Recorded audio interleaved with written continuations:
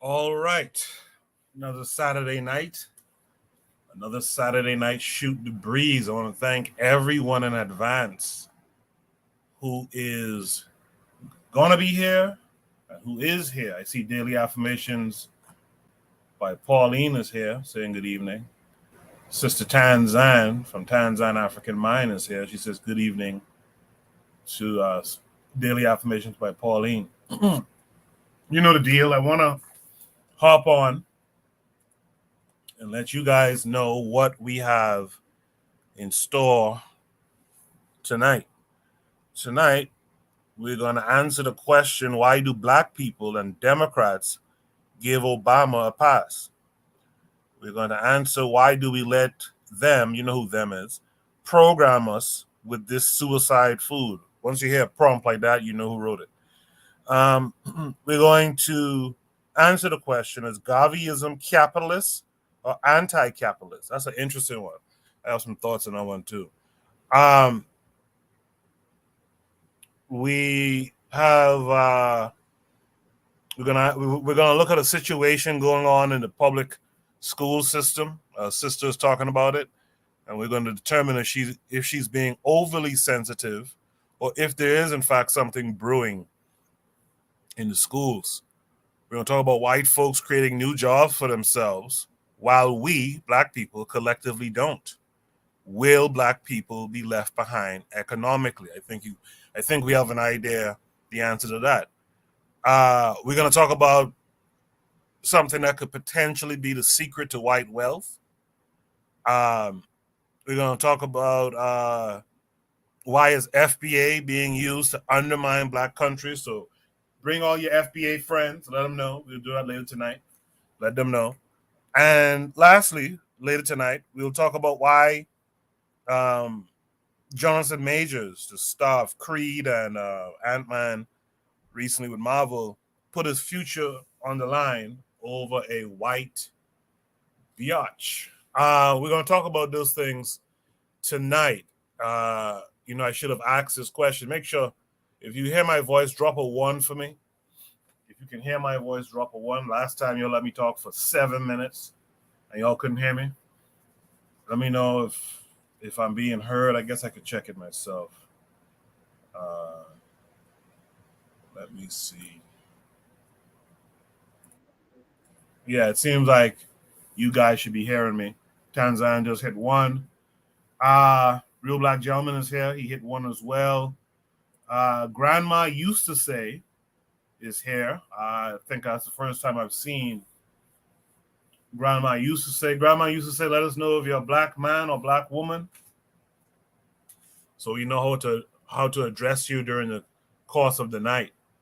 Marcus Garvey is the way is here as well. Did I miss Erica? Or I guess Tan knows that Grandma used to say is Erica. In any event, those are the topics that we're discussing tonight.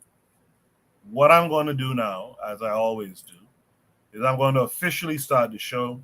So you guys stay tuned. And on the other side of the intro, I'll drop Shoot the Breeze topic number 1 tonight. Stay tuned.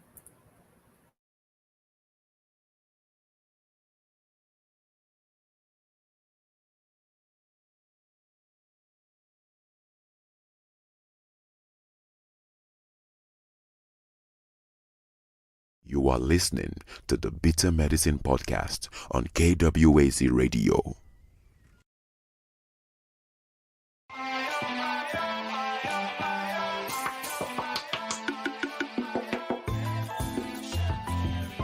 Welcome to the Bitter Medicine Podcast, where it's all about black empowerment.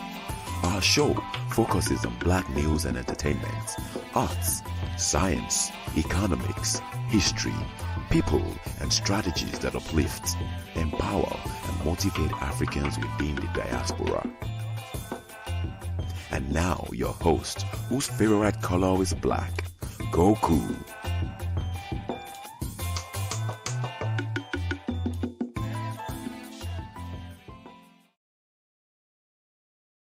Welcome back to the Bitter Medicine Podcast. I am your host, Koku. Just want to remind you guys before we get the show rolling that this show is part of a podcast network called KWAZ Radio. There are other shows on the network you are invited to tune into. This is D Webb with the Harsh Reality Podcast, asking you to tune in where we tackle the news of the day that affects our community, only on KWAZ Radio. Peace, family. This is Oni, inviting you to listen to the Pro-Black Perspective, where black problems are addressed with black solutions. Greetings, fam. Tune in to The Learning Curve with me, the Revolutionary Matron on KWAZ Radio. You are listening to the Bitter Medicine Podcast on KWAZ Radio. Yeah, that super spot with all the shows should be ready this week. We had to do a re-recording, so that should be ready this week. Let me welcome in the first panelist to join tonight, Buana. Buana, how are you this week? My brother. I'm good, man. I'm good. How are you? Good, man. Good to hear your voice. Yes, and I need to give me the end of this month, and I have to give my what you call it, bitter medicine ties at the end of this month. So you have to remind me about that one. But yeah, I'm good, bro. All right, thank you for that. And shout out to Derico Cooper, who recently donated to the show too. And by the way, if you look closely, you could see where that YouTube monetization thing went through. So you should be able, if you look at the bottom of the chat, you should see where you could hit super chats and whatnot. So you guys, if you feel inclined to, please do so. All the proceeds go to making not only the show, but the network better. So check that out if you can. All right, Buana, it's just me and you for now. So yeah. It's early, it's early. The other stragglers assume, yeah. Yeah, it's early. Meanwhile, I was tearing down to get home in time. Yeah, them suckers coming when they want to. yeah. I killing up myself to try to get home in time, but okay. We'll go to Shoot the Breeze topic number 1 tonight. So Erica Howard has a new YouTube channel, as Grandma used to say. So you guys check out Erica's channel. Shoot the Breeze topic number 1 tonight is, why do black people and Democrats give Barack a pass? Of course, this comes with a link. I believe it takes us to YouTube. Let's check it out. Yes, it does. Let me share my screen with you guys, so you too can see the video. Where is it? This looks like it's a Jimmy Dore video. You guys like your Jimmy Dore, boy. Continuation of George Bush. He took us from 2 wars to 7 wars. He kicked 5.1 million families out of their homes while he made sure the bankers didn't miss their bonuses. He deported twice as many Hispanics as Donald Trump. He built those cages that put those people in. He dropped 26,000 bombs. The Air Force ran out of bombs. That's a fact. They ran out of bombs. He dropped so many bombs. He did a drone program that killed 90% innocent people. If somebody walks into a mall and shoots 15 people down with this gun, that's the biggest thing. Oh my God. Barack Obama was doing that on a daily basis, killing women and children with his drone war. And he got a Nobel Peace Prize. He didn't even do anything. Let's play it one more time. Barack Obama was not a departure from George Bush. He was a continuation of George Bush. He took us from 2 wars to 7 wars. He kicked 5.1 million families out of their homes while he made sure the bankers didn't miss their bonuses. He deported twice as many Hispanics as Donald Trump. He built those cages that put those people in. He dropped 26,000 bombs. The Air Force ran out of bombs. That's a fact. They ran out of bombs. He dropped so many bombs. He did a drone program that killed 90% innocent people. If somebody walks into a mall and shoots 15 people down with this gun, that's the biggest thing. Oh my God. Barack Obama was doing that on a daily basis, killing women and children with his drone war. And he got a Nobel Peace Prize. He didn't even do anything.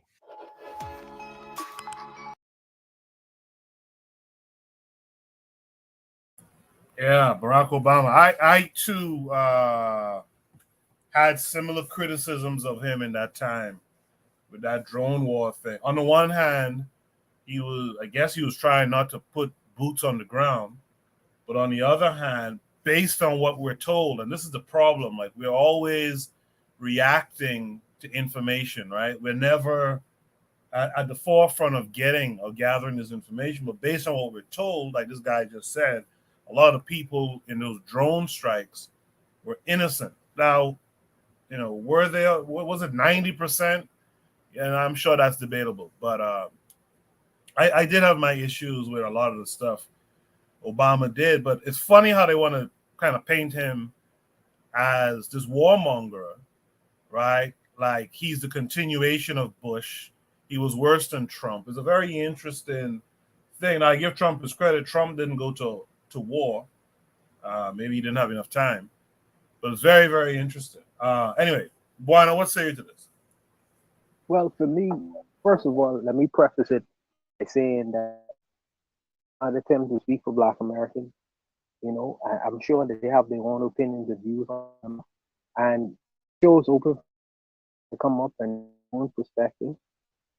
What I believe is what I think, what I assume is that Black people usually give Barack Obama a pass is because he is the first Black man who is the so-called leader of the so-called free world. So considering the past and the history of America, the fact that that has happened, I think that is one of the fundamental reasons why Black Americans, or even Black people at large, look at Barack Obama as a person that they should give a pass to. Considering, for me, because of my country's history, I've seen many politicians with Black faces, and I know I'm not surprised that they do certain things is not beneficial for their people. I'm not surprised at all, But you also have to consider Barack Obama is not the president unto himself. Barack Obama has to answer. He has to answer not only to his constituency and the U.S. public, he has to answer the people who put him in office, which are who are much more powerful than he is, who live in America, by the way. And when you consider that, and all the onus just goes towards Barack Obama, of course, he's the patsy. He's going to be put out there or be set out there to blame all the crisis and the criminal mentality and the crimes of America that's going to be put into the lap of the Black man. But everyone should know by now that Barack Obama is not the ultimate decider of what goes on in America. He has generals to answer. He has so many different people to answer to. And to say it all goes to one man named, quote unquote, the president, I mean, you have to really be politically illiterate or mischievous to point to direction on that one man. He is the leader of a white criminal empire called the United States of America. And a criminal empire called the United States of America does what he do. So if he's droning innocent people all over the world, this is what he's supposed to do as the so-called leader of that empire. Regardless if this is a black face, a brown face, or a white face. This is what a criminal empire does. So I don't necessarily place all the crimes of America, within the period of where he was governing in the lap of Barack Obama itself, understanding that he is not an entity unto himself. But I'll leave it there. That's how I would answer that. I appreciate that, Buana. Just for the record, folks, the invite link is always pinned to the top of the chat. You don't have to say send the link. It's always pinned at the top of the chat. Just click the link. Also, let's be a little bit succinct with our responses. The pregnant pauses throw me off. I think you're done and you're not done. So let's keep it flowing, all right? With that said, let's welcome in Real Black Gentleman this week. Real Black Gentleman, how are you? And what's up, Goku, man? Good to hear your voice. What say you to this prompt? Why do black people and Democrats give Barack a pass? I mean, black people give him a pass because he plays the black card. I mean, he's going to play the he's going to play the like, well, I didn't know what I was getting into. He's going to always play that plausible deniability card, man. I mean, and then people give him a pass just because, well, they'll play like, well, they kind of made him do what he did. I mean, look, you know what you're doing. If he didn't want to be president, he could always say, man, I'm just going to resign. And I'm not even down with that. He did what he was going to do. I mean, black people, and the thing is like, it's like I say, he plays that plausible deniability. You went out there, instigated those people. You know what I'm saying? Instigated those people. You know what I'm saying? At the most grievous level. I mean, that's ostensibly on the war on terror. I mean, I guess if in some twisted logic, if you blow up everyone, then you don't have combatants. But at the same time, that's how you make people resentful of you, and that's not. I mean, that's not what I'm trying to do. I'm not trying to like breed and try to like try to what am I trying to say? Gold people's resentments and say, what I'm saying, I wish you would isms about the situations. I mean, Democrats give him a pass because as you know what I'm saying, he is a representation of black people ostensibly. I mean, and like whatever he does is ostensibly, you can't criticize him because he's black. You know what I'm saying? Obama would then play the black card. You know what I'm saying? Is the fact that he's not really black, you know what I'm saying, but he's, he's half black. You know what I'm saying? It's that whole twist. It just throws in a whole bunch of it just throws in a whole bunch of smoke to like confound people. I mean, people tried to critique him, and I mean, you can only go so far if like it's I can critique him, but it's like it's not like what I'm saying, it's like how many eyes and ears hear it. That's like the Democrats are real good at dissent management. You know what I'm saying? Like they're real good at echo chambers and then making sure people hear the same information over and over and over again. I mean,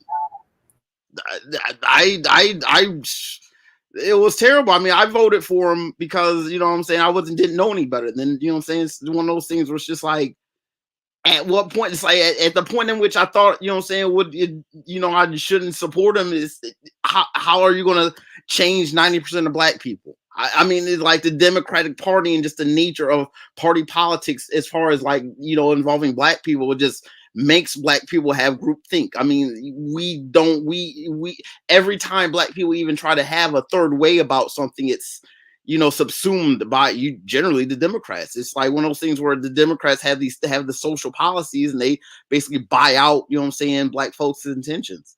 I'm gonna yield the mic. No, I appreciate that. Real black gentleman. I agree with much of what you said too. Let me just say shout out to Brother Bakari who's here, saying peace and black power to me and the panel in the chat. You guys tune into Brother Bakari's show from earlier today. I posted it on the community tab. He was talking about street presence. Like we talk this stuff in these areas of the internet on YouTube, but what are we doing outside in the streets, and how should we go about it too? Because the streets is a tricky thing to navigate. I'm going to be real frank about that. It's tricky, and we need to have a plan of how we're going to interact with folks out there. So listen to that show. And by the way, don't be thrown off by the length of some of these shows. Like that show that Bakari did earlier turned out to be a 4-hour show, but it flows. It's not a hard listen. Different people came on the panel.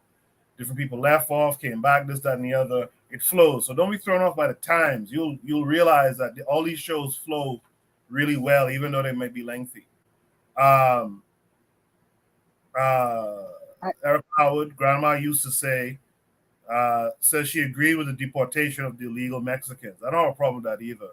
Olagunde is out there. He said, quote unquote, black Americans give every president that's not a Republican a pass. Erica disagreed with that. They went back and forth. Bobby Wright is with us. That's my brother right there. Bobby Wright, thanks for coming through. Bakari tells everyone subscribe to Grandma Used to Say. That's Erica Howard's new channel. But Bakari says Barack Obama gets a pass because he's the first black president. LOL.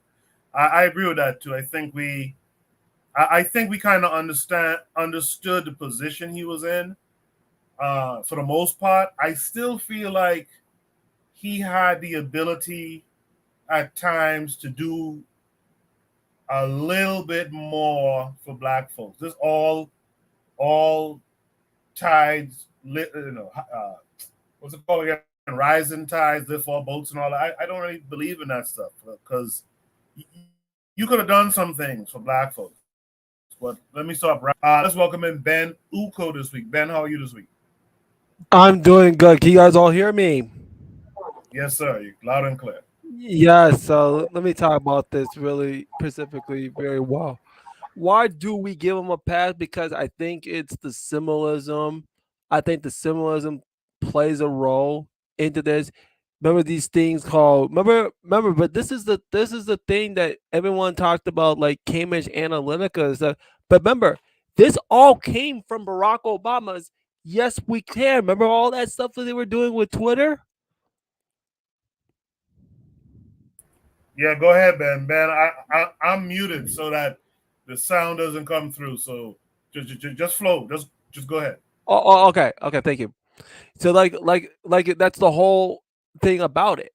It's like at first we looked at him as at first when I saw okay, let me take some chances, let's support him, but then let me see who he's really keeping in his whole team. I said, let's look at his voting record. Let's look. Oh no. There are people that he's bringing on Hillary Clinton. He's bringing on all these other. He's bringing on like the worst people from the Clinton, like Larry Summers, Robert Rubin, and this is what we don't understand about this. Is like look at who they appoint in their political inner circles. It doesn't matter if it's Obama. It doesn't matter if it's Trump. It doesn't matter if it's Biden. It doesn't matter if it's Bush, Clinton, Reagan. Look at their inner circle. That's what most black folks have to understand. Is we have to look at their inner circle because I already know his economic. I know his military's inner circles. All the wars people like from the Clinton administration, and one person like Robert Gates was in the during the Bush administration, and Brennan was part of his team. It was like a whole bunch of people that were all kept during, and you would think he will represent us. That's how they got us with lip. That's how they got us. That's how they got us stuck. So he can go to an African nation to go bomb Libya, give Mali, give sanctions to Zimbabwe, push this LGBT stuff in our community. Because remember, Joe Biden just continuing what Barack Obama did when he was the vice president, and we don't understand that. It's really really sick that what we're doing. So why do black people Democrats give him a pass? Because the stardom, the medium acolytes, and that's why again with the Cambridge and with Trump, not Van Trump. The how did Trump build his Cambridge Analytica program? It was one of the guys that used to work under Barack Obama during his campaign, and everyone overlooks that part.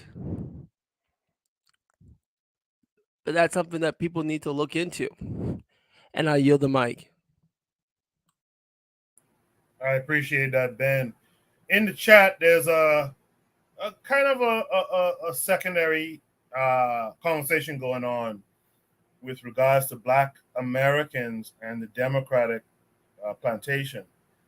And it's being argued that most Black folks kind of don't criticize Democrats anyway. In my yeah, go ahead. Yeah, I feel like there is another issue that's going on. Juana, your volume is pretty low. I don't know. Maybe this. Can you hear me now? I can hear you, but it's just low. Chat, can you guys hear Juana pretty good? Drop a one if you could hear him pretty good. Maybe it's the microphone. Go ahead, Juana.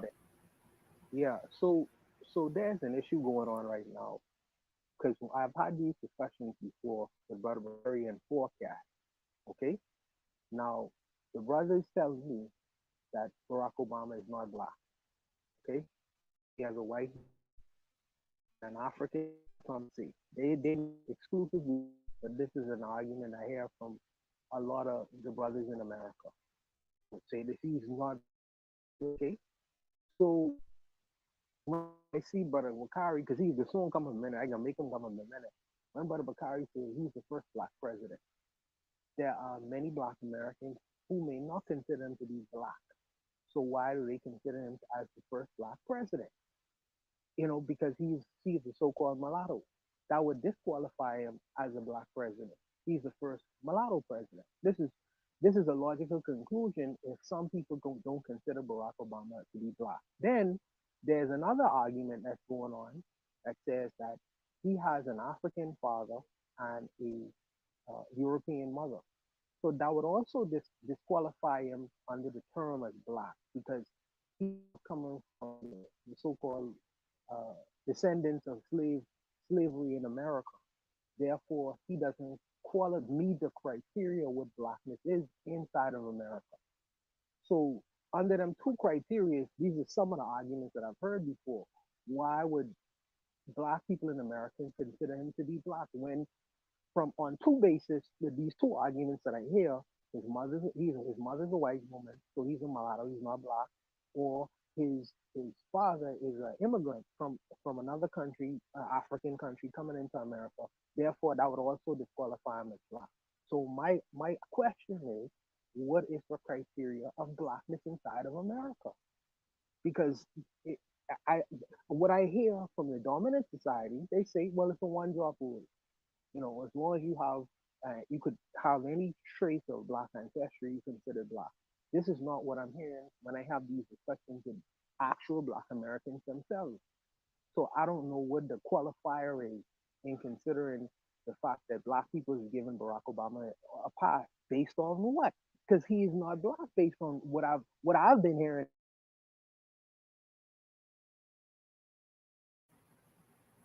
One, I don't know if you cut out there, but your sound is low. Can you go and come back in? Because everyone in the chat is saying sound is low.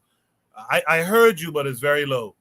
And then it seemed like you cut off at the tail end there. But I understand your question. And that's something I had to, and maybe sometimes I still have a little issue with myself, which is the qualifications of blackness. I remember listening to Oni and this other guy, Asim DC's, I think the brother was called, talk about this one time ago.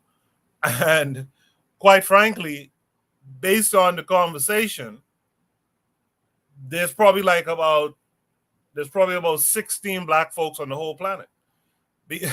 Because in America, they have the one drop rule. So Barack will be black because he has a drop of black blood. But outside of America, not so much. They would call Obama a white man, a Mzungu, right? So it's a very interesting thing. And that's something I think we do need to come to terms with. We do need to have a solid definition of what black is. As a matter of fact, and we'll talk about FBA later tonight, but the FBA folks are now calling themselves a mixed people. I don't know if you guys seen this. They're saying that there are mixed people because of their ancestors being molested by this white boy. And now they're saying, yeah, we're a mixed group. This is where you hear Hard Cole in them. What's that guy's name? Alquan. This is why you hear them saying how they look different from Africans. And they kind of boast about this European ancestry that they have, not being honest about where it comes from. So I do believe there is a conversation that needs to be had as to what really determines blackness, right? While we wait for Juan to come back, let me read some comments. Jose says, and by the way, shout out to Jose. You guys subscribe to his channel right there, Jose J. Bronze. He and Tan Zan are continuing the Black Pentagram show on that channel. They had a very good conversation last night. I was there, Zuli was there, a few others. So make sure you guys tune in. Jose says FBA people sound like Cape Verdeans, or some Cape Verdeans, right? He said earlier the confusion is he is the president of the USA, right? Capitalized SA, and that's all. He was good for USA, and that's it. Olugunde said, why does it sound like he was called from the state penitentiary? Yeah, so you know, that's a very interesting thing. Real Black Gentleman, as someone who I guess you could, I think you would say you were foundational Black American. Not that you follow that per se, but I think your family history goes back a long time in the country. I would like to ask you, how would you define what's Black? Well, I mean, I mean, it's like you have to use like multiple like criteria. It can't just simply be, you know, skin tone. It can't simply be.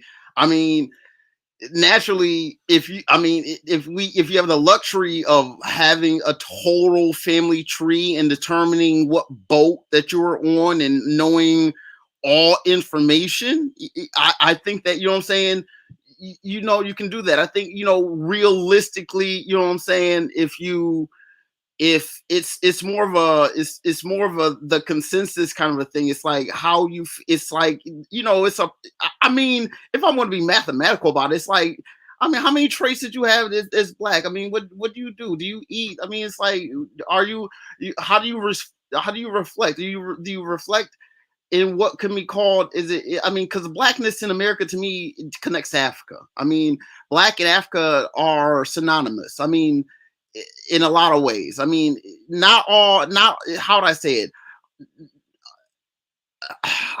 In the American context, all Blacks are Africans, but naturally not all Africans are Black. I get that. You know what I'm saying?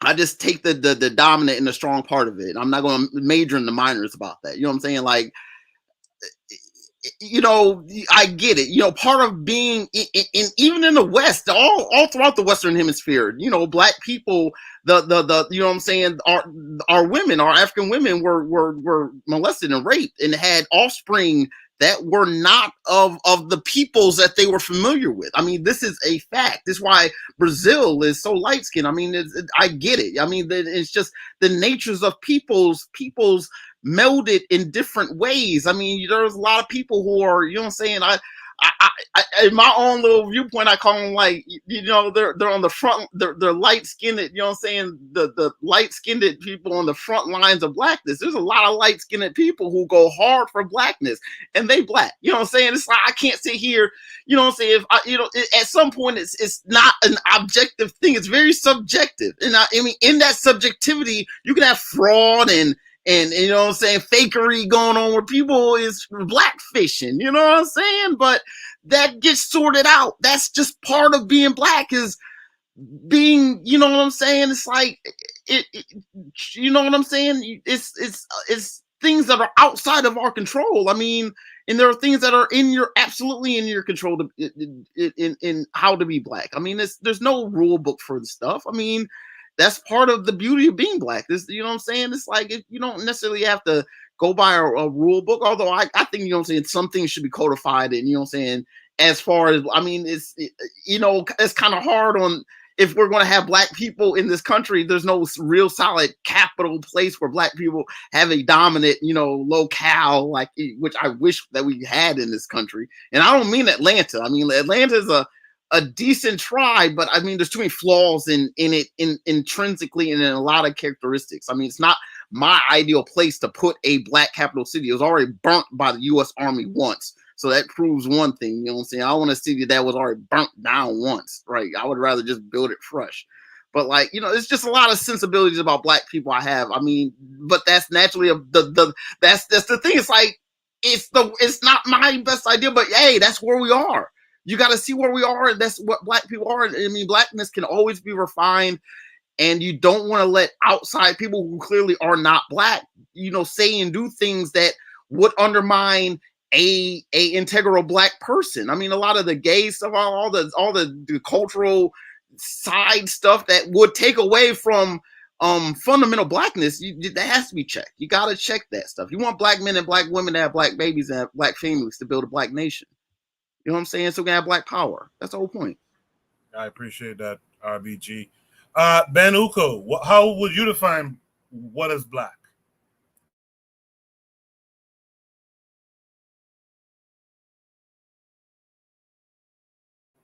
All right, Ben, if you're talking, you might mute.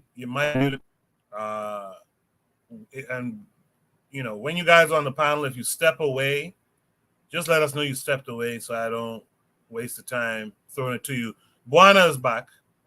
Buana, Can you hear me now? Yeah, I can hear you. As a person in the Caribbean from my hometown, how do you define what is black?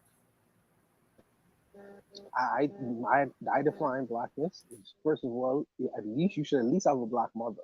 That's the first thing. The second thing is a mentality. I define blackness as are your interests in alignment with self, or is your interest in alignment with other? If your interest is in alignment with self, when you look at the mirror, you see blackness, and your interests go towards that, I consider that to be blackness. If you are a black person, but your interest is in alignment with other, and that could be other as whiteness, as Chinese, Asianness, as Islamist, as Christianness, then I would have to question your blackness. Because really you go from the inner to the outward.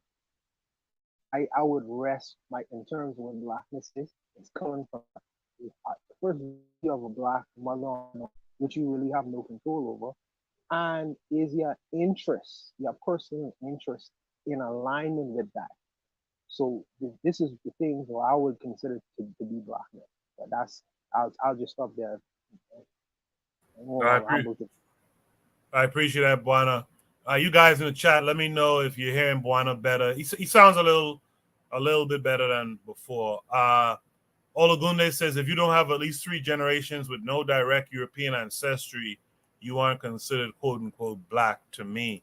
Trigger Happy 262 is here in the chat. He says, I've been reading some articles on North Africans.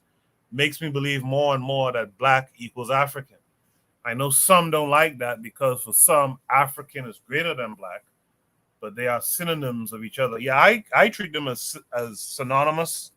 The black equals African thing, I like that from Obadele Campbell. That's the first time I really saw that put like that. Black equals African like that. So I appreciate that. And I agree with several things a few of you said.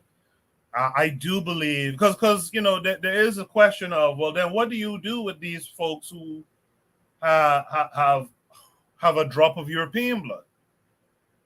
That's the other question. What do you do with these folks who look like me and you, but they have a drop of European blood in them? That's a very interesting thing. And Buana's take on that is, well, how do they align themselves?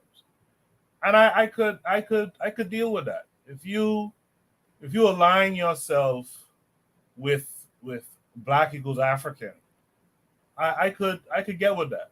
I could get with that a lot. I still won't accept Sean King or Rachel Dolezal, but I could get with that a lot.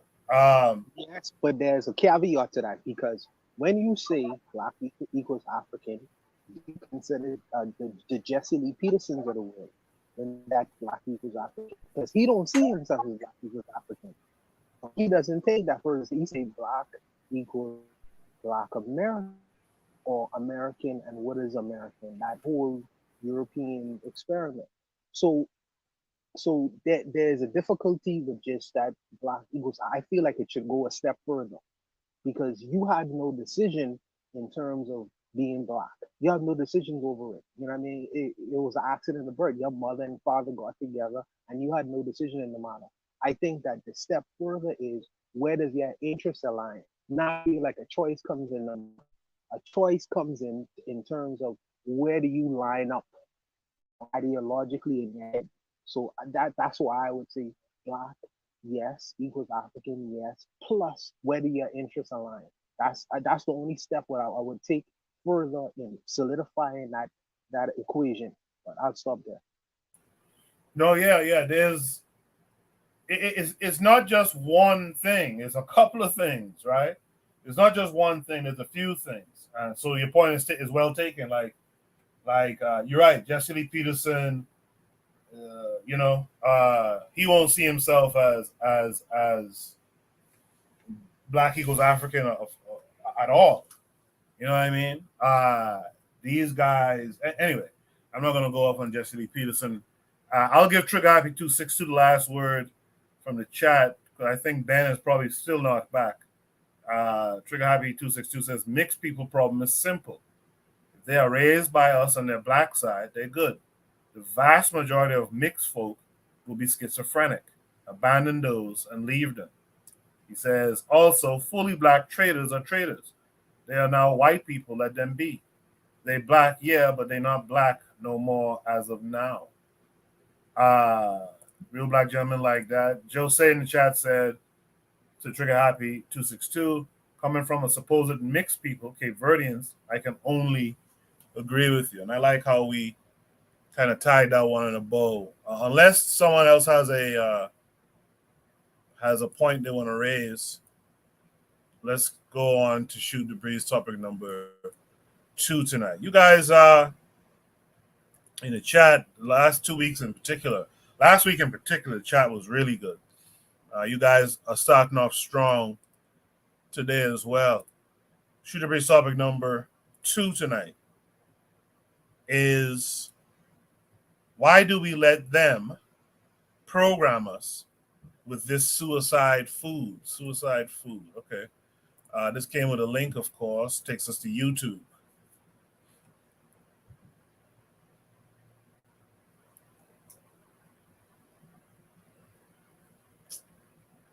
Rap artists. This is a recurring theme. Let me remind you.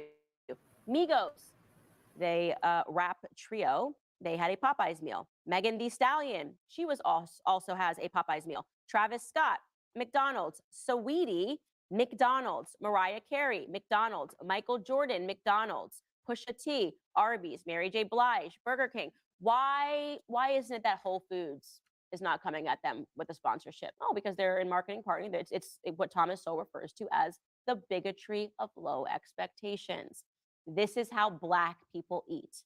And if we want to recognize how many dollars we can make off of Black people and their food ignorance and their poverty, then we need to go to Black actors and Black entertainers and pitch to them that we will give them millions to continue to promote a lack of health in their own community. This is a recurring theme when it comes to Black artists, when it comes to rap artists. This is a recurring theme. Let me remind you, Migos, they rap trio. They had a Popeyes meal. Megan Thee Stallion, she was also has a Popeyes meal. Travis Scott, McDonald's. Saweetie, McDonald's. Mariah Carey, McDonald's. Michael Jordan, McDonald's. Pusha T, Arby's. Mary J. Blige, Burger King.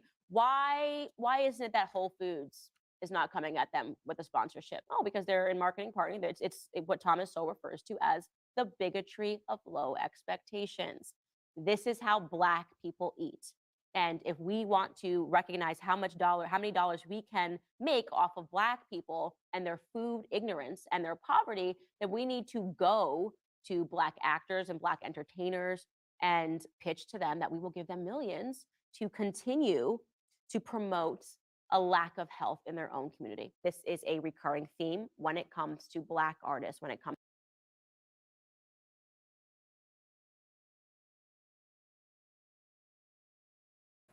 Sorry, my mic was muted. I wanted to play that twice at least for you guys to get the gist of it. She's making a very interesting point here. It's a very interesting point here. Let me start with Real Black Gentleman. Real Black Gentleman, what are your thoughts on what Candace was saying here in terms of why do we let these people program us with this suicide food? Because we don't have land to grow our own food. That's why, you know what I'm saying? I mean, we know the long answer to this. I mean, Candace Owens is the type of person that tries to usher in and try to like herd people through towards ideological like little fencing and stuff. Like, yeah, yes, the food is not good, and like, you know, I mean, this goes back to like, you know what I'm saying? It's like trying to, you know, how would I say it? Black people are in a bad spot. So like when black people like might do something that might not be considered a step forward, let's say it could be considered in a sense a step backwards, right? You know, someone's out here, you know, promoting, you know, food that we go, you know, I eat, you know what I'm saying, all this, you know what I'm saying? It's like how, I mean, how do we like not blame ourselves for necessarily taking a step back in a sense? Is that really like the big thing? Instead of looking at the small picture, like, you know, black people are not eating good. How do black people eat better? You know what I'm saying? We have to go through the obvious, you know what I'm saying? Make sure, you know what I'm saying, have a if you want to eat hamburger, you know what I'm saying, make sure the cow is eating good, you know what I'm saying? Make sure you're feeding them some healthy grains, you know what I'm saying? And, you know, you'd have to have enough of them, you know what I'm saying? Because if they want, you know what I'm saying, McDonald's, Arby's, you know what I'm saying, that's healthy in, you know, our eyes, you know what I'm saying? You know, there's a lot to it. I mean, how would I say it? It just goes back to what she's saying is that it's going back to like personal responsibility in the midst of unfair and biased treatment. You know what I'm saying? We're not as upstanding as we should be in the face of you know, adverse circumstance and stuff. I mean, I don't give her credence really. I know where she's coming from. I think that, you know what I'm saying, like it's like I take her with a grain of salt. She's right, you know what I'm saying, twice a day, as it were. But I know where she's coming from. I know she means well, but it's just she's just trying to organize, you know, some already discluttered stuff that black people are doing in the midst of us trying to survive. She's saying that we're not coping well enough. You know what I'm saying? You know what I'm saying? We have to, you know, coping mechanisms and trying to, you know, organize the dysfunction. It's like, no. I mean, black people live in cities for the most part. I mean, there had to be some really, like, you know, you got to give black people land. You know what I'm saying? If black people were living out in more rural areas and even more suburban areas where we actually had housing and stuff, you know what I'm saying, where we might actually be able to have whole foods and stuff, you know what I'm saying, we can make our own Arby's at home and whatnot, you know what I'm saying? It's like, you know, with a, you know, a kitchen, you know what I'm saying, that has all kinds of bells and whistles for, you can grill, brosse, braise, you know, broil the meat or vegetables however you like it, you know what I'm saying? Black people in general just don't have all that types of means to do that, and it's also a function of time. I mean, you know what I'm saying? A lot of people eat fast food because it's like it takes time to cook. I mean, cooking takes resources at home too. The gas, I mean, the meat is relatively expensive. I mean, just because, I mean, not everything at a fast food is harmful to eat. I mean, you don't want to eat it every day. That's not good. I mean, it's good to like eat something fresh, eat a fresh salad, you know what I'm saying? Eat some fruit, you know what I'm saying? It's good to do that. I just think that, like, she's, like I said, you know what I'm saying? She's protesting backwards, you know what I'm saying? Like, that's not what you don't get mad, and you don't blame the people for like, look, if such and such is gonna give me, you know what I'm saying, $100 grand, you know what I'm saying, to say, you know what I'm saying, yeah, I nosh on this, you know what I'm saying, but boom, you know what I'm saying, I'm gonna cash that check shamelessly, you know, I'm a yield. Ba-da-ba-ba-ba, you taking that money, huh? Real black gentleman. Thank you for that. Yeah, so you guys in the chat are kind of nailing the points I was going to make later, which is we live in these food deserts, like Sister Erica from Grandma used to say. She says majority of black people live in a food desert, not to mention they're trying to penalize people for having a big garden. It's illegal in my area to raise chickens in the city. Olugunde says it's a niche demographic. They market too. But with that being said, we should be eating better. And I want to get to that. Jacadero's here. I hope I'm saying your name right too. Jacadero's here.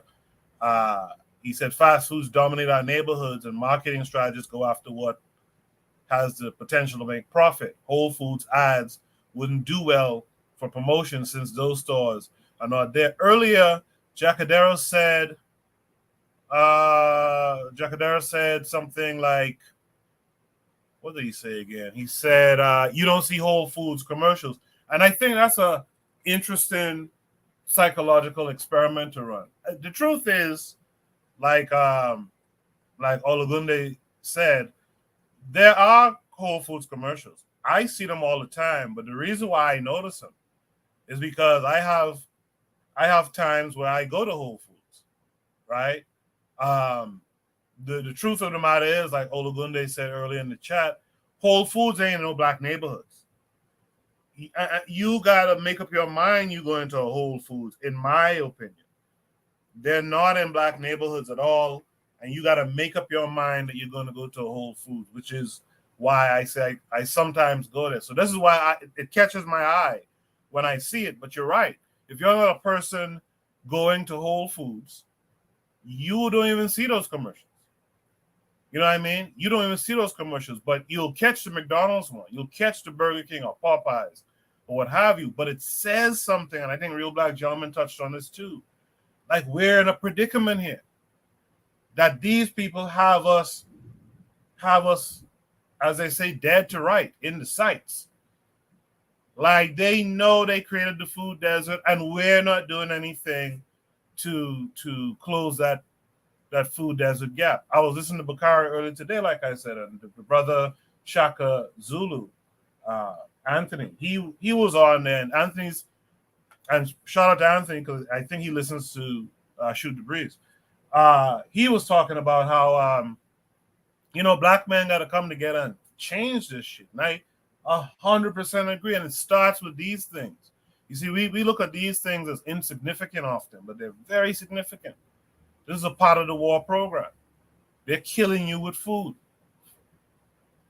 There's a reason why McDonald's is all through our neighborhoods. There's a reason why Burger. In fact, I'm next to a situation where there's a Burger King right across the street from McDonald's. You know, they know the situation, and if it ain't that, it's some Chinese food. You know, they know what they're doing, and we're not. You know, to Candace Owens' credit, we're not saying, yo, enough of that shit. And we're not challenging these celebrities too, like Real Black Gentleman said. He'll take the 100,000, and I get it, but we don't challenge these people. We don't have to have a Whole Foods per se in our neighborhoods. Why aren't we putting up our own version of a Whole Foods in our neighborhood? You know, because we need to eat better. That's a part of this fight too. You know, why aren't we closing these gaps? At least trying to. I'll digress. Did Ben Uko ever come back? Ben, if you're there, let me know. I'll give you a minute, a few seconds. It looks like Ben's not here, so I'm going to remove Ben from the panel. Doesn't make sense having you here and you're not here. That was RBG. Let's welcome in Tanzan this week. Tanzan, how are you this week? I'm good. How are you? I'm good. I'm hanging in there. Cool. So, did you see this video? Yes. Well, she does tell well, the first thing she said is that they're going to go for the celebrities first, and they're going to sponsor them with fast food. Well, that's not really that monumental, because remember, even Britney Spears was advertising Coke or Pepsi. One of the Kardashian sisters was advertising those. And I think there have been many commercials for McDonald's and all this junk food. So it's not just specific to, to Black celebrities, but the food deserts and is specific to, poor Black communities. So that's where I would make the distinction. And of course, it's marketing. So they're going to market junk foods. Whole Foods doesn't need to be marketed, because it markets itself as this upper class, we're too good for everybody else sort of thing. So yeah, so that point is not very strong. Talk about celebrities, because celebrities are there to peddle pretty much anything junk. The thing that she should focus on is why there are no options for people to eat healthy. She should be going after either the city managers, the corporations, the people who open those stores, and even Whole Foods. Go after Whole Foods and say, why are you not opening stores in black neighborhoods? But then they'll tell you, well, because they don't like our foods and so on, because it's too expensive. So it's just a whole myriad of reasons. Basically, it just comes to poverty. And unfortunately, with poverty, you have very few options. So if someone wants to eat better, you do have to make the extra effort to go elsewhere, or to. Another thing that people can do is they can buy things in bulk together. You can, if people buy the same things, a tissue or paper towels, things like that, non-perishable.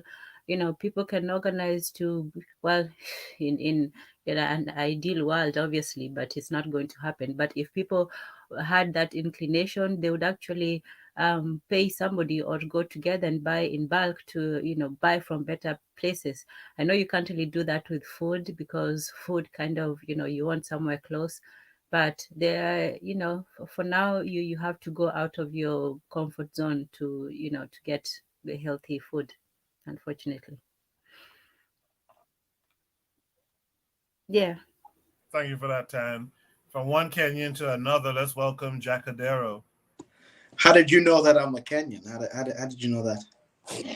You remember we had that conversation under a post, I think. Oh! But I said I was a Luo. Luo spans throughout East Africa. Oh, okay. My bad. That's why you said Luo, and I'm only familiar with Luo in Kenya. That's why I thought that. Yeah. Gotcha. One of these days we'll do an education show. What? Sure. Right? Yeah. Sure. Yeah. I in fact, that's a great idea, actually. Yeah. That's a great idea to talk about the histories and stuff. Yeah.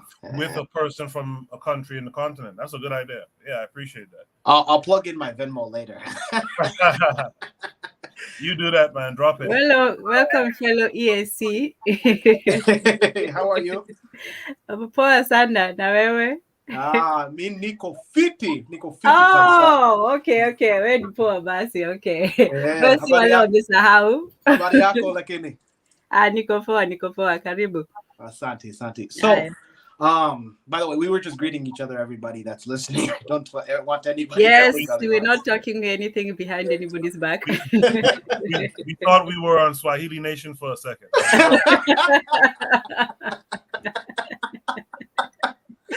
Okay, Jose, we'll stop. So, I was gonna say that on the topic of food deserts and what is being marketed to us. I live in a major Midwest city, and my neighborhood that I live in is lower class, probably the lowest class throughout the city. And the specific spot in this neighborhood, I'd say within a 10-mile radius, there's 3 grocery stores that are all within 5 miles of each other, and they're all owned by Ethiopians. And what's significant is that they sell the same, what you would say, processed foods that the other stores that are owned by our African-American brothers and sisters are selling as well. I remember I asked one of because usually with African grocery stores, the person that's running the cashier is the person that is usually owning the store. So I asked the cashier, I said, hey, I know that you guys also sell fast food when the kitchen is open. Do you eat any of that stuff? And he looked at me with like a confused look, like, no, I don't. But it's something to point out too, is that earlier was pointed out that I think Koku, you had stated that you see the Whole Foods ads because you have the wherewithal to pay attention to Whole Foods. I believe that enough of us pay attention to, we have our own grocery stores in our neighborhoods we can push for us to push the cashiers, which again, they're normally the store owners or they have close ties with the store owners, to put the fresh produce, more of the fresh produce and less of the processed foods in these stores. We can come out a lot better. I appreciate that, and again, my apologies for assuming Kenya. So No. Coco, don't play with me. You already know what it is. Thanks for coming through, man. I appreciate when you guys come up. To be real, finally, I guess, but not leastly, Buana, why do we let them program us with this suicide food? I think that we allow them to program us because we want to eat those foods. I think that for the people who don't want to eat those foods, they're not going to eat those foods. You know, the suggestion, but here is the lady, I forget, Candace Owens. She was naming off the different artists that was in the industry of selling, McDonald's to black consumers and things of that nature. Okay, so there are also black artists who've been singing about different kinds of food lifestyles from since I've been listening to popular North American music. You remember in KRS-One sang that line like, "I don't eat meat nor chicken nor hamburger. That's murder. That's suicide, self murder, something like that from back in the day." And then you have Styles P. Styles P owns like 13 different fruit juicing um, restaurants all over New York City, from the Locks. Very popular artists. We have 50 Cent, who was selling vitamin water. Now, we could talk about vitamin water and not necessarily being better than water itself, but he was selling vitamin water. He made that very, very popular at one particular point in time. Why doesn't she mention him as well in this diatribe? Within the community, I come from the Caribbean community, the Rastafarians been singing about Aital living and Aital lifestyles from born days. Many of the Rastafarian artists, they're vegetarians. So I mean, if and there's a programming that came with that too, because many young people decided to take alternative lifestyles and eating and things like that because of the music, because of the Rastafarians putting out the message of vegetarianism out there into the world. So that the whole Aita lifestyle. So I think that there needs to be a degree of agency and self responsibility in terms of eating. I understand we go for the cheaper foods, but we could do in the same instance we could go into a bodega and get a little bag of spinach. You know what I mean? Or get some tomatoes. We don't want to cook anymore. This is the problem. We don't want to take the time or effort into cooking and what goes into cooking, which is you really need to really look at what you put into your body. That's 15 to 10 minutes a day that you will take to cook food. It'll be much better from you getting some processed something from McDonald's. So I think we need to exercise a degree of agency. Agency. Yes, the sellers are going to sell you the bad food, but what do you say at the end of the day in terms of what you decide to put into your mouth? You have a brain yourself. You have a mind yourself. Why don't you use it? Why does Michael Jordan have to tell you to eat a hamburger as opposed to me making a hamburger myself? I don't eat hamburgers, but you know what I mean? So I just think that this whole thing of passing it off on to artists, popular artists, in terms of they doing something, they are just sellers just like anyone else. Because like the brother was saying, there are white artists who are selling McDonald's as well. They going off to the highest bidder. Why do they get to decide what goes into your stomach? Why don't you decide that? So I think that we give up agency. We really give up agency, and we allow others to define our reality for us in terms of us defining our reality for ourselves. Because we should decide what we want to eat. We should decide that. I cook more than I go out to eat. Me personally, artists can tell me that Popeye chicken is the bomb when I can make the same goddamn food and keep some money in my pocket too. Come on, man. Come on, man. But I understand it is the United States and food is much easier to acquire. You spend a couple of cents. But even if I was in the United States, I cooked over there as well. I have a cooking culture in my head. I go cook more so than I buy any fast food business because I recognize from since I was a teenager, every time I eat, those processed foods, I would have to go to the bathroom. My body does not. My body rejects it. My body rejects it. So if my body is consistently rejecting this processed food, there's a thing that should go off in my head and say, hey, my body don't get. Should try an alternative. And if the me differently, let me try that. But I think that is it's just real. It has to do with will. It has to do with agency, and it also has to do, unfortunately, with laziness, because you don't put gasoline into your brand new BMW. You put the best oil inside that. So if you do that at the gas pump, why don't you do it at the dinner table as well? You treat your car better than you treat yourself, and you will have yourself longer than you have your car. It makes no sense. But I'll stop there just to be brief, man. I think that does speak to. I agree with what you said. I think it does speak to the power of this. I guess the pentagrammers might call it magic, but the power of this propaganda thing, man. These messages and these images, the imagery and the messaging, they've mastered that shit to the point where they know that this ad may not catch you in this minute, but it'll be on your mind tomorrow. When you think about what you're going to eat tomorrow, you didn't make no food. You will go McDonald's or KFC or whatever. Like, there's a power in that. And I think, one of what you said your body rejected it. Now, if your body wasn't rejecting it that way, you might have continued eating it. You see what I'm saying? The aversion came because of how your body responded, not necessarily because of some thought that went off in your head. If you get what I'm saying.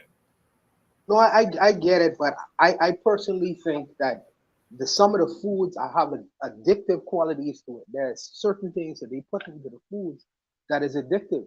So even if my body rejects it, what's inside of it, and whether it's MSG or whatever preservative or whatever they put into it, I'm still gonna go get it.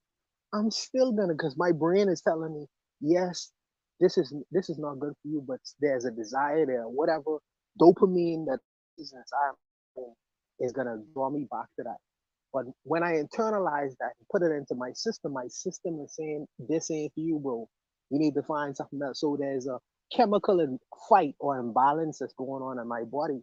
So I just rather choose to eat the food that after I still feel good. I still could function. I still feel energy that way. And I use that as a conclusion to say, well, if I eat these foods, I'll have more energy. As opposed to if I eat these foods, I want to go to sleep. You understand? So this is how I calculate it. Others may calculate it differently, but this is the alarm that goes off in my mind. In the chat, let's say peace to the forecast who came in earlier. Olagunde says eating healthy in our neighborhood is inconvenient and more considerably expensive. But to be honest, even if it was close and affordable, a lot of our people would still eat unhealthy because fast food is designed to be addictive. Grandma used to says, I cook all the time. It's my passion.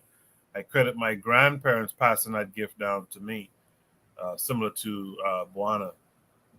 It's just in him to cook. Jose says, my sin is kebab or shawarma and such. No sugar processed make death. A Whopper now and then. Forecast says he's starting to eat healthier now. Olagunde says suggestive programming to what I was saying earlier. Lero's here. Lero says peace, loved ones. RBG had some oxtail soup, I guess. Marcus Garvey the way says, when we go out of town, my family and I don't cook, but we either eat Chick-fil-A or we stop at restaurants with food, mostly ethnic restaurants, to have solid meals, not fast food as solo option. So that makes some sense, right? That makes some sense. Does anyone else want to add anything else to this prompt? All right, Yeah, good start. also the idea that food is not that. Hello, sorry. Hello. Go ahead. Go ahead. Start. Oh, sorry. Yes, also the idea that food is not that necessary to life. If you're hungry, you're not going to die, if you don't eat. I think sometimes if you don't have good food, it's better to go without than to eat bad food, only for a little while. So, you don't have to eat chips, you don't have to eat snacks and sweets. Wow. Okay. I'm just a killjoy. Okay. But a lot of the foods that people eat, they really don't need to eat. So we have to also examine why we do eat as much as we do. Yeah, that's it. That's an interesting comment you made there. You said food is not that important to survival. Yeah, I mean, it's not that. I don't know if that's me echoing. Um, I'll mute. I'll mute. okay, so food is, you need food to live, obviously, but you can live for quite some time without food. So not just the whole fasting thing, but sometimes if you're too lazy to cook, then you're not worthy of eating. So if people are too lazy and they want to fill their stomach up with junk food, then sometimes you just forgo eating the junk and say that I'd rather go hungry than eat something that is bad for me. That's also people who want to moralize their food decisions. That is also another option, that instead of eating bad food, you make yourself either eat food, good food, or no food at all, because there's no time when a box of biscuits was really that necessary, or snacks or sweets and all these things. So I think those things should be used as a treat, not as an everyday, food item. And that's how, we grow up. African diet is mostly, it's a lot of vegetables. There's usually vegetables in nearly every meal. So different kinds of kales and so on.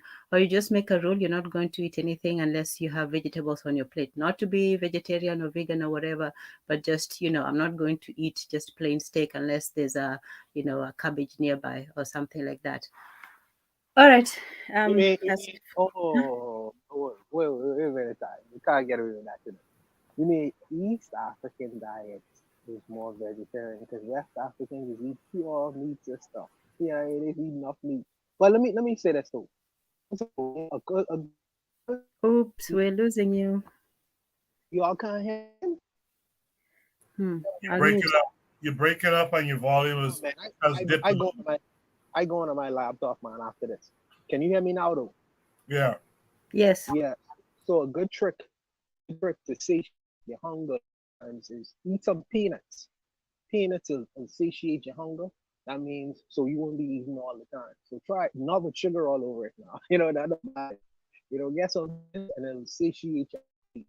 Sometimes and skip one meal too.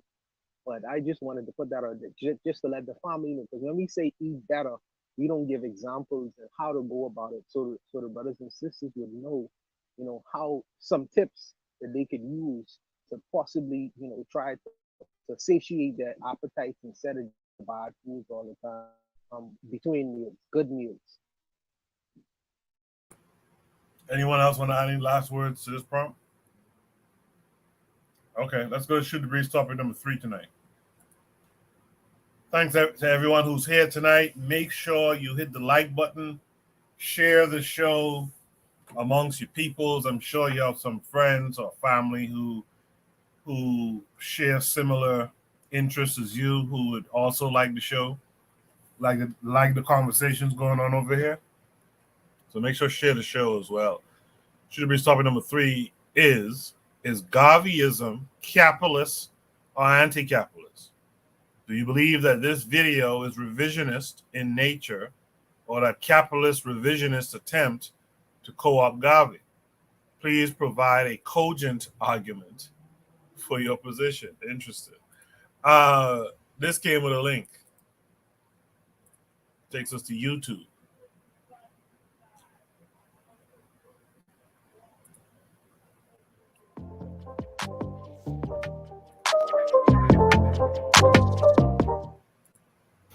Garveyism, the philosophy of Marcus Garvey and the UNIA-ACL, was the greatest anti-imperialist philosophy of the 20th century, as well as the greatest anti-capitalist philosophy of American history and world history. When most people think of Marcus Garvey, they usually associate him with Black nationalism and Black hypercapitalism. But if one analyzes the summation of his quotes, the majority of his statements on economics were both anti-capitalist and anti-imperialist. There was a brief revisionist phase of Marcus Garvey's development where he did give a rhetorical nod to a market economy in the 20s when he had just survived an assassination attempt, had lost his father, divorced his first wife, and was fearing deportation by the U.S. government. In order to reestablish his foundation, Garvey made certain alliances with the Black petty bourgeois to keep the UNIA moving forward.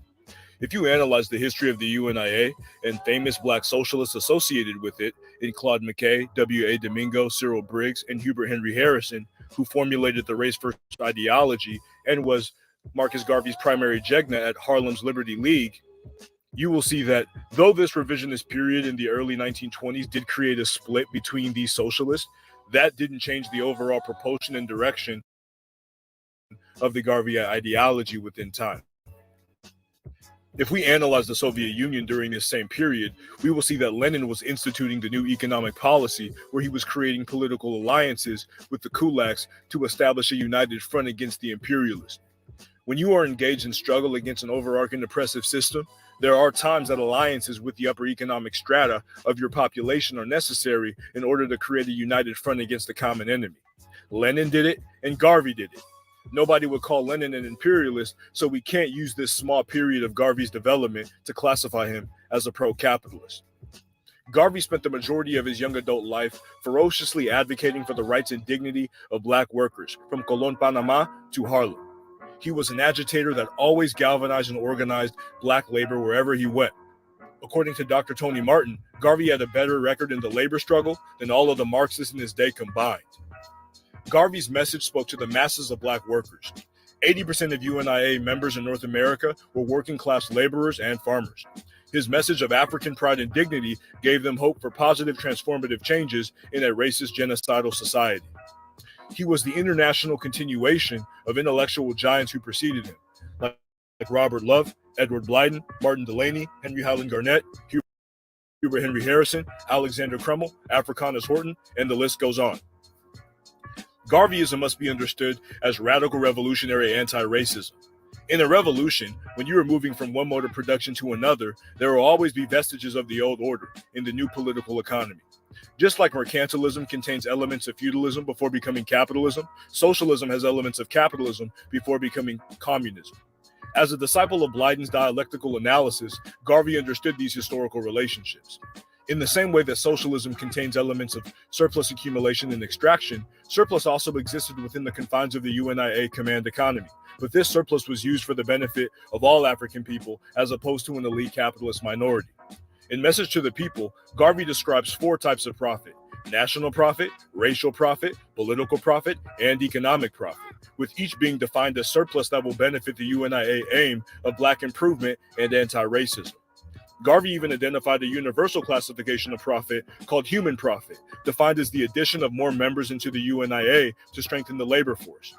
Similar to how Marx discussed the science behind the organic composition and accumulation of capital in social formations, Garvey discussed the science behind the usage of surplus to facilitate the evolution of an oppressed African people in a racist society. Under Garvey's direction, this surplus was used for the local, national, and international UNIA-ACL directives against racial imperialism. Marcus Garvey stated that the Russian Revolution against the feudalist czars was a blessing for humanity. The UNIA was an African analog to the Russian Social Democratic Labor Party that became the Bolsheviks. It was ran like a provisional government, with horizontal, democratically operated auxiliary cooperatives. As opposed to running on a strict profit motive, the UNIA promoted collective uplift through the imposition of price controls where no individual could own more than $1 million and no corporation could own more than $5 million. The UNIA extracted the surplus and used it to generate a trust in the form of a Black common pool of resources to invest in infrastructure projects throughout the African world. Garvey wanted to modernize the African mode of production and establish a society based upon African values. The imperialist elite always hated Garvey. They hated him in Jamaica, they hated him in the US, and they hated him in the European colonial settler states of Africa. They worked hard to prevent Garvey from reaching Africa and even instituted a capital punishment against Africans who dared to read the Negro world out in public. The students of Garvey and Lumumba in Congo, Njoma of Namibia, Nkrumah of Ghana, Kenyatta of Kenya, etc., used elements of scientific Garveyism to invigorate African workers and traditional societies against the imperialists. They did this by building on the policy objectives of the 1929 Marcus Garvey People's Political Party in Jamaica, which laid the foundation for anti-colonial struggle in the African world. These policies included self-government and the rejection of colonialism, a minimum wage, land nationalization, public libraries, compulsory urban improvement for large profit industries, mandatory infrastructure improvement, imprisonment for capital bribery in politics, state bonds for agricultural development, home development, a ban on capitalist gentrification, universal education, universal healthcare, universal electricity, and union finance campaigns. In summation, it is clear that Marcus Garvey had immense anti-capitalist sentiments and was a legendary revolutionary who sought to use the UNIA provisional government to transition African families from exploitation under imperialism to liberation in an African economic democracy.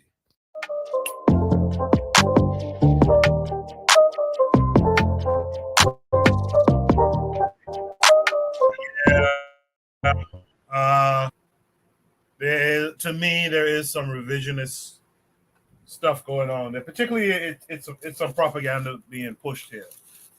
The truth of the matter is, by his works, more so than by his sayings, but Garvey was capitalist. What Garvey was against was capitalist imperialism, which is what they talk about his anti-imperialist views, but they don't connect it quite right to me. But he was a capitalist. You look at because Garvey realized that the best bet for black folks is to play the game. The best bet was to get into the game. And Garvey, he didn't trust the communist socialist types. He didn't trust them because he understood it was just going to be a bunch of crazy men, white men, who were controlling your reality again. Right? So the thing that, if you get happy to hear someone say Garvey was capitalist, the thing that shouldn't make you so happy, and I imagine Buana wouldn't be too happy with this, is Garvey believed in caps. He believed in cutoffs. Like, you're not going to just be out here hoarding resources at other people's expense. So he believed that, in fact, that's why he and Booker T kind of diverged. He believed Booker was about being an entrepreneur and this, that, and the other, but Garvey recognized the problem with that model is that people start to put profits over their own people. So he never was for that type of capitalism, but he understood you have to work within that system. Like, that was your best bet. You have to work within that system, try to raise capital to fund the things that you want to see in your communities. He even talked about the fact that, like in America, they take your taxes and put it to whatever the hell they feel to put it to that has nothing to do with you. And if those taxes could have been kept by the people and organized and utilized together, you could have created different institutions, in short, the things that you need. The things that you need, right? But I will step off my talk box. I see Jose disagrees. That's fine. He says definitely not a capitalist. That's fine. But I look at your deeds. I look at your works. Let's go to Tanzan. Tanzan, what say you there? Oh wow, I am the least knowledgeable in this. I think that for him, he wanted what worked for the people, and if it was capitalism, socialism, I don't know whether he was so caught up in the definitions. If you grew up in a socialist country or environment, I think most of your terms are going to be in that way. But I think that for him, it's what worked for the people. If for me, if you have to use one or the other, and you don't want to change your environment, I think for him, he wanted to leave and go and start, start the country. Create a country in his own values where everyone was taken care of. So I don't think it would be strict capitalist, because that would be like you said, simply for profiteering. And I don't know whether it would be strict socialism, because there are some aspects of that where where the state owns. I think that's just like state capitalism.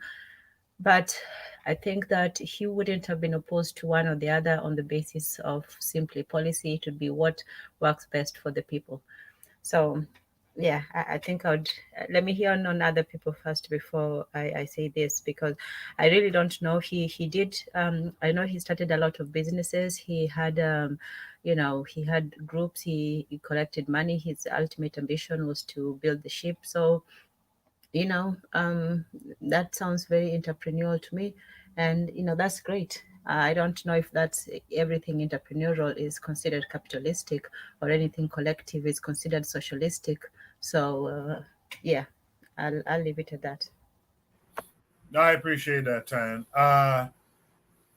Good comments are coming in. I'll get to the comments in a second. Real Black Gentleman, what say you?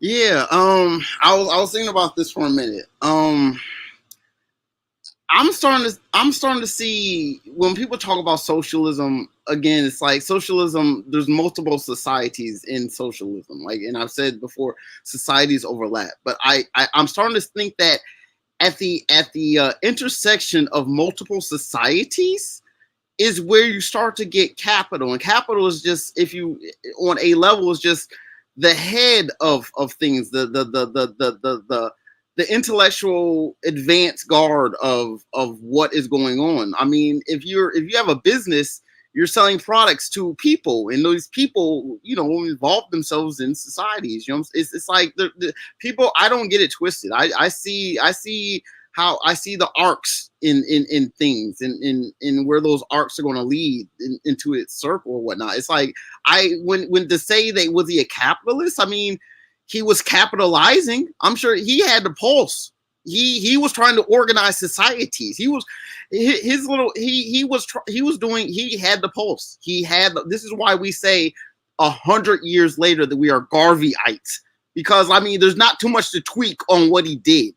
It's just a matter of just like they scattered he's like a SAR. They scattered his parts, you know what I'm saying? And it's our job to put it back together, because it'll work.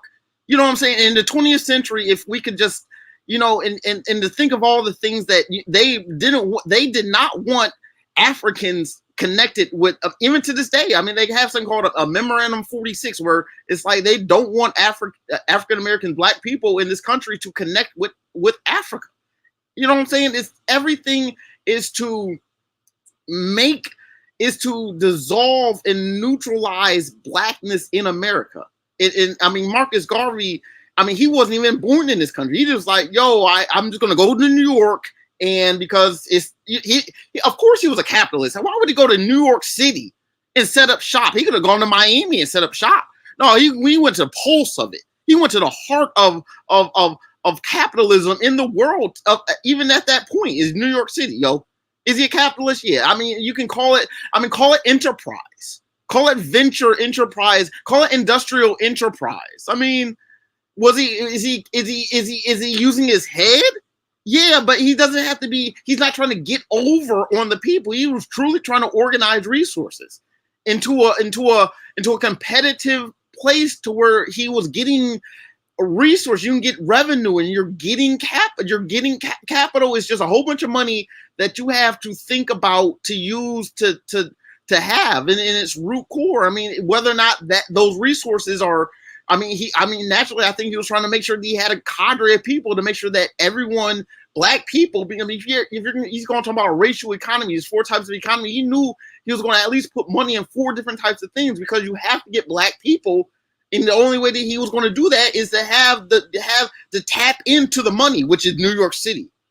I mean, him trying to this guy is do I believe this video is revisionist? Trying to say that Garvey and the Bolsheviks were running buddies, man, that's goofy. It's like just because people exist in the same point in time does not mean they have any kind of connection. Really? Really, that's absurd, yo. Like Garvey Ike was not a fucking Bolshevik. He's not a Marxist. He's not on that. All the language that he used in this video was so convoluted to try to say, well, he was not a capitalist. He was a union. And I mean, and then what do you have unions for? You have unions and businesses and they're trying to make money. I mean, in this country, United States, like one of the best times for workers was like in the 60s, because like a lot of the major companies, like the way the profit was, like a lot of the CEOs was making, let's say 20 to 25 times the wage of an entry-level worker. So like, let's say you were making 10 grand, right? The CEO was making like 200 grand, right? Okay, that's cool. That's cool. That means like if I stick around for, let's say 20 years and like work myself up into the country in the company, I might, find myself, you know what I'm saying? Making that, you know what I'm saying? If I make $10,000 a year, you know what I'm saying? 20 years, there's a scale to these things that it makes sense. If you work hard for the company works hard for you. But then in this country, the monetary policies got screwed over in the 70s, and the wages did not keep up. You know what I'm saying? That's why you have nowadays entry-level workers making 10 grand, basically still, 10, you know what I'm saying? Low levels. And then the CEOs are making, tens of millions. The kind of the wage disparity in this country is obscene. And I mean, part of that is making sure that you can make money. You can go out here and make money. Ain't nothing wrong with that. Naturally, is how you're making the money, how you're sharing it, and how you're hoarding it. I mean, these things can be spread apart so that you can be top dog and have a lot of money relative, because you earned it relative, you know what I'm saying, to low man. It is what it is, like, but you're not obscene with it. These things can be put in perspective and checked by the people.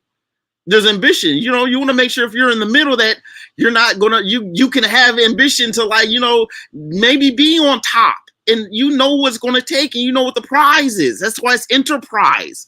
And you can do that collectively in the people. You don't have to call it communism. People are people. Let people have their talents and have their day. You know what I'm saying? I'm a yield. Yeah, I particularly like the fact that you brought up Garvey and the union thing. Like, that was Garvey saying, listen, you guys need to organize into unions because you're selling your labor and you're not being compensated the way you're supposed to be. And the white boys who are doing the same work are making more because they unionize. Like Garvey, what I'm saying is Garvey might not have said he was a capitalist, but look at his dealings. If you play in the game, you in the game. You have the name of said game. So he was utilized, like I said earlier. He recognized that it was black people's best bet. This other shit didn't really matter for black folks. So like Brother Bakari said, this is also what I was going to get to. Bakari says, yeah, Garvey was a capitalist, but didn't believe business owners should control all the money. Yeah, Garvey was out here actually letting people be able to buy a piece of the company, buying shares and stocks in his companies. With that said, let's welcome in this brother right here. Forecast. How are you this week, Forecast? Yo, what's going on, Koku? What's up, everybody on the panel and everybody in the chat? Good. I'm glad you came through. You guys make sure to check out Forecast channel. There's always a good debate on that channel, on his shows. So check out his channel as well. Forecast, you've been hearing this discussion. Was Garvey capitalist, not capitalist? Is this video trying to revise history, etc.? What's the Yeah, I agree with you and Real Black Gentleman about the revisionist part. As far as I'm being, I think any rational person, including Marcus Garvey, there is capitalist aspects, there is socialist aspects. When you create a social program for your people, that is a part of socialism.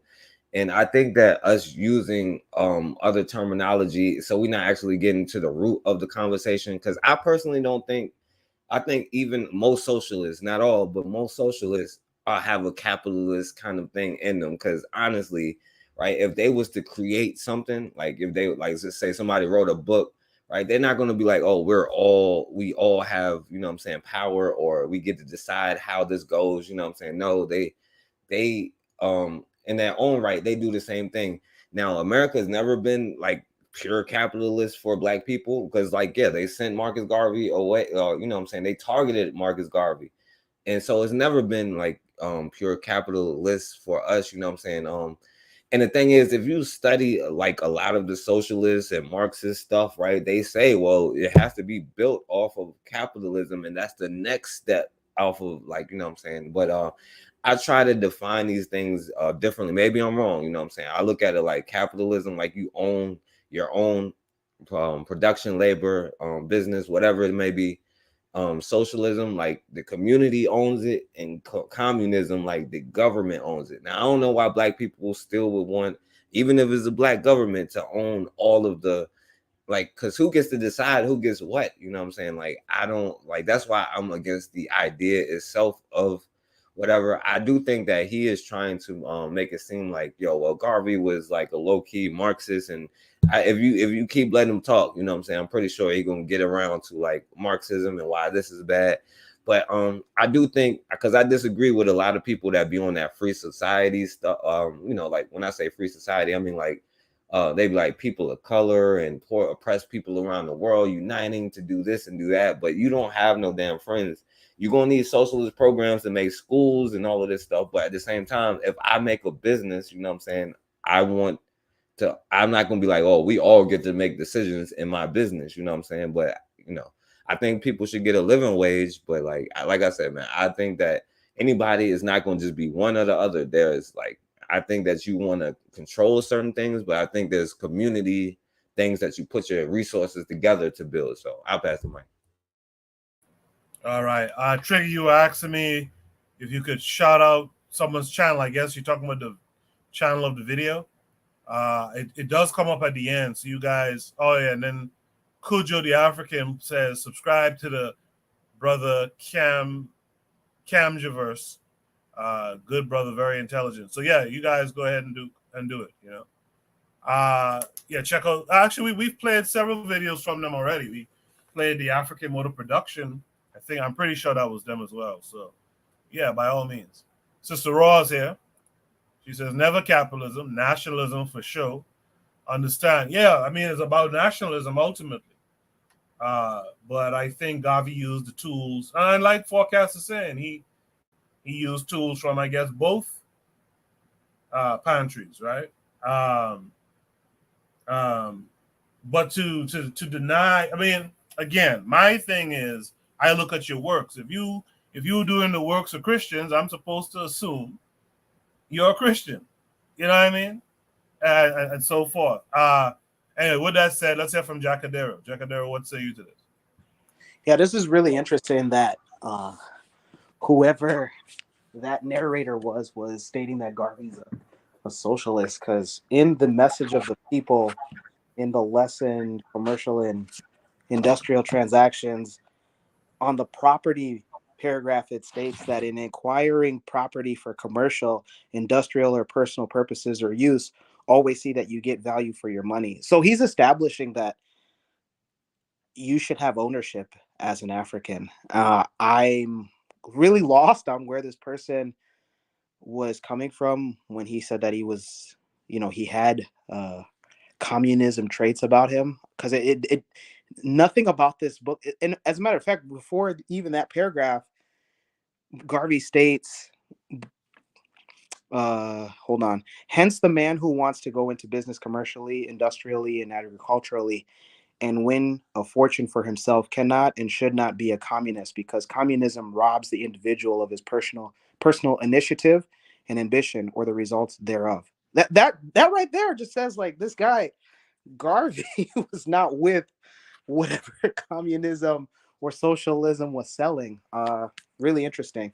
And then I know that I jumped in this chat, but speaking of communism and capitalism, I'm going to be practicing a little bit of capitalism tonight. On the side, I might do some things with Afrobeat, and so I'm an independent contractor when it comes to Afrobeat night. So I'm actually getting ready to head out, but until we end the subject, and Tanzan, I think, naenda kwa Afrobeat night, unajua.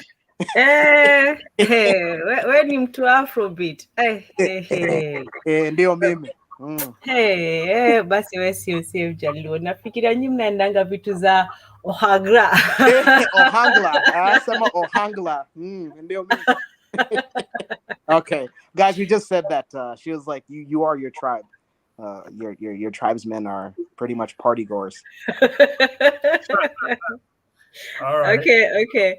But yeah, you know, we'll connect. Good to have you. You know, we need more Africans on the panel. So yeah, but I want to hear Koku's like reply on that. Like I pointed out in Garvey's book of Message to the People, he outright claims to go after ownership of property, as well as before that, he states how communism robs people of their initiative. Right. And I want to clear up something too, because I was referring to Tony Martin's book and A Message to the People, the course in African philosophy. But the other thing I want to say too, because I think this is always important to bring up. When I'm saying he's capitalist, I'm not talking about crony capitalists, I'm not talking about capitalist imperialism. You know, I'm saying that he's working within that system. And he said it clearly. It's the best bet for the black man to go, right? It's the best bet because ultimately he understood you needed capital because you need banks, you need factories, you need warehouses, you need capital to get those things. You know what I mean? So he understood that. So you know that's my reply to Jacadero. Let's hear from Buana. Buana, what's it? First and foremost, let me say shout out to Jacadero for reading that. And also let me preface this by saying that if you want a coherent, for whoever wrote this poem, if you want a cogent argument in terms of Gavi and Gavi, you know, there are prolific people who would have left records in terms of what the Gavi movement would have done, the UNIA and Gavi himself. I could point you in the direction of Tony Martin,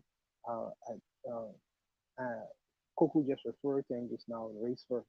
A lot of information on that in terms of what Gavi did in Gavi movement. Also, you have Robert A. Hill. Buana. Can you hear me? Yeah, we can hear you, but it's low. You may have to speak just a little louder. You may have to wake up the house. After this, I'm gonna go on the laptop because it seemed like to be a problem, you know. But yeah. So Robert A. Hill is a prolific writer on Gavi and the UNIA movement. Anyone who wants to have to draw conclusion in terms of what Gavi is and in terms of what he did, he wrote an extensive series on the Gavi movement and the UNIA. You could just read that 10 volumes, you know, easy read. But if you want my opinion on a Saturday night drinking some liquor, I'll give you my opinion on it. I think that in terms of is Garveyism capitalist or anti-capitalism, it depends on who you ask. It depends on who you ask. Because there are Garveyites who have grabbed the mantle of Garveyism, or they use him, and they are socialists. So you have the Nkrumah and the addicts and people who are geared towards this whole leftist stance, and then you have people like myself, you know, who take the Gavi view in terms of you could use capital to forward the interests of your people. So it really depends on who you ask. It depends on who you ask. So for me, I think that my solution, well, is Gaviism capitalist or anti-capitalism? It could be both. It depends on who you ask. So I would stop there because it's really, for me, it's an easy question, but I would refer it to the people who are prolific writers in terms of the Gavi movement. Tony Martin is prolific in that. Amy Jakes Garvey and Robert A. Hill, they are prolific writers in terms of what the Gavi movement did. And I give you the power for yourself. You draw your own conclusions in terms of what you believe Gavi is to be. You know, sometimes we get into these arguments in terms of the personality. who Garvey is or who Garvey is. I don't even know why even an issue. Maybe because I mentioned that's my president. But I would say I would just refer you to the people who are uh, best set to for these arguments, and you as a reader can conclude in terms of what you believe Garvey is to be. But I believe Garvey, first and foremost, is a black nationalist.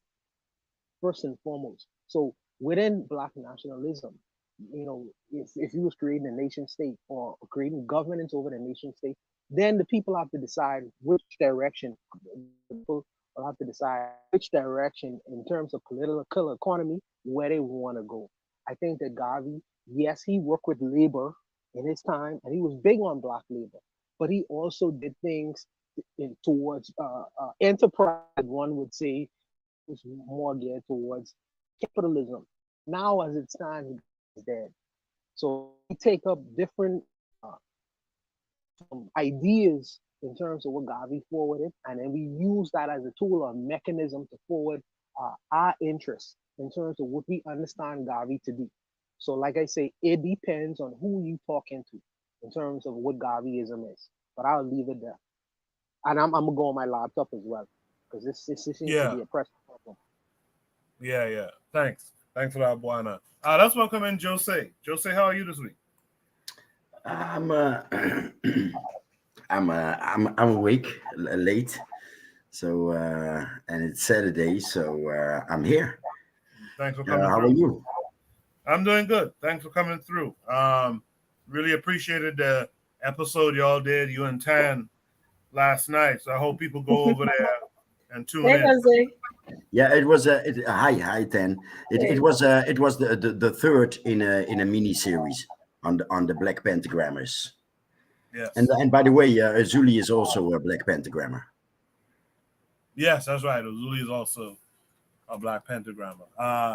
Jose, you had your comments to say about Garvey in this prompt in the chat.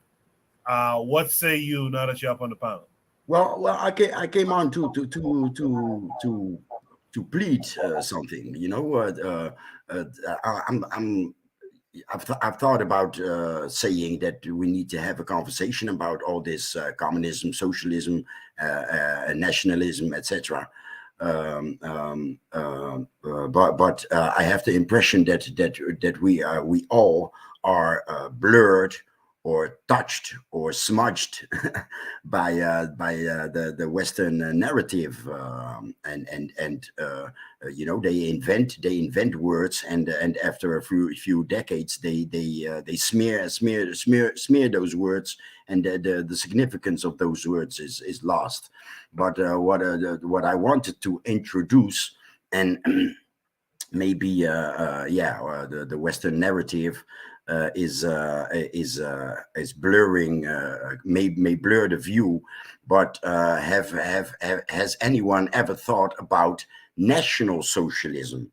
The blur could be that national socialism is from the eastern neighbors of the Netherlands, Germany in the 30s and 40s. That party was the NSDAP, the National Socialist German Deutsche Arbeiterspartei. Workers, the National Socialist German Workers' Party. And so I don't want to compare the two, Garvey and Mr. H from Germany, but the word that or the term that we are looking for is national socialism. So he was socialist, but only for black people. You understand? So he was a nationalist and a socialist. So only with his own people he was a nationalist, and I assume that he was a capitalist also, but on the world stage. So I'm guessing that the key of Garvey was to compete on the world stage of power, and that's what we seem to forget, even in this conversation. You're right. So You're right about that. He was talking. Yeah, you're right.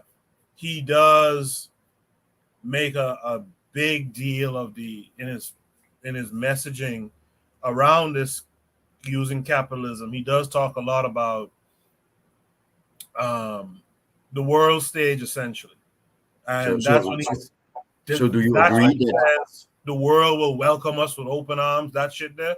That's what he says that. But go ahead, Jim.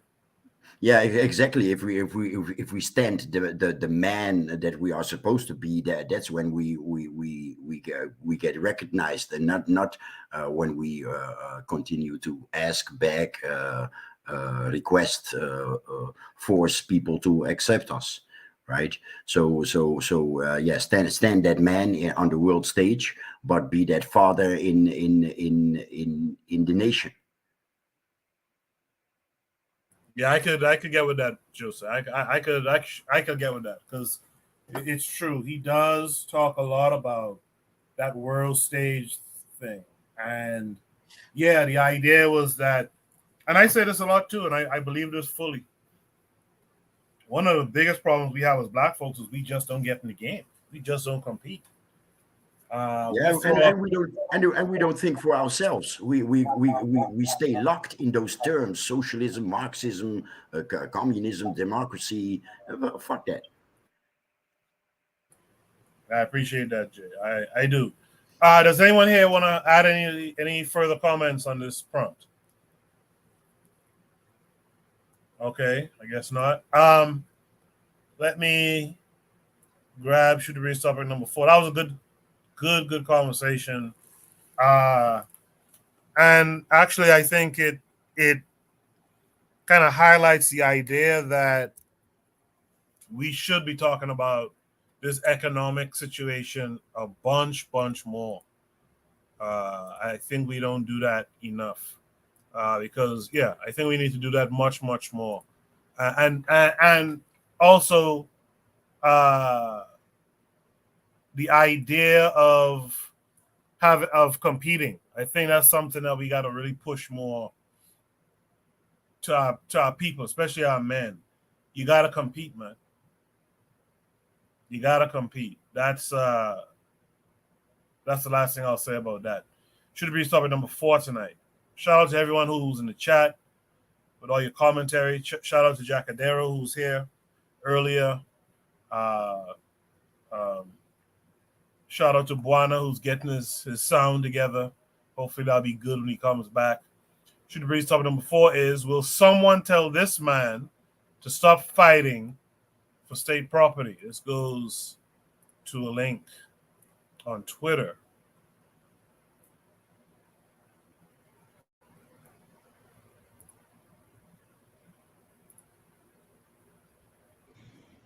What you finna do, y'all? I ain't know.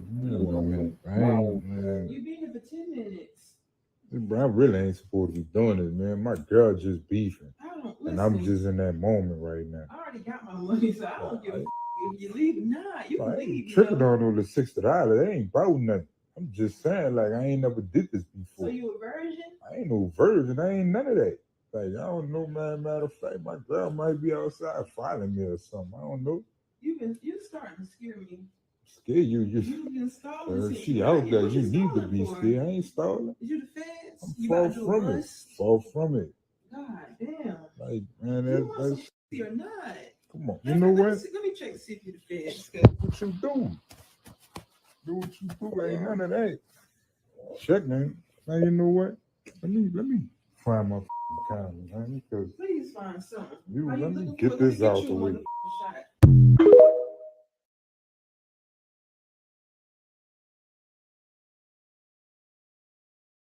Sorry, there's actually a couple of videos here. I didn't set it up. This is a tweet from 31 Days of Gigi. Never heard of this person. She says, I know y'all said if you want TikTok, blah, blah, blah, but I had to share this with y'all. So there's this crazy story. It's 5 videos.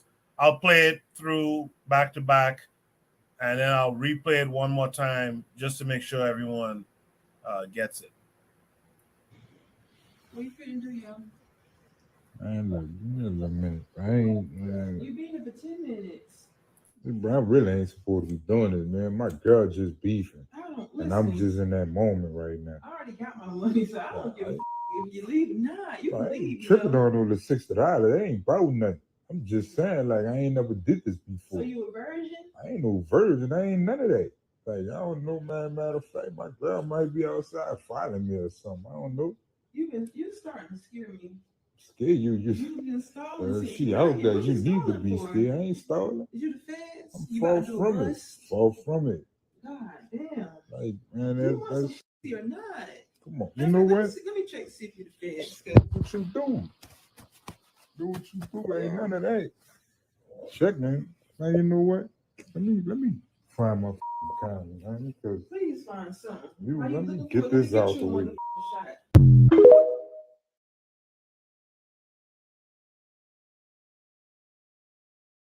Need no shot.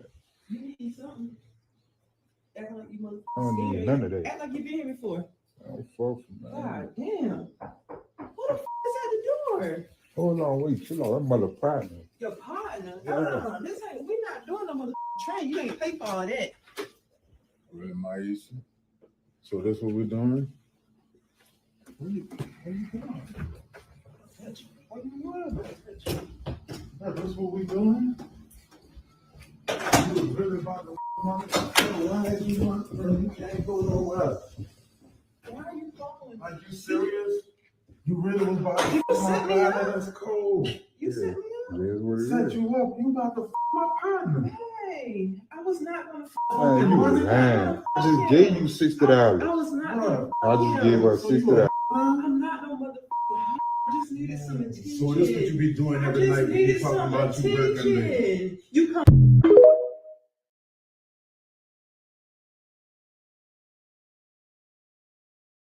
Talk to me, you go straight to the room. You go to the room. So you gonna go I wasn't gonna him. I just needed some attention. Oh, so you gonna get in a hotel room to get some attention? Yeah. How long you been doing this for? What? I don't know. Man, how many in the bro? Be real, man. Man, just let her go, man. All late. Why the would you do that shit? I wasn't gonna. Man, we got a daughter. Like, what kind of example you set for your daughter? A little bit of money. What if our daughter was doing this shit? You think that shit cool? Hey, why would you do some shit like I'm that? bring her up right now. Don't bring her up. This reality, you gotta think about that. This is about you. Hey. What's wrong with you? Why would you do that shit? What do I know? I know you was about to my partner. You know. I was not gonna him. Man, stop lying to that Shut man. The fuck up. That's man. I just gave you $60, man. Him. Cool, man. Babe. Like you said, how many just be honest with me? How long you been doing this shit? Babe. For real, how long you been doing this? I don't know. Like clearly you was about to sound like she been doing it the way she was talking to you. The whole play Shut the fuck up. Man, she been sound like she been doing this. Man, so you for money, like you know what that is for real. Hey, I use like think you not even thinking about what you're doing. What the condom gotta do? You still Hey. I'm supposed to just let this shit go because you use a condom? I don't know what to say. What do you want me to say? Obviously, you know. What do you want from me? I want to know why the would you do that? I just like, you ain't gave me no real excuse. Attention. You don't give me attention no more. Man, what if he could have been a killer or something? Hey. Yeah, it could have been somebody with a disease, getting AIDS and shit. You gonna give me that shit? Unprotected. But you was just gonna entertain me. Now you ain't having sex unprotected. Make your mind up. Why are you doing this to me? Why am I doing what? Why are you the one who's doing it? Why are you doing this? That's what I'm trying to find out. Why would you do this shit? We're barely making bills. But the bills get paid. Barely. Man, let her go, When man. they get paid, I make sure the bills get paid. Let her go. Ain't no telling how many been ran through her now. Man, you better not. I want to man down that shit with it. You know my situation. You know how I was raised.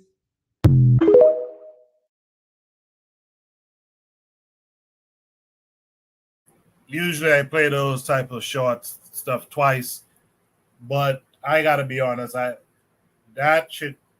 hoe was embarrassing. And I'm not even talking about the woman necessarily. But that hoe was embarrassing in that video right there. And this is the Western. This is the potential in the Western world. I had an interesting conversation with two Muslim young women the other day, Friday, and they was talking about like their culture and dating, and what do they call it? They call it love marriage versus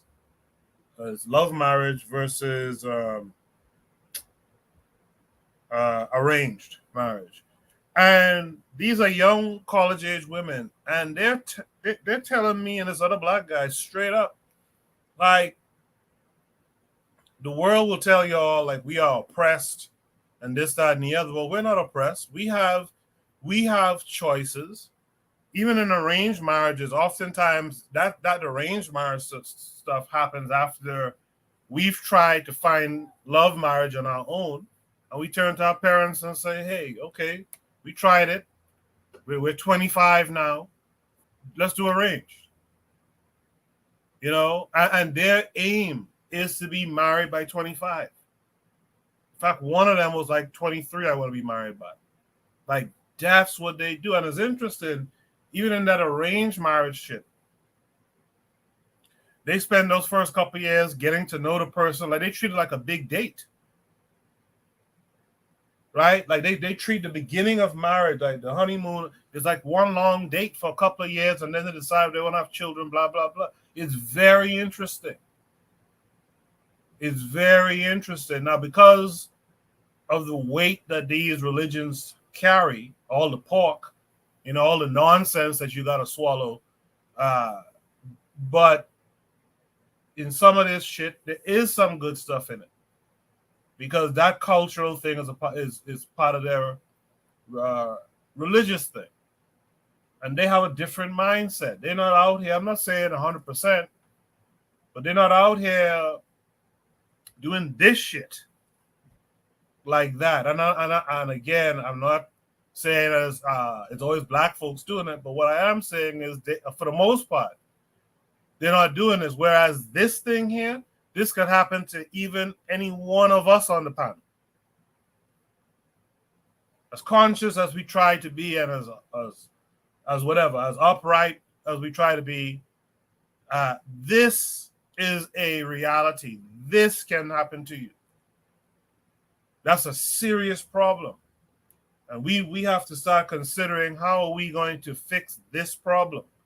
Because other groups, and not just because of these two girls I spoke to, but over my years now of talking to different people groups, other groups, especially those that are not westernized, this doesn't happen like that. This doesn't happen like that. In the chat, Jose said, in those cultures, the girls already have a wife mindset, though. Even so, the boys are family minded. Jose, we'll start with you. What say you to what you just saw, and to what the prompt is asking? The prompt is asking, will someone tell this man to stop fighting for state property? What say you? Jose, are you there? All right, look like Jose is in the I'm chat. sorry. I was muted. Go ahead. I was already talking. Yeah. But so where was I? No, I'm watching with special caution. I know that the dude cared about her. Why are you doing why are you doing this? I heard in his voice that what he meant is, why are you doing this to yourself? So he is wasting his care, and that looks and sounds familiar. There's a lot of broken men, not only because if you do that as a girl slash woman, I think you're broken. But how he handles it, he can only be broken. He can only have a vacuum in care himself, that he cares for a woman like this after finding out what she is doing. I mean, I don't know. Yeah, she's for the streets is a quote often used nowadays. And yeah, as I am like the dude, I keep falling in those traps, quote unquote. But as I'm speaking, I think I'm still like the dude. So I actually I sometimes sound harsh towards modern women, but I actually am yeah, how would you call it, anxious or whatever, or over aware that I am such a guy that falls for his own vacuum in care. So I don't know about who I should care more, the girl or the guy. uh, s- uh, I'm looking at broken people. So yeah. I think the girl must be delivered back to her parents because they didn't do a good job, and dude, probably the same thing. But I guess that's where the problem started, right? So yeah, that's my part. That's my part. I pass the mic. I appreciate that, Jose. I saw where Lero disagreed when I said it's a Western thing. Now, listen, the world has a touch of Westernization for sure. Even in some of those cultures I was talking about, those women who I was talking to recently, they have some Westernization has occurred over time in those places too. But this is a Western thing. There was a time in the Caribbean you couldn't do this. I think now you see it a little bit, but there was a time. Well, let me not say you couldn't do it, but the price could have been a hefty price for some shit like this. And I think the same was true of Africa at one time. Like there was a hefty price for some shit like this. Let Yeah. me go to who's speaking there. I'm I have experience with modern women on the continent. That's what I wanted to say. Okay, all right. Forecast. What say you to this? I mean, I don't got much to say to it. I mean, yeah, it looked like the brother got caught up with the wrong people. I would say brothers need to be more aware about, what I'm saying, who they talking to, and like, what I'm saying, don't just get caught up with any girl. And it looked like the brother is like thinking about, what I'm saying, just letting it go. But I would disagree with that. But I would say, more older brothers, like just a lesson I learned from this. More older brothers need to teach younger brothers how to vet women properly, because not all women is good, and some women will lead you down the wrong path and lead you hurt. What I'm saying? But I'll pass the mic. No, I think that's well stated too. Thanks for bringing it to that element too. Like one of the things I wish the older men, and I notice it's less of it here in America than in the Caribbean. But I wish the older men had said more about relationships, like real relationship stuff. I remember being a kid in Nassau and in my community seeing these older men, men who would be like my age now. And these guys they'll be drinkers and stuff like that, and you never see them married or living with a woman, and I used to wonder why. This was me as a young teenager. Like, why are these guys always just hanging out with one another, drinking and stuff? And now that I've become what's like their age now, I realize why. I realize why a lot of these guys just decide to bow out of that shit and just be to themselves, kind of. And we needed to have a system where men were talking about these things. What was your experience? What were the signs? What should I avoid? And I think we need more of that in Truth Forecast. With that, let's welcome in Carl Hezekiah this week. Carl, how are you? I'm doing well. How about yourself? Great. I'm great. Good to see you. So, I saw this video before, but I don't know if it's a skit or not. But you gotta let a hoe be a hoe, and that's kind of what I'm seeing in this situation. This girl, she's tricking off the money, and she's really pulling on this guy's heartstrings, and it's sad to see. And I hope he doesn't take her back. But to your point about other cultures, there's a Muslim porn star. Her name is Mia Khalifa. Don't ask me how I know, but she Yeah, can't go home. I have no idea I who have Mia no idea. But she can't go home. She knows if she goes home, she might die. She knows that she's been doing pornography for however long she has. She's retired now. I don't know how I know that, but anyway, she can't go home because her culture frowns so deeply upon this behavior that she knows her life is in danger. And this woman, at first she said she needed attention, and then she said he's not paying the bills, and she's trying to flip it on him. It's his fault, and he's like, "What about our daughter?" This woman is a prostitute, sir. You know, you have to understand what you got. It's not worth it. His friend is trying to tell him. It's funny how her tone changes when talking to her husband versus her friend. She's telling him to shut the fuck up and all the other stuff, and then when it turns to him, "Oh baby, please, why are you doing this to me?" Like he did something to her. So yeah, she's state property. You got to let a hoe be a hoe. I hope he didn't marry her, so he has to go through court when he gets divorced. But he needs to leave this woman alone because this ain't her first time. The way she was acting all nervous. Again, I don't know if it's real, if it's a skit, but the way she was acting, like she heard me get the condoms, like she had done this before. This is a lady of the night, you know. So she she got to let her go. Don't let her manipulate you. Don't let her pull on your heartstrings. And to your point about the elder men not really teaching the younger men, a lot of times those older men are in the community. At least I know in my community, we used to talk at the barbershop. But many men, especially black men in the U.S., many of us are raised by single mothers. And I was raised by a single mother until my mom got married when I was 12.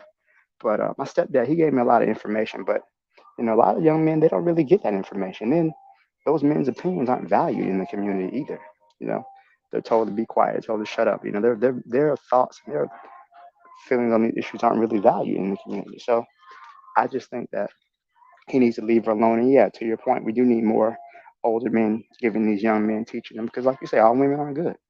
There are every woman's not your mother. She doesn't love you unconditionally. A lot of these women just out to get what they can. But she's out here selling her body for $60. Like that's a low price, but that's a shame. But I hope he leaves her alone. This is real. All right, thanks. That's my thoughts on this. I don't know how Carl know that's a low price, but we'll move on from that. Uh yeah, this guy needs to go on TV. If it's real, he needs to be on TV, YouTube, uh, walkie-talkie, whatever. He needs to be broadcasting. Because if it's true, you have to wonder, well, what made him send his boy to do this mission? And he needs to be telling people what he saw, what didn't ring right, like what was going on. I think we need to do more. And this goes back to that concept of shaming, by the way. Yeah, don't sit down quiet about this. Let every male child around you, every man around you know what preceded this stuff. You know what I mean? And hopefully the brother didn't take this woman back. But let me go Koku, I on want to to say something before you start. I'm sorry. There's a new, I don't know if you, a lot of times in these social media streets, you're seeing more people talk about sex work being work. So there's an attempt to normalize sex workers now. So I wouldn't doubt that this is part of that attempt to normalize, um, prostitution in a way. And I think there could be some arguments for or against it, but yeah, I really think that's also a part of that. This idea that sex work is work, I guess. sex workers got to start turning in their W-2 for their income taxes, I guess. Right, right. Let's have from Real Black Gentleman. What say you?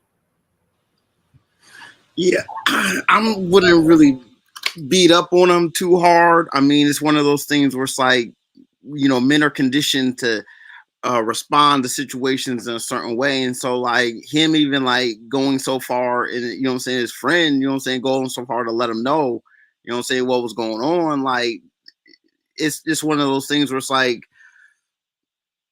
you gotta let her go because she's not. I mean, it's not. I mean, it's one of those things. It's not easy to say let her go. If they have a family together, It's one of those things where it's like it puts a it's damage. It's damage, but is it impossible to be healed? I mean, it won't be the same, but I don't want to blame the man like that. It's not, it's so easy to blame him because, of her actions. She's the loose one. She's the irresponsible one in all of this.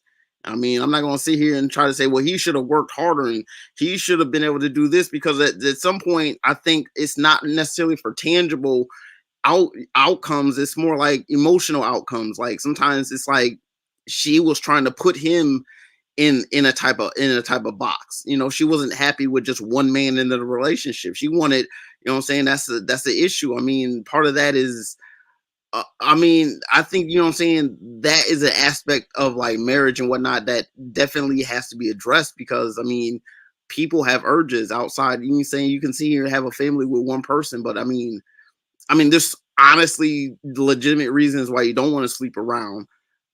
However, it's one of those things where if it can be managed in a way, I suppose, like, I don't know.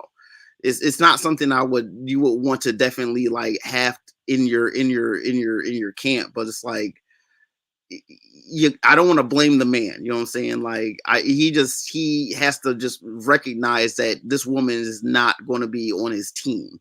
You know what I'm saying? She's not going to be on his purpose and just to act accordingly and just make his moves, you know what I'm saying, what they are. I mean, if he forgives her wholeheartedly, I mean, he's bound to, you know what I'm saying, it'll be a little period of time where she's cool with it and then she'll just make the moves on them again. It's just the nature of people. Like, it's real hard for people, like, if they can get away with something once and they'll try to find a way to get away with it again, and they'll try to rationalize and say, well, it's not the same thing, it's not the same type. It's all bad, man. I mean,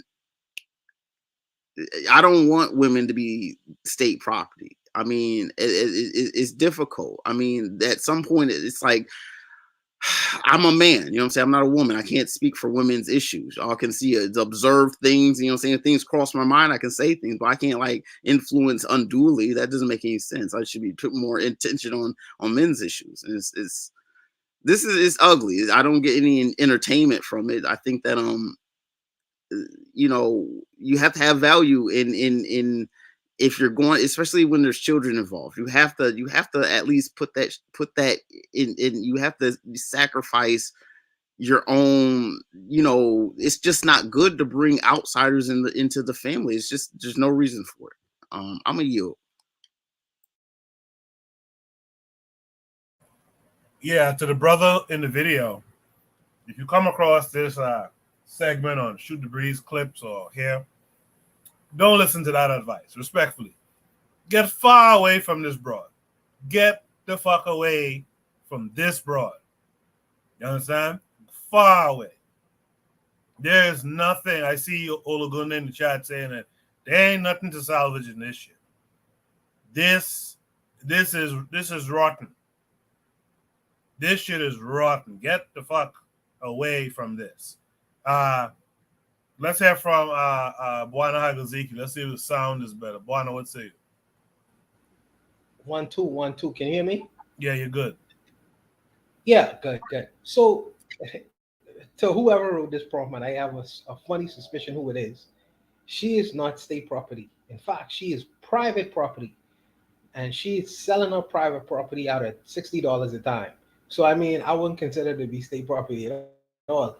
But I'm a man in my early 40s. A man and his condoms no more. You know what I mean? So For a man like him, I would be very concerned about my personal health if I know that my woman, my personal woman, who I have a so-called monogamous relationship with, she tricking out at $60 a time. So I'm not concerned about what she doing. I'm concerned about whether I get the thing or not. So I'm trying to go to the clinic. You know what I mean? So this whole thing of why you doing this and I'm my biggest concern is, am I gonna die? So whatever she got going on with, she is. Let me tell the brothers something. I mean, the brothers may not know this. As an older man, let me install y'all with some wisdom. What I've learned. Women are beautiful. Women are lovely. Yes, we understand this. Some women will pique your interest, where you feel like she is the only woman on this planet. But the reality is that women outnumber us, must see 3, 4 times to one. If the woman you with, you find she is a skettel, she is a woman who you really don't care for, I mean, it's so many other opportunities and chances where you're gonna find another woman to fall in love with and spend your personal time with. What I mean? Don't kill yourself or murder yourself over one woman, bro. I mean, and it's not to say that women ain't valuable. Yes, the beautiful women are valuable. They don't consider, some of them don't consider themselves as valuable enough not to be tricking at $60 a time. But if you find a young woman is putting you in a situation like this, find another woman, bro. And don't kill yourself over one opportunity. There's another opportunity coming. And that's what I would advise the young brothers. You may believe that she's the only woman in the world, but the reality is she's really not, bro. She's really not. You know what I mean? Find another girl, settle down, and live a good, comfortable life. Whatever pressures and psychopathy that she have running into her mind, the next woman, she'll prepare a nice dinner for you and say, honey, how was your day today? It's so many you know what I mean? And at a certain age, they fight for the opportunity to have children and have relationships. So you have to pick it a little if you put yourself in a good, advantageous position. So don't get into these back and forth with these crazy ladies or whatever, because there's so many other women out there who will be able to satiate whatever appetite you may have, who will be able to make you feel comfortable, who will be able to do all the things you want to do. That's my advice to the young brothers. I'll stop there. Thank you, Buena. So I saved the one resident Black equals African woman we have on the panel. I wanted to, hear her thoughts after watching these videos and hearing what everyone else had to say. Tanzan, what say you? Yeah, I mean, everyone has said pretty much, a summary of the points, but yeah, he should stop fighting. That's why I asked, was this as well as prompt? Because state property is his, unlicensed copyright. But, uh, you know, it's a sad state of affairs, and he should have just, it was, okay, obviously it's sad and tragic and all that, but it's also hilarious. Like there's nothing he's trying to school her on why she did wrong, like she didn't know she did wrong. At this point, you should just walk away. But I also realize that it's not easy to just walk away. In fact, people have done worse for less. There are people who have done things just out of suspicion and not even out of any fact. So for him to be able to still collect himself in some way, that's still something, because you don't know how you don't know how nobody knows how they're going to react in a situation like this. You can look at it and say, oh, he was this and that, but you don't know what kind of emotional or any kind of feelings that he had put into it. So yeah, but at the same time, you should always be prepared. You should always be prepared for something of the worst, because like you said, Koku, this can happen to anyone. There are no guarantees in life nowadays. There's nothing that tells you that just because you do 1, 2, 3, or you sign a piece of paper, that all those vows that people say in front of people, That's just a public statement, but divorce is a private thing. So whatever people go through in public, in private, that's what's going to matter. And that's the reason why arranged marriages, it was a I mean, American Dad made a joke like, oh, she will learn to love him. Yeah, so it doesn't matter what he is like, she will learn to love him. Well, they learn to love each other, you expect it, because it's not just about two people.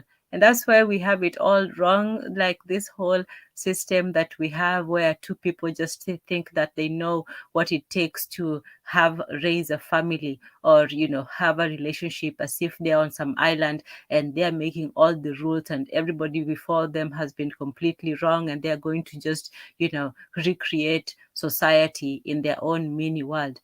That does not happen. It does not succeed, because the reasons why there were so many laws and restrictions is because it took people a long time to be able to get along, to be able to have community and raise children and work and organize and all this. There would not have been enough time to have this kind of silly fights where people are just going off at the edges all the time. There had to be rules in communities.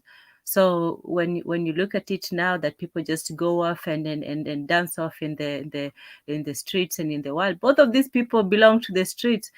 Sometimes I could not understand what he was saying in the beginning.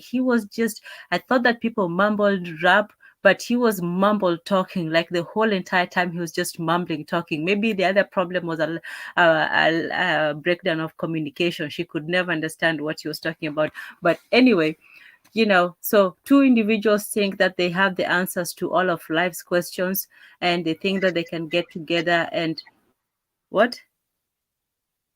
Oh, I'm sorry. Yeah, so they think that they can get together and figure out something that generations of people have been trying to figure out, and they both see that they're both very silly, and they can't do it. So that is why in many societies, uh, relationships were a communal affair. It was families, and this whole long process, and it wasn't just a public thing, but it was a family thing. There was tests, even with the rites of initiation. People forget that there were also rites of marriage. There were rites to every stage in your life. So rites and tests of marriage. And yeah, this is what you get when it's just laissez-faire. Everybody can do whatever they feel like doing. And yeah, I think that he might see, he might just fight for it, because he might be street property as well. People always think that, oh, she's a hoe. Well, who knows what he is most of the time. Or if he's not, people should learn to find their levels. If you're a you know if you're a hoe, you should get with a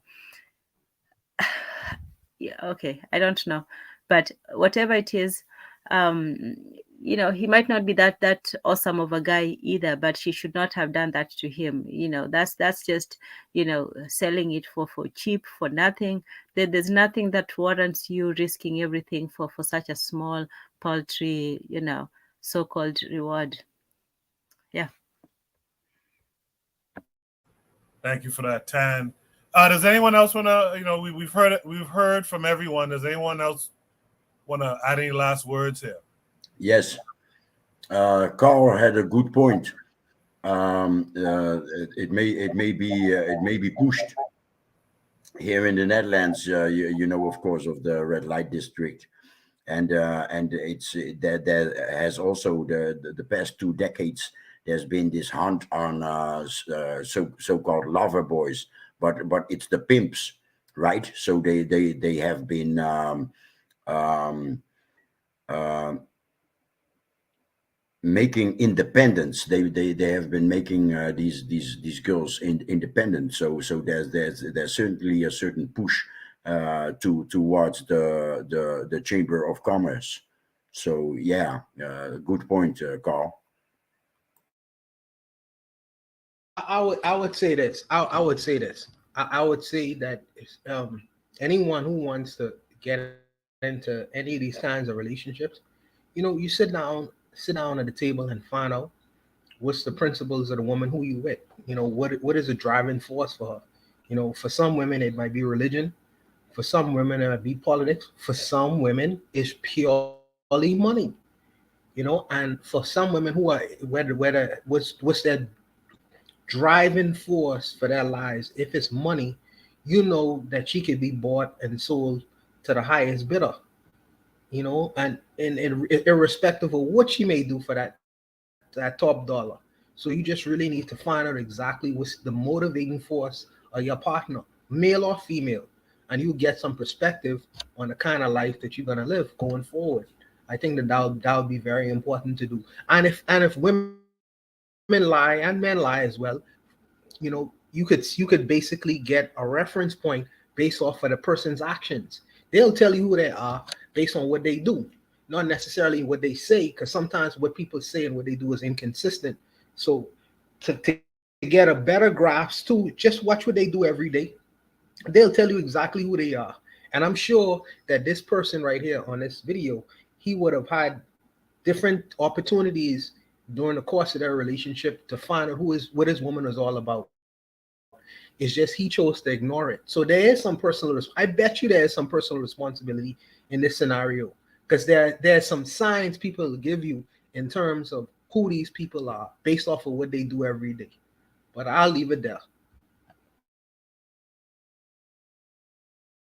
There are people that are blind to those signs, So that's what I was trying to say, that he must be wounded, or he must have a vacuum in care. He must have missed some care, that he limps through life, uh, uh, tethered to people that he thinks that like or love him. I'm just saying. I'll You know I'll what say else? Oh, sorry. I'll say this. There's a saying: "What doesn't come out in the wash will come out in the rinse." And all I'm saying is, if he missed it, yeah, that's on him.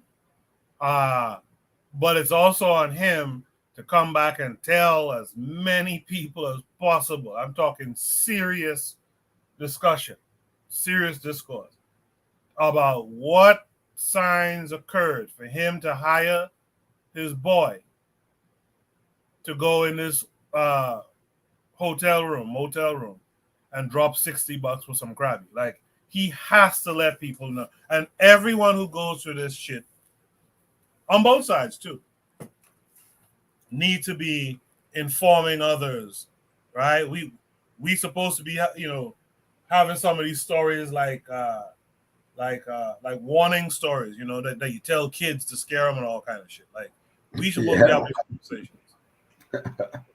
Cool. Yeah, but Cool. probably the red flags were so big that he saw nothing. If you Right. ask me. Everything was red. No, I disagree with that whole thing. I disagree with that. And the reason why I disagree with that is this man wouldn't have set up such an elaborate scheme to catch his woman in something if he didn't believe that there was something to it. I think that there was something in the back of his mind that was telling him, "Hey, my woman might be doing a little something on me. Let me find out." So he going through all this process of this elaborate thing just to catch her in the act, because something was telling him that she may have been like this beforehand. He just was ignoring it. Now he decided to pay attention to it and put it up onto all this. He put it up on a microphone. He have the cameras out or whatever.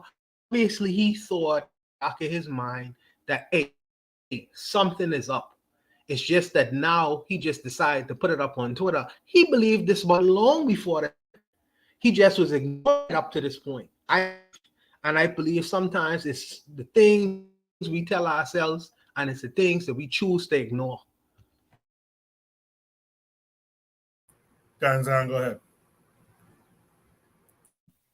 Yeah, no, I wouldn't say that he knew. Maybe he had a suspicion, but for somebody like that, she probably, knew how to cover her tracks pretty well, or thought that she was smarter than she was. So maybe he just wanted definitive proof of it and so on. But when Haguzuki was talking about you gotta watch them, that also turns into another nightmare. That whole paranoid, you are you cheating on me? Are you doing this? Are you doing something behind my back? You can't have that kind of relationship either. I think that for me, if you feel that something is not right, then you should just address it or walk away, or yeah. But these kinds of like big scenes and so on, if if something is not right, then it's not. And I think that people's instincts are far more you know um powerful than they take it for. Even when they did those paternity tests, I think they said like maybe 60% of them are usually you're not the father. So if somebody is asking for one, maybe some of them are mandated by the court, I don't know. But for most of the time, if somebody asks for one, 60% of the time it's not going to be favorable to the person. So people have a instinct or suspicions and so on. So if you do, I don't think he needed to do all this elaborate setup. But if that's what he needed to finally get himself out of it. But you only do these kinds of things if you really want to get out. If he's doing this and then he goes back to her, then that defeats the whole point. Like, why go through this charade and this whole setup and so on if you're just going to go back to the same thing? Like, if you're going to do it and humiliate her, then that's your walking away point, not your begging zone. So yeah, that's all. I heard some stats the past 2 weeks, and it's in court. The paternity tests in court, it's 92% not the father, and Wow. and overall, the stats overall measured by hospitals is 40% not the father. Wow. Todd mentioned this word called humiliate, and I'm thinking to myself, how do you humiliate a prostitute? That makes no. I mean, really and truly. I mean, think about it. It really is true for real. I mean, come on, bro. You're not gonna humiliate a prostitute. All right. Have I you ever just heard the expression "sweating like a whore in church"? Again. The expression "you're sweating like a whore in church." Like, it's so hot, I'm here, I'm sweating like a whore in church. I would I just think that one way to solve a lot of this is just you got to mandate paternity testing at birth. If you're gonna if men are gonna sign any kind of thing, there needs to be confirmation that the seed is actually of the child, his child. Like, these are things that ensure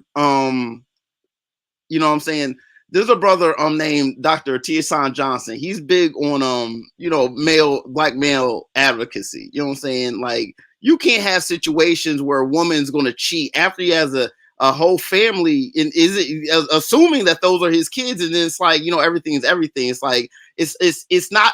She needs to be punished. I think that there's if anything, he should divorce from her, and he should get, she should have to pay him child support. There should be some kind of punitive measure in favor of the man in this kind of situation. I mean, the laws do not favor men, like, they just don't. That's all I got to say.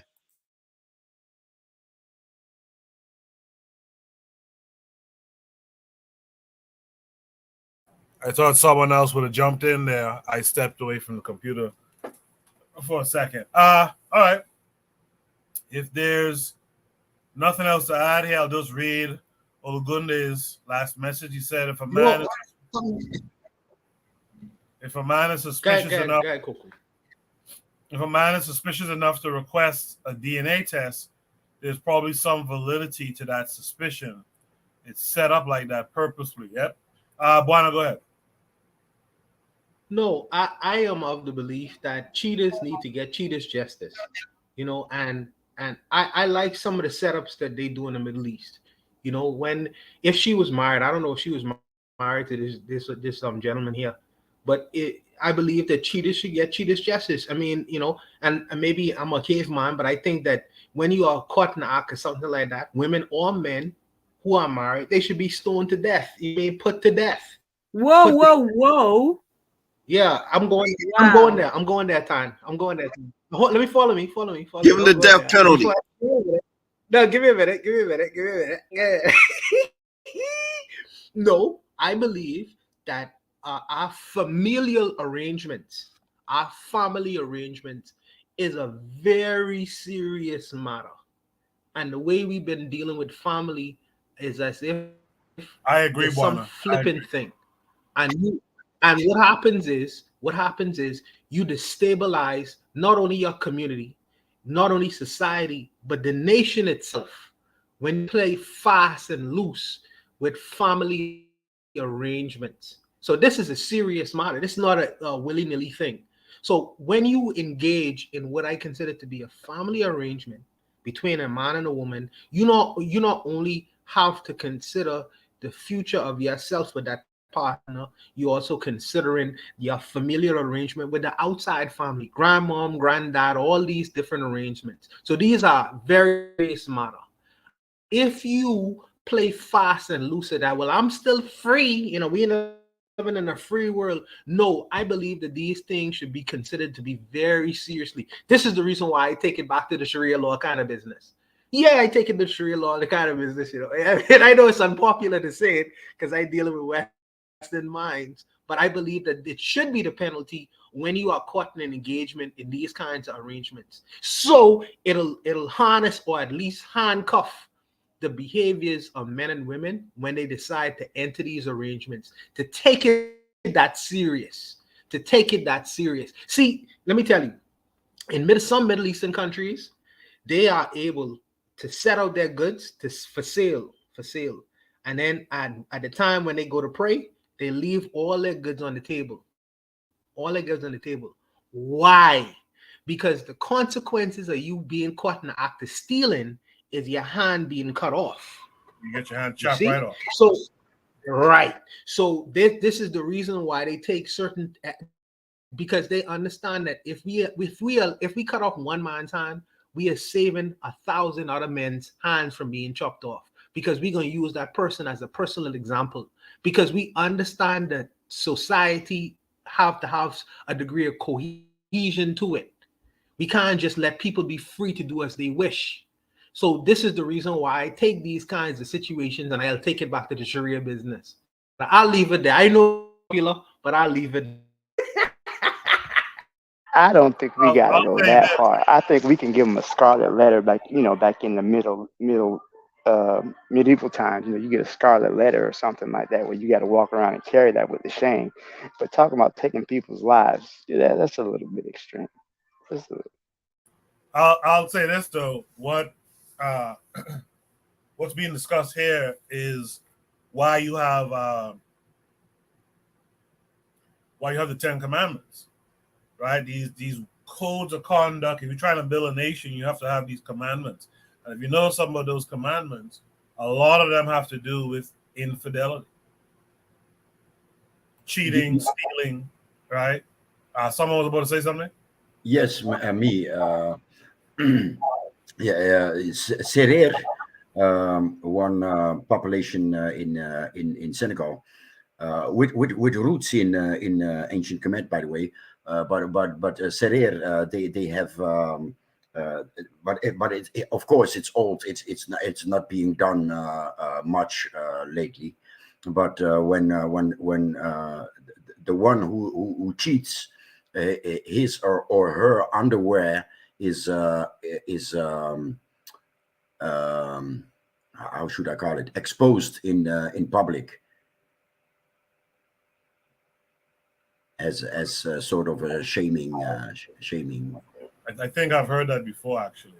And Trigger Happy 262. I'm not saying the Ten Commandments are greater than I was just giving the example of even in these people's religious texts, they show you how a part of that rudimentary work of creating those nations and protecting those people groups, they had these rules, and a lot of those rules is centered around the acts of sex and infidelity and stuff like that, right? Did I get everyone on that one? Oh, go ahead, Yeah, Tan. can I say one thing to finish?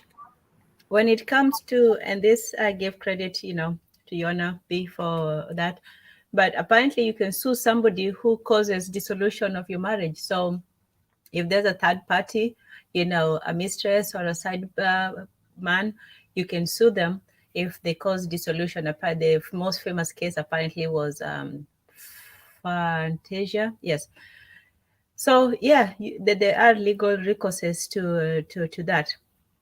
But in terms of those extreme brutal things, no, I wouldn't impose those kinds of punishments. There are codes, but there are also ways of punishment. I would say that shaming would be one thing, but physical harming to the person, it's I don't know. I don't think it is really. I wouldn't go that far. That's all. But I would definitely, shame them or have some other kind of, non-physical punishment to it. Yeah, that's it. I'll just say, you might abhor. See, what happens is a lot of our people just abhor violence, and you might abhor violence. Sometimes you got to go there. I think. Sometimes you have to Yeah, go I there. do. In this I case, do abhor violence. in this case, I think like what Ologunde says in the chat, that old ritual of like, you have to get the fuck up out of here now. Your name is mud here now. You gotta go. Yeah, I'm really for that, but I will say certain things you're gonna have to be willing to go there. Right? That violence thing, you're gonna anyone who trespasses, so to speak, against you, foreign or familiar. Sometimes you gotta go there. You have to create that deterrent. Anyone else want to add any last thoughts here? All right. Let's go shoot the breeze topic number 5 tonight. Shoot the breeze number 5 is there something brewing in the schools, or is she being overly sensitive? Let's see. Let's take us to Twitter again. And it takes us to this tweet that says today's generation of kids got these teachers quitting due to so many threats. So let me start the video over. Teachers are quitting the profession. So I'm a teacher and I am leaving work almost 2 hours early because of suffering and being threatened by a student. Let's talk about why so many teachers are quitting the profession. I have never dealt with such unruly, crazy, traumatic experiences in my life. No matter how kind you are, how loving, how intelligent you are as a teacher, how cool you are, how great you dress, you are always going to have students who need to be worked on at home. And because they don't have any work they're getting done at home, they bring the disrespectfulness to you as a teacher. I just had a student threaten me because he was playing inappropriate stuff on his phone. I tried to take his phone. He wouldn't leave. So I sent him out to the office. He threatened me because I sent him out. And the dean of the school sent him right back to class, to my class. I'm up at the top with no protection.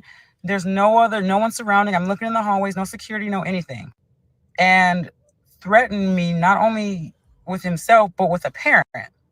So now not only do I need to worry about what you may do to me, I have to worry about walking to my car because I don't know what your parent is capable of in 2023. And this is just one of hundreds of experiences that I have to deal with on a daily basis with these students. They don't do any work. I'm spending all this time lesson planning and doing these fun lessons. They don't do any work. They talk. I've never heard such foul, disgusting language in my life. They do not listen. And on top of that, the district and the school is not going to back you as a teacher.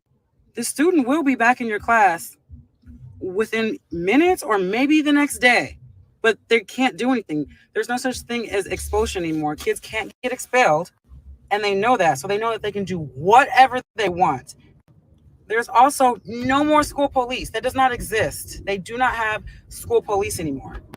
So at this point, I am not doing my job. I don't get the chance to teach because I'm too busy having to reprimand students. All right. I think we get the idea. I'm not going to play it again unless absolutely necessary. But interesting little thing. I don't know if that's just an American thing. It probably is. But I'll be curious to hear what the panelists have to say. Let me start with Carl Hezekiah. What say you to this? Well, this is an interesting conversation. I'm actually getting my teaching certification right now. So yeah, so this is an interesting conversation. Her idea about there's no school police. I know that there's often school resource officers available. So I know we have that at least here where I'm at in Florida. But yeah, she seems like she's going through a lot, and these kids are different. And it's maybe she has problems with classroom management. I don't want to put it on her, but I do understand that these kids they want to try to get up in your face. I have many family members that are teachers. My cousin, my aunt, they've been teaching for years, and and these children are disrespectful. But many times they're often supported by the parents. We don't have a situation where we have a village anymore. Some people like, you don't nobody tell my child nothing. You can't tell my child anything, and we're seeing that more and more in society. So many times I think that these teachers are overwhelmed. Like you said, she doesn't have the support of the district, and plus also too, the school shootings are too common. There's too many kids coming up in the school to shoot the place up. So I don't think her fears are completely unfounded. There was recently a 6-year-old who shot a teacher. So these situations are happening often where these children get violent, you just get beat up on. And these are women we're talking about. They can't stand up to some of these children, as big as they are.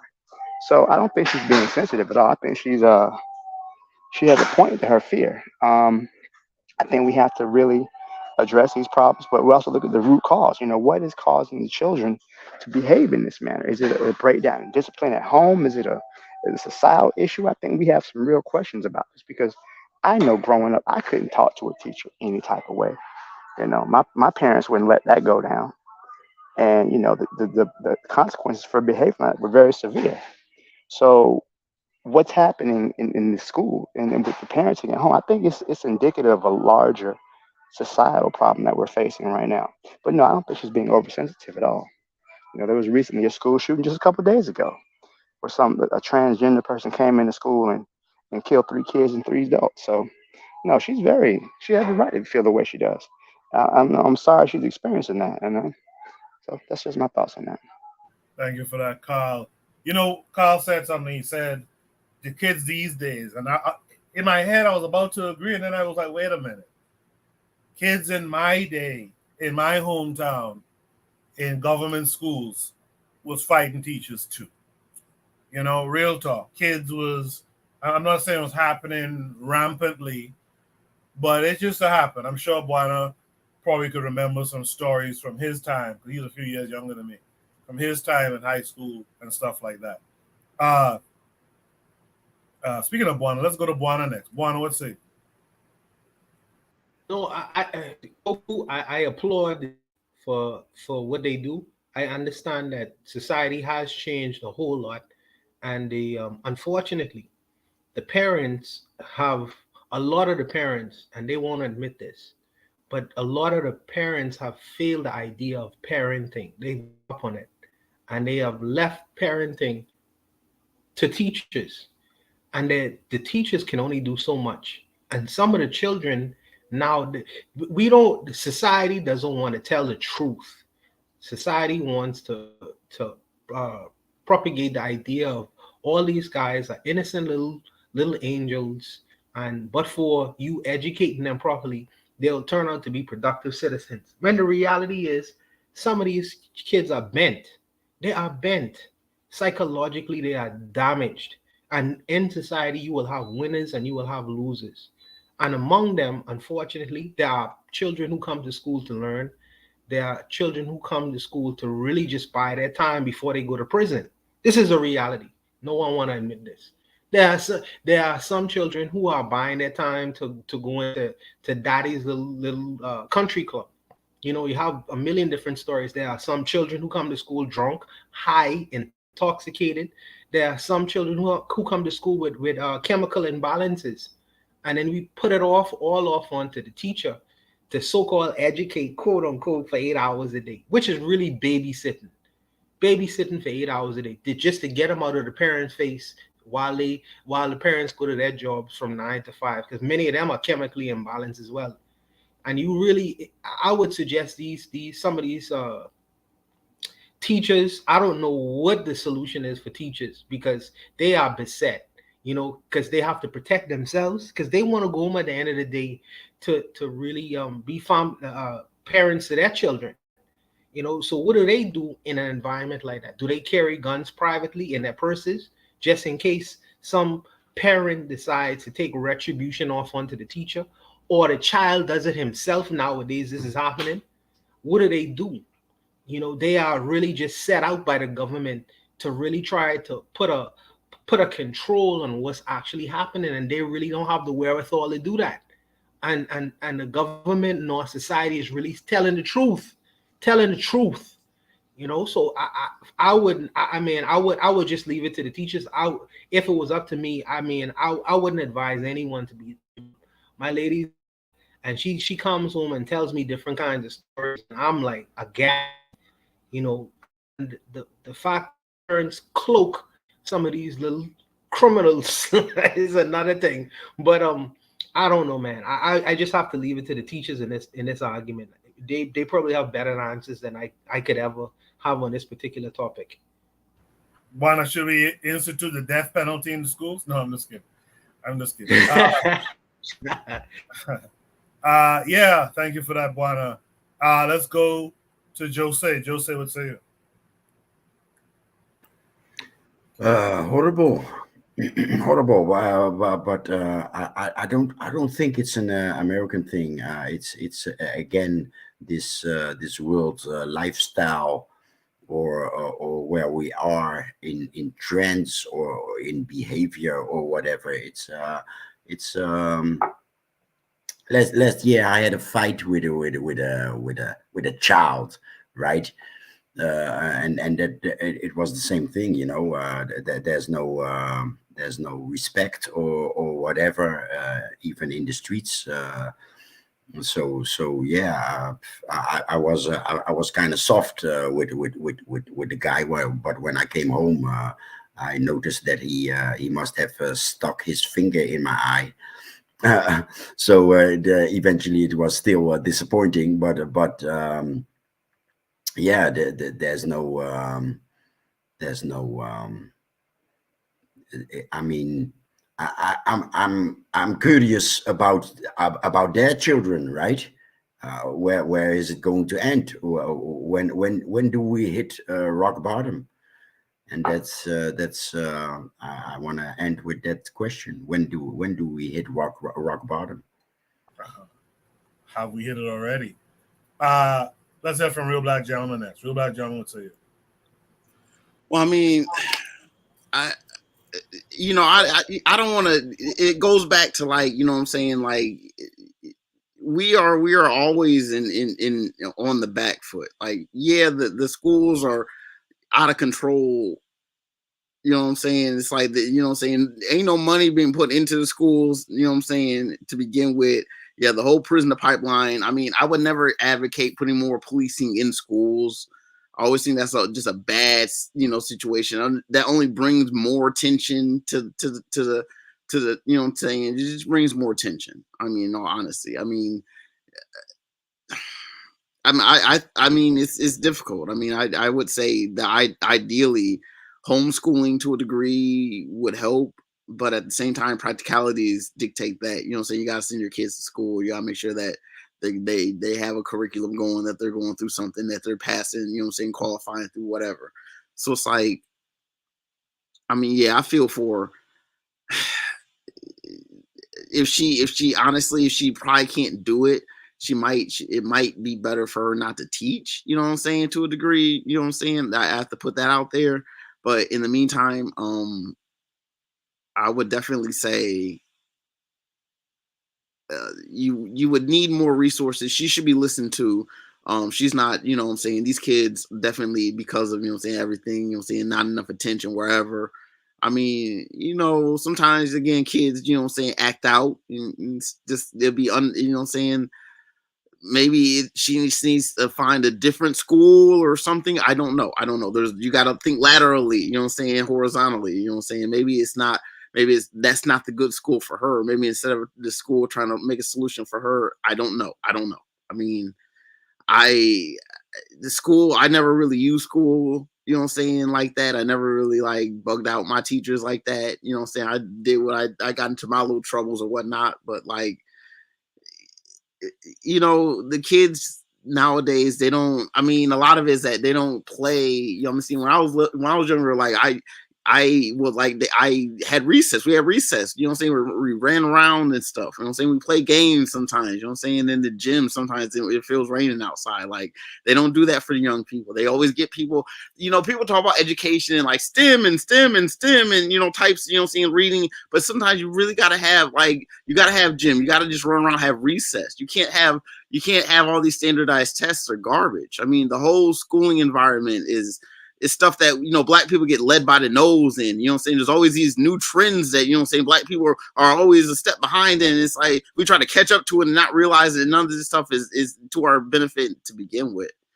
I mean, I always think outside the box and always try to, like, don't keep running into a brick wall. I mean, if the kid is wild, I mean, if you want to teach, you know what I'm saying, maybe not at that school. I said, you know what I'm saying, maybe she couldn't, you know what I'm saying, it's like, maybe, you know what I'm saying, like, you got to think about it. Like, if this won't work, maybe something else. Or maybe she doesn't have to be that grade of teacher. I don't know. I think that there's definitely ways to think outside of a linear, and to think, you know what I'm saying, a little bit more broadly, especially for her. But I mean, if the school is wild, you know what I'm saying, make sure that the kids get attention, you know what I'm saying, make sure that, you know what I'm saying, they get listened to, you know what I'm saying.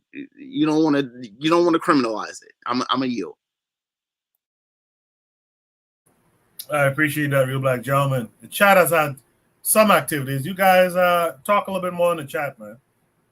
Makes us feel like we actually speaking to you know, good audience here. Yana B in the chat said teachers are getting low pay and high stress. The parents and child are creating a toxic work environment for teachers. Trigavi 262 says never will get anything in their colonial schools and systems. I agree with that 100%. Olagunde says the parenting in our community is horrible.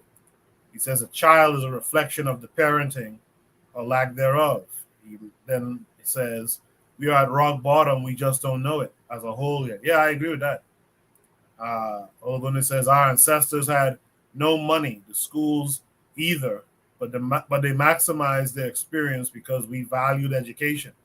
We don't value education anymore. Yeah, why value education, especially in America? Why value education when there's a shot that you can make the NBA where you don't need education? There's a shot you can make the NFL. There's a shot you could rhyme good and get signed, right? Like, why value education if you're not really interested in taking up positions where education is a requirement? You know, when I talk about the African-centered curriculum, building an African-centered curriculum, which I'm still doing behind the scenes, you know, a lot of people didn't really get down with it because, honestly, a lot of people, even in conscious communities, they've internalized the idea that why worry with education? You could learn conscious shit when you're 35, which is what we don't want. We want our children being on some conscious shit, you know. But that's the problem. We're not valuing education. Finally, Tanzan, what say you to everything you heard? Yeah, firstly, I do feel her. I mean, I do feel her, you know, um, difficulty, because when you're trying to teach, especially when you're trying to teach a group of children, you don't have time for every disruption. Even one child being disruptive, throws off the whole class. So it's not that you want, all the children to behave the same, but it's not, when we look at the problem, we're only looking at the symptoms. The larger problem is how school is set up and what it's set up for. And, to be honest, when children ask, oh, why should I be learning this and that and the other, that's a valid question. I think that adults should take that question into serious consideration and try to justify to the children why they're learning what they're learning, because part of the reason why children are not interested in learning things is firstly because it's boring, it's put in a way that they don't like, they don't understand. And secondly, even the condition of having children just sit for hours and then move from one place to another, and then a very short recess time. We should, as much as we talk about the nature of men and women and all of this stuff, we should also think about the nature of children. We really don't think of that enough. Children should have a play area, and I think most schools are set up that way. From what I see, they have a big play area, but I don't know if they have enough play time, because part of being a child is playing. Like I can't remember, was it Benuko or was it Real Black Gentleman who said that? Yeah, so it's not just about drilling this knowledge and information into children. You should incorporate that with the nature of children, which is to play, to have fun, to go outside and do things. And when you don't take into account the nature of children, then you force them into this four gray dreary walls that they have to sit still, and the teachers get the brunt of the children's agitation and frustration. But the children have it the worst because they're forced into this very unnatural condition. And it's the prison to pipeline, I know it's been said over and over again, but it's not just even in the the way it's set up for failure, but also in its design, in the architectural design, the prison and the cafeteria, and to some extent for me the hospital. They all they have this very very unhuman, dry sort of feel about them. Like you're never fully comfortable in those places. You just want to get away. They don't make you feel at home. So they start that process very early. They have the lockers. That's one thing that was funny to me. We the difference between American and Kenyan high schools. We had desks, and in those desks you had everything in your desk. So you had your books and so on in your desks. Whereas because you stayed in the same class the entire lesson, so the teachers would come to the classes. But in the American system, all the students would go to the different teachers. So that was a whole difference, to me. But so in one case you had your everything in close proximity, versus having the lockers outside where you always have to go get them and then encounter all these people at the same time. And then they had those desks, those sparse desks, those small shortened desks where it's a desk and a chair in one, and it's this metallic and wooden. Anyway, let me not digress. It is difficult for the teachers, but it's also equally difficult for the children. It's not a natural place for them to be. They're not given enough time or enough space to be children, and unfortunately the teachers have to pay for it. So yeah, no, she's not overly sensitive at all. it's just a cascading, effects of everything from the parents also having, because even the parents, we all often blame the parents. Oh, parents, but the parents are actually working. They're not just sitting at home doing nothing while the children are at school. They're also working. They're actually working to make money so the children can go to school. So while yes, the parents should be more involved in the children's lives, it's very true. But one should also say, acknowledge that the time that parents and children spend together, it's very minimal. Children spend more time with their teachers than they actually do with their parents, and parents spend more time at work than they do with their children. So that's just the way things are arranged. So I think that teachers should be, empowered more. They should be given more. Not just teachers. I think that there should be smaller class sizes, or if there's bigger class sizes, they should have teachers and teacher assistants for children who needs, extra attention. Maybe they can be taken outside or taken to another room. I don't know, but the priority should be also the children, not just, if the teachers are having it this bad, then something is definitely, wrong with the children. Yeah. I'll say something in defense of school and in defense of education, I guess. People always like to bring up this thing of, well, why did I learn that? How come, I'm not using that Pythagoras? Well, the thing is, education early on has to be broad. It has to be general. You have to get a taste of different subject areas, right? So it has to be that way. I think the problem that we have in particular is we're not taking charge of our education, and so therefore we're not designing education in a way that benefits us. One of the problems with the education system is the education system doesn't build upon, like Tan was talking about, the child's natural ability or natural interest. There's some kids, now you will have to figure out what's that age, right? And then you have to figure out the steps through getting them, getting them to that age, right? Where you can say, okay, at the age of 12, a kid knows enough about what's out there available to them to do. Child, Coco, child, before that narrator gets on you.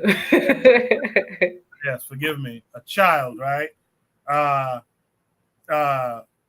what age is it that they can kind of figure out naturally that they're into science, or they're into languages, or they're into business or whatever, right? That's what, because we're sitting back doing nothing, that's one of the opportunities we're foregoing. We have the opportunity, and this is the thing that irks me with like the Caribbean and Africa and stuff. You guys don't have to follow the British system. You don't have to follow what America is doing. You could figure out what works for your people best. I remember I had I used to work with this Moroccan guy, a PhD. And basically he was telling me something very interesting about the education system. He was like, by a certain point, like when you go to high school or junior secondary or whatever, when you go to high school, you kind of go into the field that you want to pursue professionally later on. So if you want to be a biologist or engineer, like you go into that, like and if I'm estimating it correctly, it's like around 12, 13, right? They have their way to figure out, okay, that's what you want to do. Here's that path. And you'll take that path right up through high school, college, and into your career. And I think that's what we're supposed to be doing. And we wouldn't lose so many people to nonsense. I've talked about this on the show before. I've noticed that, when you talk about that school to prison pipeline, I've seen that. Not only have I witnessed it at a distance here in America, but I saw that when I was growing up back home. By grade 3, there's some guys, they done with that school thing. Like Buono was saying, it's like a daycare just mining you until it's time to go to jail. And some folks by grade 3, you don't know what path they're on.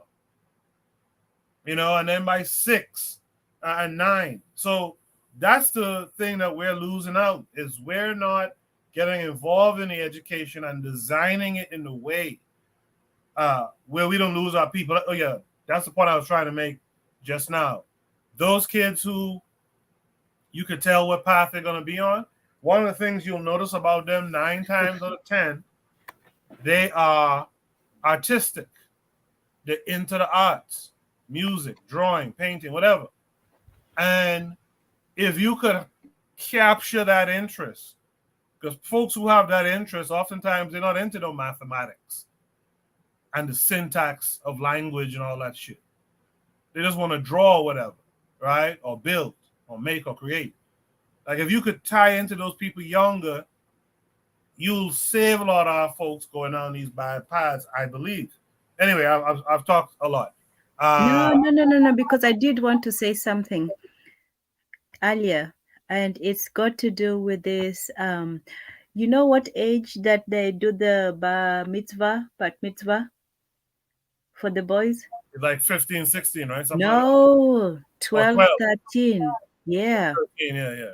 Yeah, so imagine that for them, they become men, or they consider themselves men at such a young age. What age do American boys or men consider themselves men? It's usually like 17, 18. I would say 18 is 18. official, 21, and so on and so forth. So somebody already has a 6-year, 6 years? Yeah, let's say 12 to 18. Yeah, 6-year head start on you. They've been considering themselves men, and you just got into manhood. Like, whoa. But that's the other thing about African initiation. They're usually done at the similar age, like 12, 13. Yes, I noticed too. On the Cape Verde Islands, you have a certain group, Rabelados, and there was an Italian made a document about them, and the boy left his house. He had his own cottage, and guess what? His own girl, and she was 1 year older than him, but they were already set to marry at 12. Wow.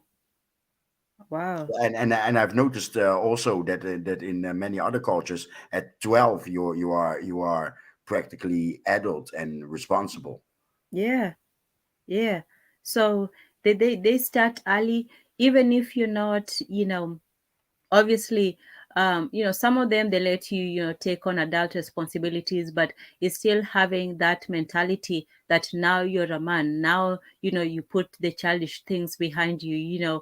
Paul is doing it when he's a man, but he's supposed to be doing that as a teenager. This is why puberty, and yes, I give credit to Gaston, puberty, adolescence, who is a creation, is something that was just given to prolong instead of to initiate the child into adulthood. They wanted to prolong childhood by creating this thing called adolescence, teenagers, teenagehood. That was a time when the child is supposed to be learning how to be an adult, not how to be a rebellious, find my way, whatever, whatever teenagers go through, especially in the American system. For us, it was usually, American, the quintessential American child action, going up into your room and slamming the door on your parents. And then Oh shit! Slamming the door on your. That's not a Black American thing. I just let you know, because I will take that door off the hinges. Yeah, white American thing, right? Well, Absolutely. for us, it's the same thing. Well, back then it was the same thing. Everybody was living in peace and harmony, so we didn't know, black and white. Anyway, so for us, that's what we thought. Like, being an American child is just slamming the door, when your parents, and we didn't know, like, how can your parents anger you? It's a whole different world. But in any case, sorry, I completely forgot my point. That's all right. Does anyone have any last words on this prompt? Yes. nobody has criticized her. Of course, she comes from the same education system. So okay, a lot of teachers are stepping out, but why are they stepping out? Were they not prepared? That's a good point too. Well, something I noticed, Joe said in America that you might know, especially with these white folks, a lot of the teachers now in black neighborhoods, and you guys in the chat, if you're in a different locale than me, you could talk about your situation. I think I can guess where this is going, but continues. Yeah, the kids, their teachers aren't teachers by training. Their teachers are lawyers, especially these white teachers. These folks are lawyers and stuff like that who go to those areas where there's the kind of bad behavior from black kids or whatever, and they go and they get half of their loans and stuff knocked out by teaching in these areas. So this lady, to be fair, I think some black folks benefit from that thing too. She might be one of those folks who might not have ever gone through that type of school environment. She might be from a totally different area and who's just knocking off her loans. Again, I could be wrong. I'm just throwing that out there as a possibility as to why she hasn't connected with this type of behavior before. Okay, and my guess was wrong, because I was guessing that you were going to say that in our neighborhoods the teachers are more often, and especially the white ones, are more often sick at home paid, because yeah, these people, you know what I mean when they say these people are problematic, and etc., and more of that, yeah, they tap out quite early. Absolutely. Anyone else have any last words here? If not, what I will do is I will drop Shoot the Breeze topic number 6, but I do want to stretch my legs for a second, so I want to take a station ID break. Shout out to Oni, who showed up in the chat just a little while ago. Shoot the Breeze topic number 6 will be after the station ID break. White folk are creating new jobs for themselves while we collectively don't. Will black people be left behind economically? Let's do a quick station ID break. We'll be back in 1 minute. You are listening to the Bitter Medicine Podcast on KWAZ Radio. This is D Webb with the Harsh Reality Podcast, asking you to tune in where we tackle the news of the day that affects our community, only on KWAZ Radio. Peace, family. This is Oni, inviting you to listen to the pro-black perspective, where black problems are addressed with black solutions.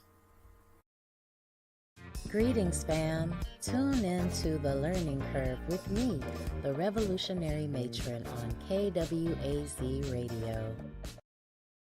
You are listening to the Bitter Medicine Podcast on KWAZ Radio.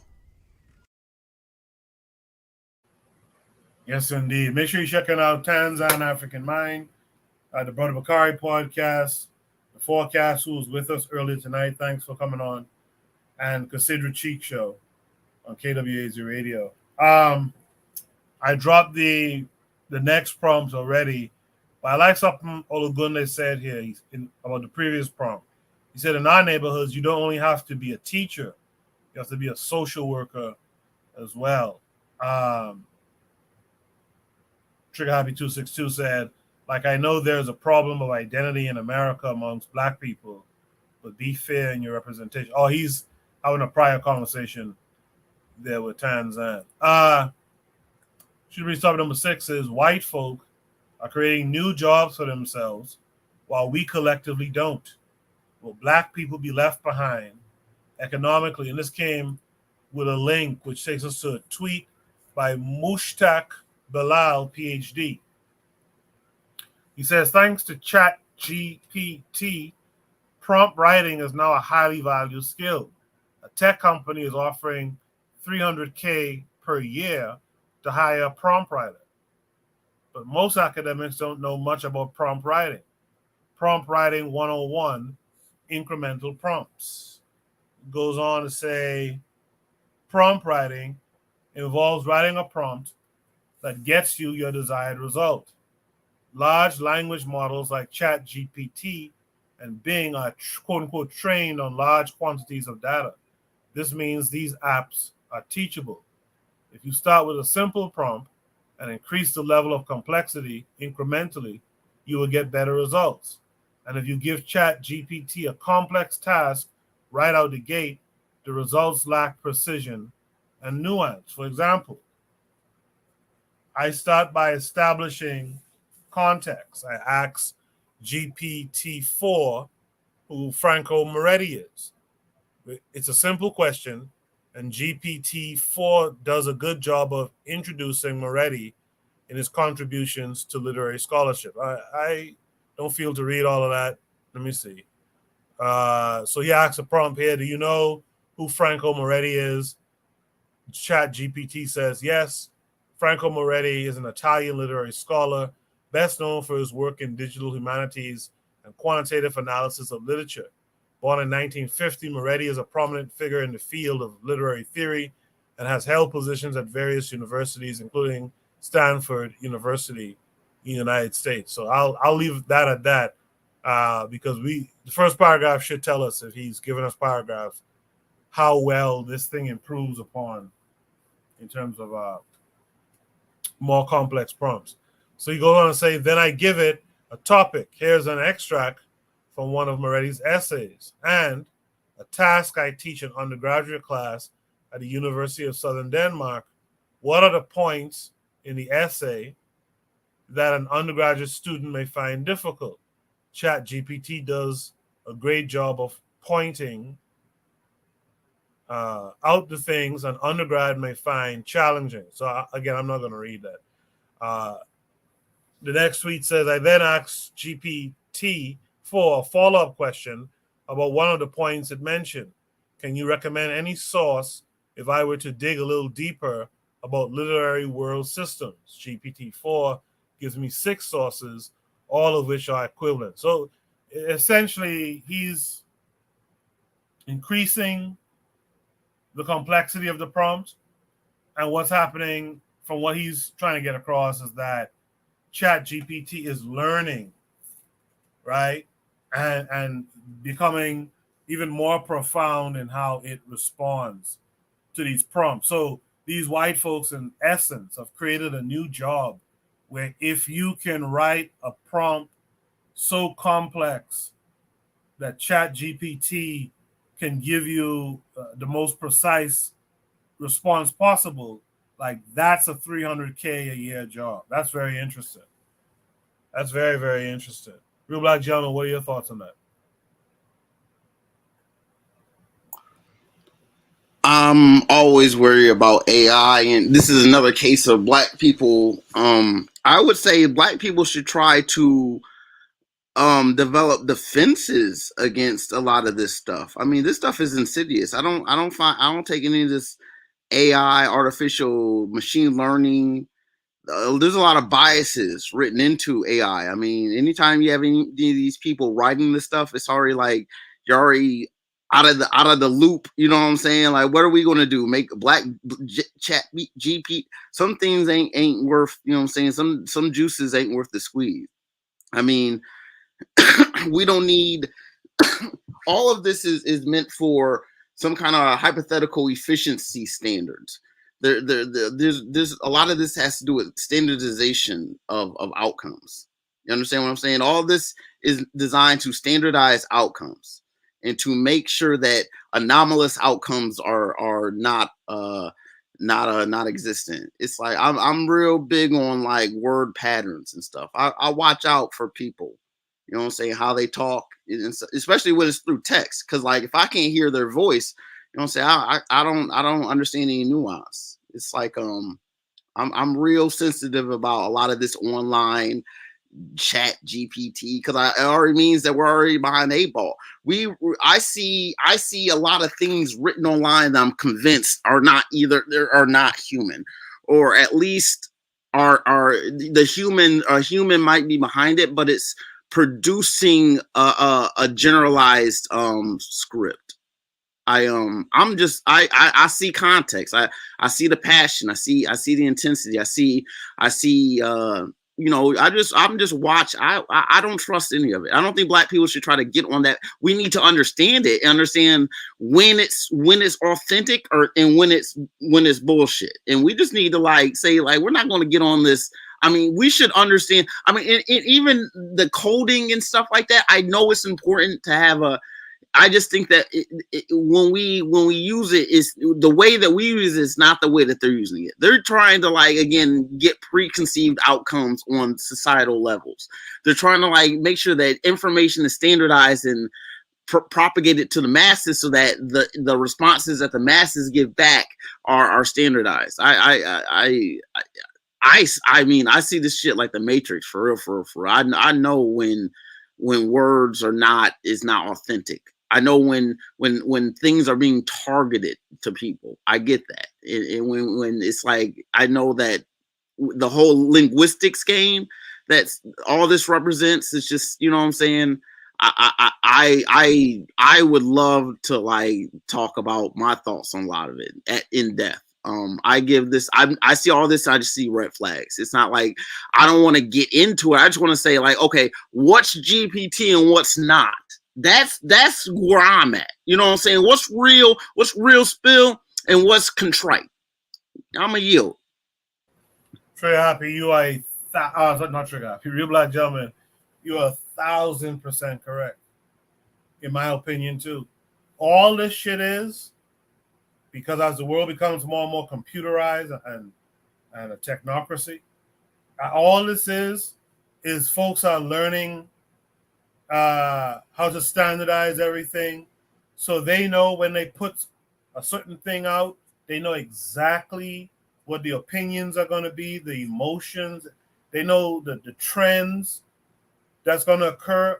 This is all about being able to control the masses of people. But I'll say this, I think Nama X was saying this in the chat. Black folks, don't sit your ass here hearing about Chat GPT, and by the time you get into it, right now it's on 4. By the time you get into it, this shit is on 40. That's the problem. Get in on this now. I've been tinkering with this Chat GPT thing myself. I've been tinkering it, and more as I think, I realize, wait, there's certain ways to talk to this machine to get better and better results. They'll tell, I was talking to Kevin Carre this week. Shout out to Kevin Carre.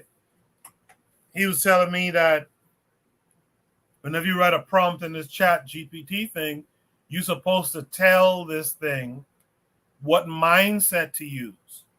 So if you're asking this Chat GPT thing to write you a ad copy for a commercial or something like that, right? You're supposed to tell it, hey, write this like an ad copywriter. And it puts it in the quote unquote mindset to output something in that, from that vein, from that mindset of being a copywriter. So I'm telling y'all, this stuff right now is free. At least the beginnings of it, you can upgrade. Get in on that stuff. Play around with that thing. Someone, I saw a headline, I didn't read the article, but apparently someone asked Chat GPT, how to become a millionaire or something like that off of $100, or how to start a business with $100. And it gave it sound advice. I think the person had some success with it based on how the title was written. Don't sit there and let this thing pass you and you don't have some understanding of what's going on and how to use it to your advantage as well. Let me go to Jose. What say you to this? Yes. True what you say. True what you say. Shamefully, I haven't. The tab is open for 2 days or 3 days, maybe, but I haven't made an account yet, so I haven't touched it yet. Shame, shame, shame. But very true what you say. It's going very fast. So now writing those lines is a job. Wow, wow, wow.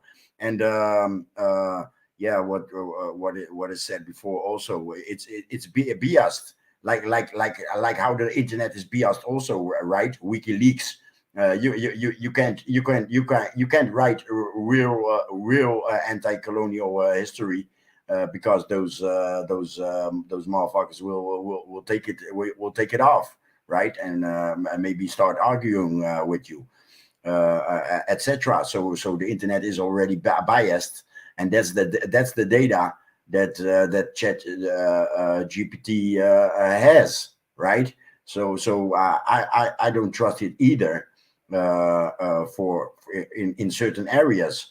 But yeah, what you're saying, right? So somebody asked it, how to make a successful business with $100. What about a crypto, or the Wall Street, right? So this morning I read an article.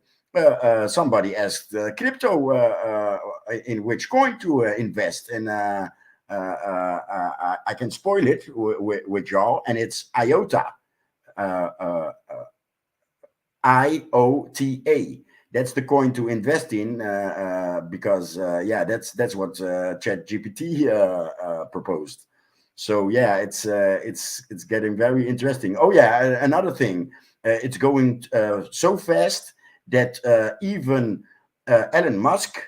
So there's a handful of people that has written a letter to stop or slow down the developments. So even Musk, who is a big investor in Chat GPT. They even say it's his, but it's probably just like Tesla. He has a handful of money in it.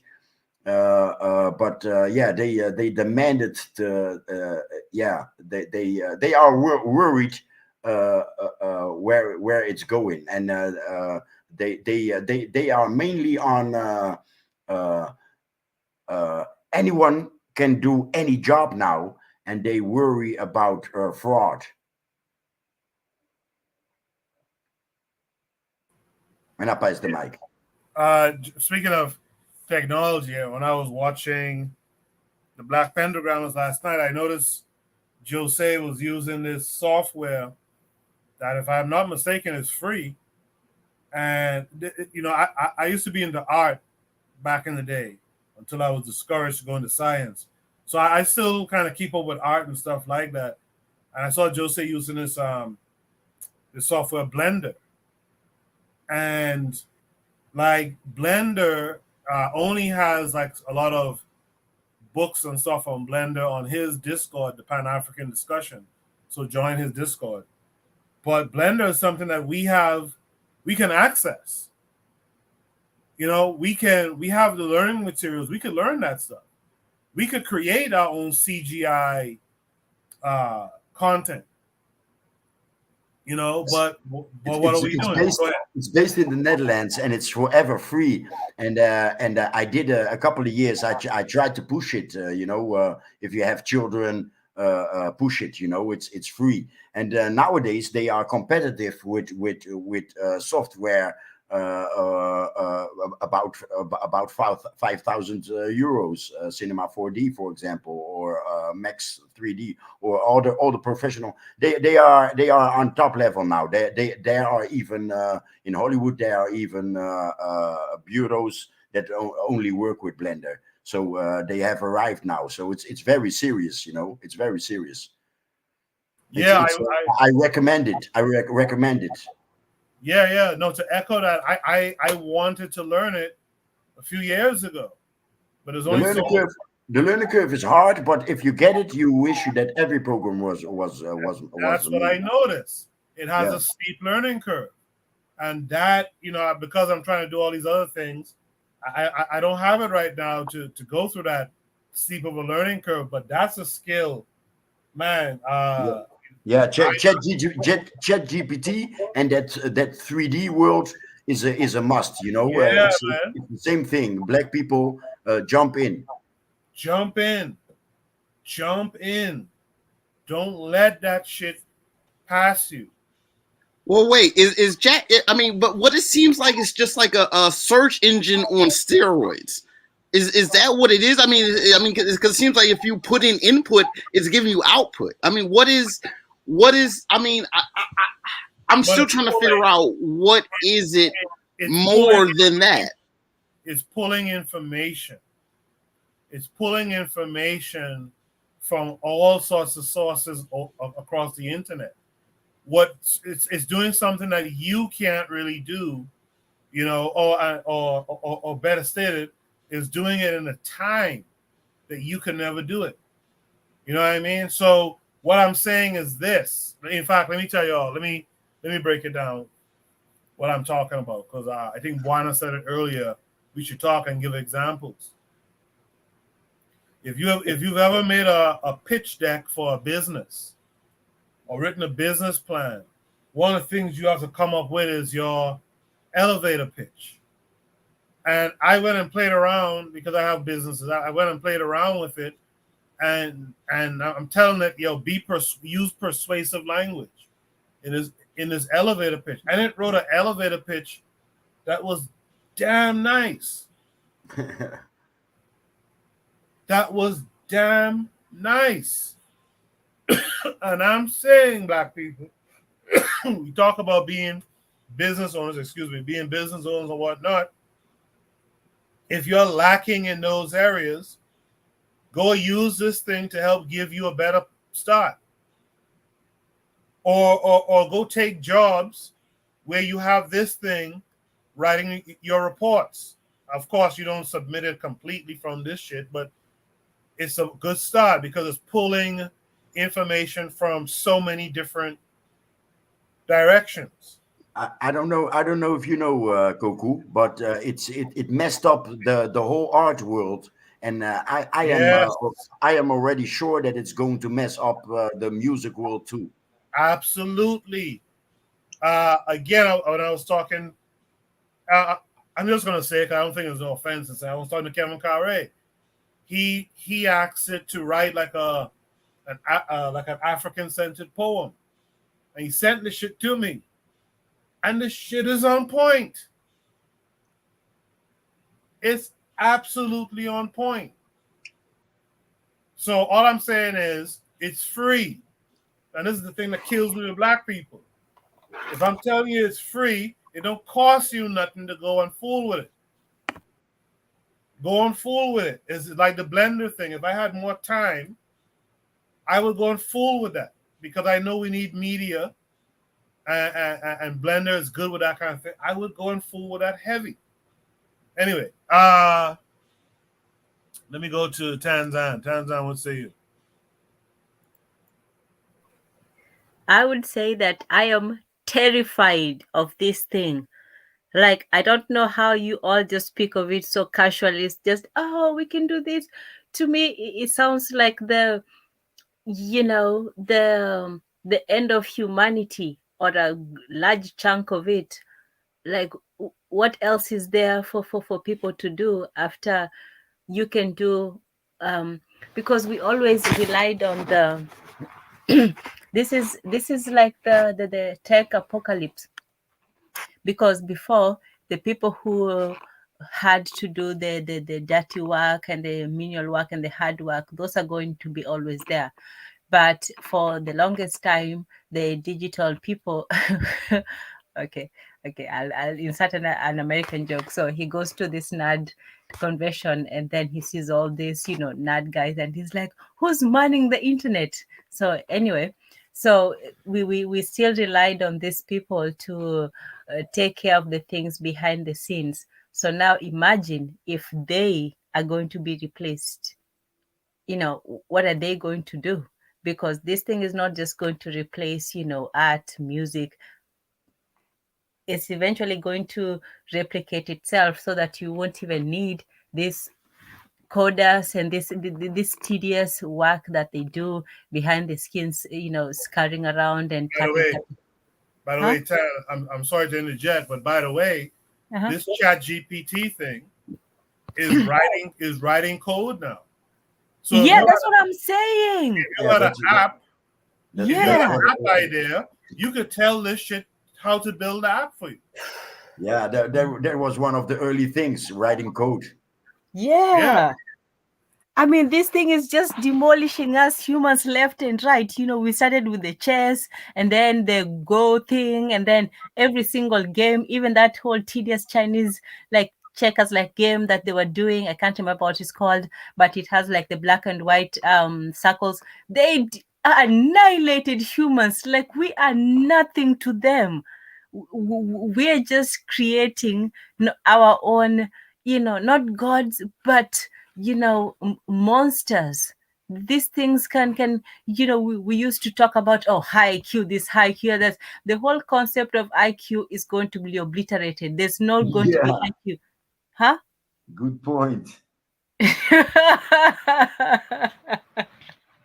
Yeah, like, we're not going to matter in our own universe. We're just going to be left by the wayside. They'll get rid of the mechanical aspect of humanity, then the intellectual aspect of it, then the creative aspect of it, and soon enough we'll be left there just staring like, oh, what happened? Anyway, I know that it is good and convenient, but this is another thing too. It didn't just come out of nowhere. We are easy. We are easy to be taken care over as human beings. Now I'm just talking as a collective, because there was a time when people were all, up in their, I don't know, panties about, privacy. And then Google offers that, free stuff for, hey, but, we get to collect a little data, hey, it's okay. We're not doing anything with it nefarious, don't worry, trust us. And then, soon enough, there's these leakages and accidental, oopsies, like, they do those oopsies in those virus labs too. Not saying anything. But anyway, so, accidents happen, and soon enough, there's one leak here, one leak there. But, it's all right. We're getting things for free. Now, after collecting the information, this is what this chat is like. It's not a search engine. It's a search creator, because a search engine only gives you, the input. This takes everything and gives something back to you. A search engine a Google search engine will only give you the results of what somebody else has done. They will take what everyone has done and then give you something out of that. Like, they'll create their own Frankenstein monster out of everything that other people have created, which is wonderful and great, because they know to take the best out of everything. So it's wonderful in a way. But, all I'm saying is that we don't know at what cost, we will get this free stuff. So if you're smart, get ahead of it, get it while you can, because that's when, like the internet, if you got the internet when it first came out, you got the true free internet before it was clamped down by 6 or 7 different shackles. But before that, it was a wonderful paradise. So if we can get on it and take advantage of it and seize the reins of the chariot before it gets ahead from us, yeah, let's do that. But I'm still scared of it. I also want to say, just to remind people too, that warfare is fought in different forms. And the future of warfare is to be able to have this data, right, on where to attack, when to attack, how to attack. You know what I mean? And just finish off these skirmishes, these warrings quickly. So all of this stuff here, this stuff is working, is that race. And they use it, and I'm not gonna lie to you, they're using your ingenuity too, because you're helping to teach this software, right, how to respond. You see what I'm saying? So the best thing you can do is like the conversation earlier with Gavi and capitalism. Capitalism is your best bet. Your best bet is to get in on this thing now. Understand it and use it to your best, because of one day this is what you're going to be fighting against, really. Who has the best tech, the best, what's the word I'm trying to find? The best software that can predict what will happen if you do this, that, if this, then that type stuff. To sound like Real Black Gentlemen. Like this, get in on this now. I understand that, but it's like it's a multitude kind of faction. If like you have 4 billion people trying to compete for the optimal solution, I mean, I don't know. I just see it becomes like in resource heavy. We're trying to become oracles. And it's only information that you put in. Some things are you can't. I mean, it doesn't.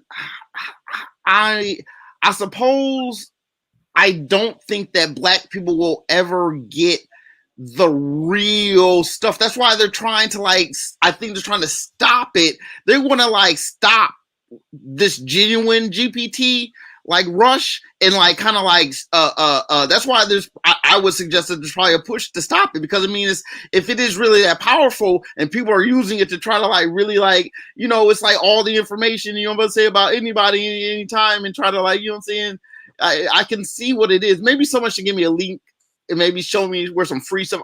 I looked into some GPT, won't lie, but I found some paid stuff. So if it is for real free, I guess it's worth a look.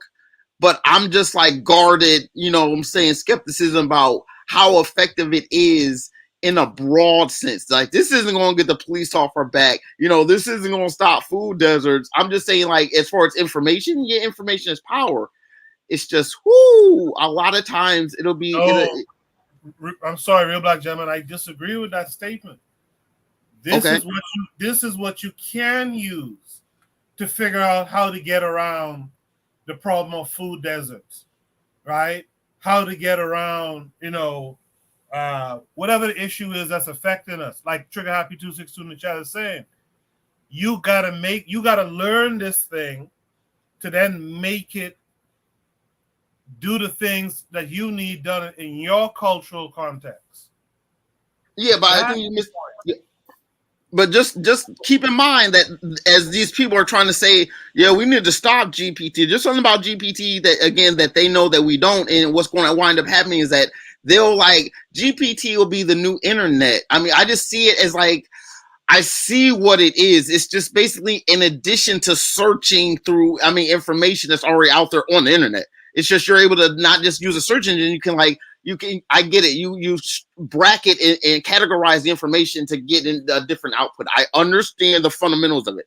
I mean, maybe once again, if I actually had some free software, maybe someone can put it in the chat just somewhere. I mean, someone had mentioned that there's some free stuff. If you actually can look it up for me real quick and just put it in the chat for us, you know what I'm saying? I can actually look at it. I can get some feedback about it. I'm just saying initially, I just don't see how it's an addendum. It's not the main thing. And I'm just worried that, you know what I'm saying, Black people, once we're already behind it, you almost have to have, the masses, just everyone needs chat PT, and that's what it is. And once it's kind of herding cats to get enough Black people, or at least to a point where it's not a very thin, strand of people that's holding it together. I always worry about these if it doesn't hit the masses and the masses cannot drive the culture, it's I mean, I don't want to put all my cards on chat GPT. That's all I'm saying. Once again, sincerely, if someone can put that in the chat and I can go and look it up, because I mean, I looked up some chat GPT. It just seems like it's some pay stuff. So, I mean, it is what it is. That's all I got to say. In the chat, Nama was asking me, he said, Brother Coco, isn't AI the caveman's nature, while the natural world is ours? No, that's still the case. That's why I said, understand what they're doing with this thing, and then let's translate it into our cultural context, right? We don't want to use it in perhaps the way that they use. In fact, the way they created it is created with their mostly their methodologies, their mindset, their outlook. We need to be learning to be able to create one in ours. That's all I'm saying. Let's go to Carl. Carl, what say you to this? Well, I just want to echo what Tanzan and a real black gentleman was saying. This is some scary shit, you know. And real black gentleman mentioned the Matrix. I'm thinking more like the Terminator. A learning computer. When does it learn to decide that it doesn't need us anymore? When does it decide that, hey, you humans are obsolete now at this point? So yeah, the whole idea of this machine that can create, art and create prompts and things like that is very scary, because the goal of the capitalist has always been to pay people as little as possible to maximize their profits. So now you have a situation where they don't have to pay anybody. You don't got to pay a machine. So where does that leave the masses of people, who are forced to sell their labor to get by in society? You're going to have mass unemployment, mass inequality. It's going to be a dystopia. It's so funny that we can. This is potentially devastating, and the prompt being black people being left behind. We're already left behind economically. I mean, they said, I think the study has done that a black person with a college degree has a harder opportunity of finding a job than a white person with a prison record. So black people have already been left behind economically, and we have been for centuries. We don't, and it's built into this system, into Western societies, that black people are on the bottom. I don't think that this technology is interesting. I don't see where it's going to really close the gap, because as soon as we start keeping pace, they change up the tempo. They always pushed home ownership for black people to gain wealth. What happened? The housing bubble collapsed. Now black people have lost almost half, at least in the United States. When the housing bubble collapsed in 2008, black Americans lost almost half their wealth. They pushed crypto to us. Crypto recently had a crypto crash, and thousands of people lost everything. So when does it become that we can't use these ideas? We can't get out of this our condition by using these new schemes, whether chat GP, crypto, housing, home ownership. It's always something. But everything, what's not talked about is us organizing, using our power to organize and unite with each other as African people, and do at. I don't this is very scary to me. I think this is going to lead to so many bad outcomes, similar to how they have the self-driving vehicles now. So many black people are employed in trucking, and now they're coming out with self-driving vehicles, which will eliminate the need for truckers. Who's going to replace those jobs? So I just feel like this is very ominous to me. I don't really feel like it's a good thing. I can understand the appeal of it, but overall, I feel like it's something that's going to harm more so than help majority of people. You're going to see a few people going to be able to get rich off of this, but I think it's going to be most like with crypto. A few people got rich, most people didn't, and we see the fallout from that. We see what happened with these schemes go belly up. We see what happened with the dot-com bubble in the early 2000s. People were creating all these websites and they went under, and people lost all that money. So I'm a little concerned about this technology and how it's going to be used. I don't want to have, I don't want my kids or my grandkids to grow up having to fight Skynet, you know, for the Terminator. This is very concerning. I'm learning thinking computer, do we put it in charge of our self-defense? We put it in charge of our weapons, like they did Skynet in the movie. Science fiction becomes science fact, and I don't like the way this is heading. We already see, you go in the grocery stores, there's no cashiers because everything's done automated. Those people are out of a job. You know, you have McDonald's now that's completely automated. There's no cashiers. There's nobody working the grill. Everything is just done automated. What do you do? How to replace those jobs?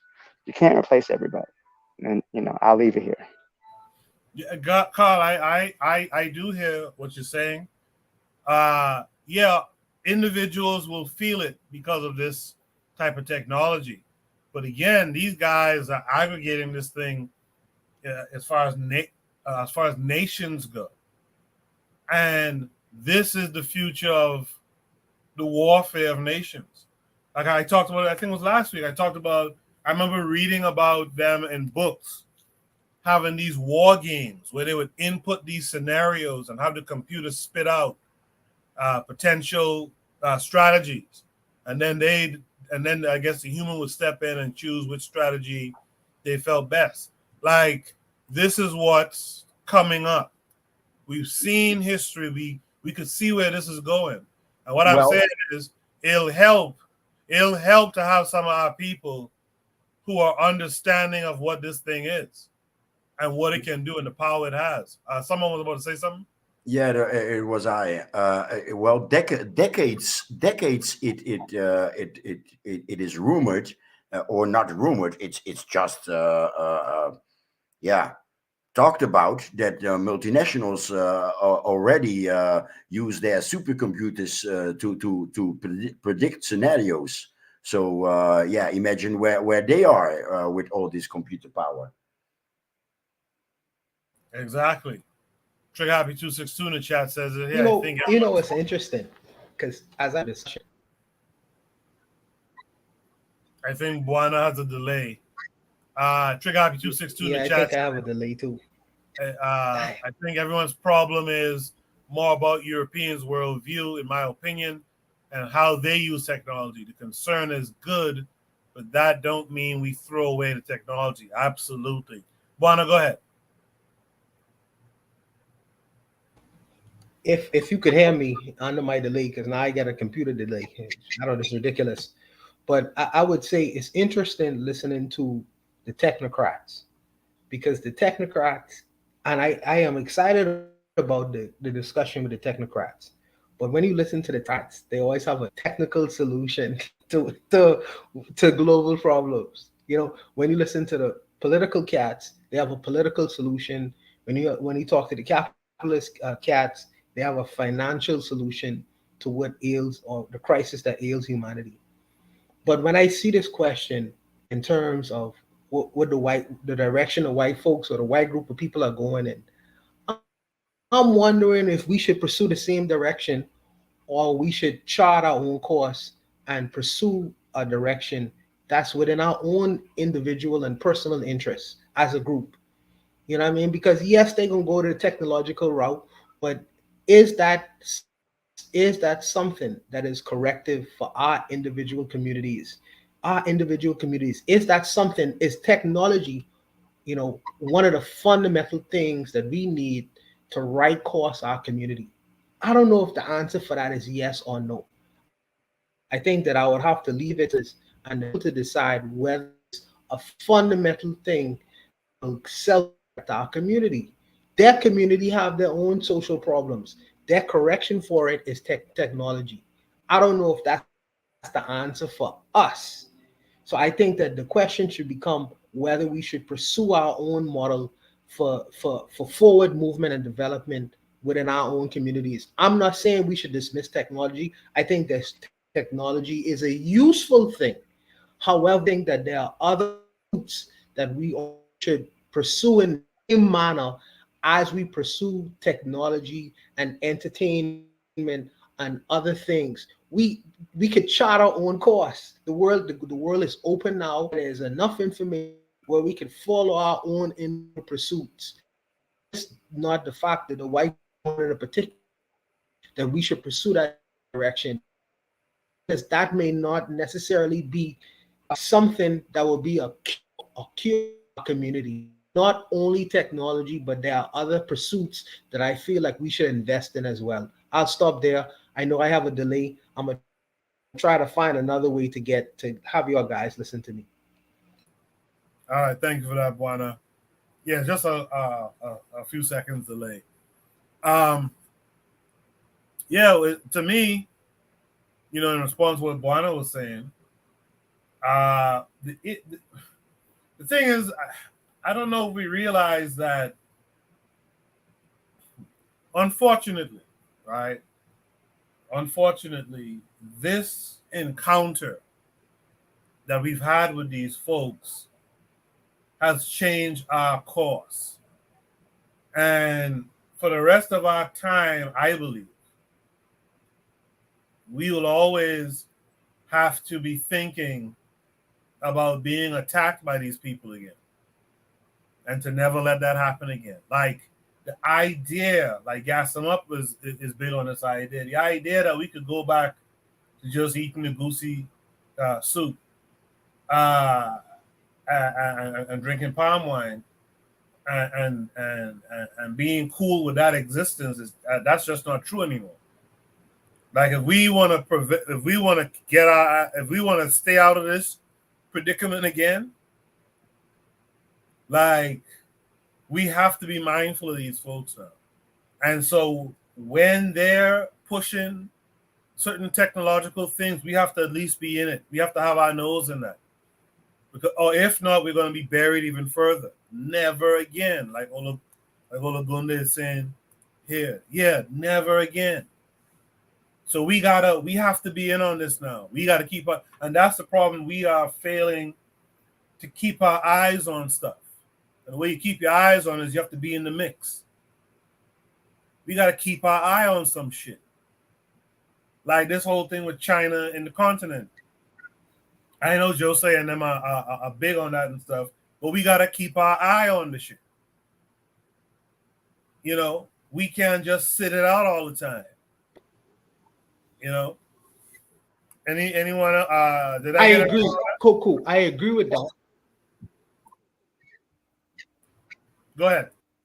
Okay. I agree with that statement. I believe that we should have our hand in all the worlds, where the direction the world is going in. I think that there should be a section of us who do invest in certain things in technology and be at the cutting edge of technology. I would never dismiss that. However, if we say that we're running out of deficit, there are other things that we need to self-correct on and perfect. So not only should we be competitive in the technology industry, but there are other industries that people should also invest in as well. And let me also say this final to end. The people don't never ask the question, what happens or what if the computer stops working? You know, they never come up with a fundamental answer to that. You know, in the Bahamas, when electricity goes off, people have to find alternative ways of functioning. You know, I when I went into the grocery store, if the electricity goes off, the registrar is so dependent on the technology of cashing the items that I may have, she don't remember how to count quick enough. So she has to wait for the technology to come back on to resume her job. And what I'm saying is, you can't you could invest in something, but don't over invest in something so much so that you lose what's most essential to the human being, which is your mind. Your calculating mind. Your mind is greater than any AI. I believe your mind and your brain, the human is greater than any AI. And if you work on that and perfect that, you'll be able to defeat any technology man is able to come up with. I believe that. I'll stop there. Agree. The human mind creativity is always more than all the data put together on the planet. You know, you can a man or woman, whatever, can always invent things that are not yet there. So we are. I believe we will always stay ahead of the machines. By the way. I don't know. Sorry, I don't share your optimism because they have beaten us at so many things already. I would say this, that you know, there'll always be, we're talking about what the machines can do and what they'll be capable of, which to just what they have been capable of so far is astounding. Like they have just gone over, you know, we talk about evolution, whether it's through to evolution, you know, taking millions and millions of years. These machines take, you know, hours what used to take people, you know, days and maybe even centuries to do. So I'm in awe of their capacity. Now the second thing is this: when people say, yes, I know we can't, it's not realistic to say people can just go back to the old lifestyle and so on. The world is so much more complex right now, and so on. But it's funny that when people were doing very little, that very few people were called unemployed or incarcerated and all this stuff.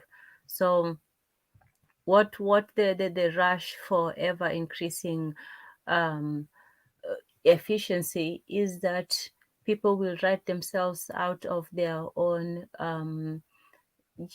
out of their own jobs, so to speak, if you create things that and what for me it's more, what will we do with these excess humans? What is going to be done with all this? Because in the past it was the people who were in the so-called blue collar jobs that were worried for their livelihood. But now when it comes to hitting the tech guys, the Silicon Valley guys and the people, it's not just, it hit them in two ways, the economic fallout of the Silicon Valley banks, and also in this whole, replaceable, like, maybe it has not gotten to that point yet, but they know that they're their jobs are at stake. It required this very tedious work that no one was willing to do. And if you have something that can do it, what are they going to fall back on? These were some people who are very specialized in a very technical kind of way, and if they don't provide an alternative, a lot of them lost their jobs recently. That's going to affect the market as well. So it's a big fallout if they don't come up with a solution for this, what to do with these people and how to put them in some kind of employment. And I don't see how it is that they're going to. Anyway, yeah, for me it's more so what are we going to do with all these humans, these former cashiers, people who used to be able to manage, to make a scrape a living doing retail work. If those jobs are taken from them, what's the alternative? You don't go higher, you can only go lower. Anyway, yeah, that's just that's all for me. I think ultimately for me, you got to counter war tactic with war tactic. Sure, Vietnam beat the U.S., right? With strategy, but the reason why we always use Vietnam in that example is because it's only been Vietnam. It hasn't been a bunch of people who have done that. The norm is that the technology, you know, uh, the And technology. Afghanistan too. Pardon me? You said Vietnam. I said and Afghanistan too. Yeah, Afghanistan. Yeah, and Afghanistan. So it's so recent, and they kind of brush that over so softly that people don't even use that as the example. The long-standing example has been Vietnam. Like, it doesn't often happen, and with the technology is the point I'm really trying to get to. These guys are going to make it even harder for it to be Vietnam again. That's the problem, right? Oh yeah. Trigger, you're right. You can say North Korea too, but what I'm saying is they're making that technology, that predictive technology, and they're trying to get the smarter people, the people who could write the prompts that get the most out of that technology. Yeah, I think you need to keep your eye on that shit. I think you need to be in there and trying to write some shit like that for yourself. You know, you could farm yam and palm wine still. We could still do that. I think it was Trigger Happy earlier who mentioned we've always had those two aspects, the kind of technological city side type thing, right? We could still have both of those things, but to sit back and just let this shit pass, nah. Yeah, you know, the West is lacking behind in technology, right? In weapons, they lacking behind with Russians, and in modern weapons, they lacking behind on the Chinese, especially on these hypersonic cruise missiles. But I guess also on other areas like drones, it's a Chinese company that dominates the world easy. I guess in these type of technology, I mean, I'm hinting to partnership, right? Like in the colonial wars, China, the Soviet Union, and Cuba were our partners. We had no choice, but now that we have a choice, it's best to make that choice when we still have it, right? so so. So yeah, we could always stand shoulder to shoulder with others that are coming up from under the yoke, the Western yoke. Thank you for that, Jay. Did I get everyone on that prompt, or did I not get Buana?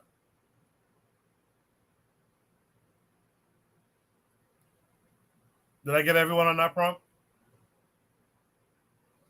Okay, so I guess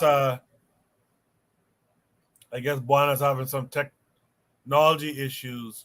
But Trigger Happy 262 in the chat says, I think technology should be understood as tools within one's cultural context and how you understand the significance of those tools through your language. Absolutely. Yeah, this idea that we could just sit back and let people design and create all manner of shit around us. No. Like Ola Gunde said earlier, it was technology that got us fucked up in the first place. Or lack of technology. That's how we got enslaved. They had the Maxim gun and we had none. Yeah, we can't sit back again. No. We can't do that again. We can't, because the next enslavement is going to be worse than the one that we went through called the Ma'afa. It's going to be worse than the one that we had before. You best believe that. Now, Max, what's not true? I'm not sure what I said that you said that it's not true. Oh, he says guns were not real weapons in the 1500s. Well, what did you have to go against the Maxim gun? I find it hard to believe that we don't understand that was the gun that largely fell us, man. Technology. Does anyone else have any last words on this prompt?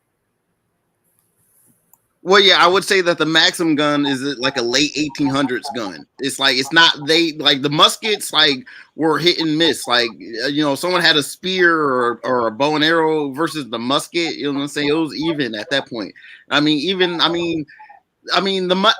I said, the Maxim gun came late in the game. That came around the time of the colonialism and the scramble. So like at that point, Africa didn't have a rifling of guns came around, around the same time. It's like the rifled gun is what stopped Africa. It's not that Africa didn't try to have innovative defensive against bullets. The Zulus had sophisticated stuff against those musket balls. Like they could go in against musket fire, and they almost did it. You know what I'm saying? They almost did it.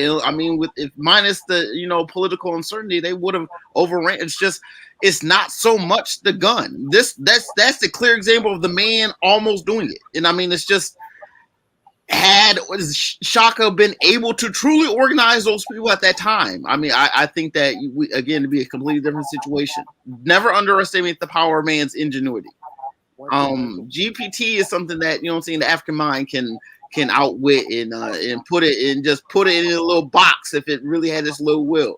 We could put GPT in a little box and send it right back to sender. I swear. I don't think that there's any technology. It's just a matter of making sure that we use the technology as a tool and not a toy. You know what I'm saying? That's the whole point. Technology can be a tool. It can be a toy. You got to make sure that your tools are sturdier than your toys. Because a lot of times we have a culture where our tools are stronger than our toys. That's all. Koku, can you hear me? Yeah. Oh, yeah. So one quick thing, because like I say, I'm not dismissing technology at all. I think that technology has its place. I do believe that. But let me just say that we just come out of a 2 year world global crisis because somebody gone in a biological lab and create biological technology that was able to cripple the world and cripple all of the global markets of the world. All of the global markets of the world. That could be used efficiently as a weapon if they wanted to, as a weapon. Because I don't have to go, well, if I could go in a biological lab and produce a biological weapon that could extinguish mankind as you know it, that person has just as much power than a man with a Maxim gun. So I would invest also in that kind of information technology as well. Foreign of my defenses, since I can't use the nuclear or the hydraulic weapon, I could use a biological one. Right now in Mexico have this thing called a drug weapon, where they send in fentanyl, cocaine, all manner of things to the United States, understanding the cartels are doing it. The government ain't doing it. The cartels are doing that. They understand that the biggest market in the world is the United States because not all the citizens in the United States, but they understand white citizens in the United States, they love drugs. They have an addiction to it. If some dictator with an ulterior to do damage on the streets of America, all he needs to do is flood the market with fentanyl. They are doing right now. The cartels are doing it for profit. But a governmental entity could do it as a weapon, and just create a million drug addicts on the streets of America, which will undermine civil society in the United States if they wanted to. I'm saying these things to say that there are other aspects besides the gun. You know what I mean? People are able to use, and leverage in terms of power. That's all I'm saying. But I don't dismiss the technology aspect. I do believe our people should get the feel of technology. That's an important thing we should invest in, and we should be at the cusp of that. But there are other things as well we should also invest in too. And we should send some of our people into technology, sure, but there also should be a vested interest in other fields of interest our people should pursue. That's all I'm saying. Yeah, I get that. I think the thing I think we supposed to be thinking about is that the first thing you want to be thinking about is your defense. So you have to. Technology comes out of military. A lot of people don't put that together. Technology comes out of warring. Technology comes out of defense, how to defend yourself and how to go on the offensive. All this shit, going in space and all that is where we get microwaves and all this shit. Like it comes out of warring. You understand? And we need to be on that warring thing. We need to be protecting ourselves.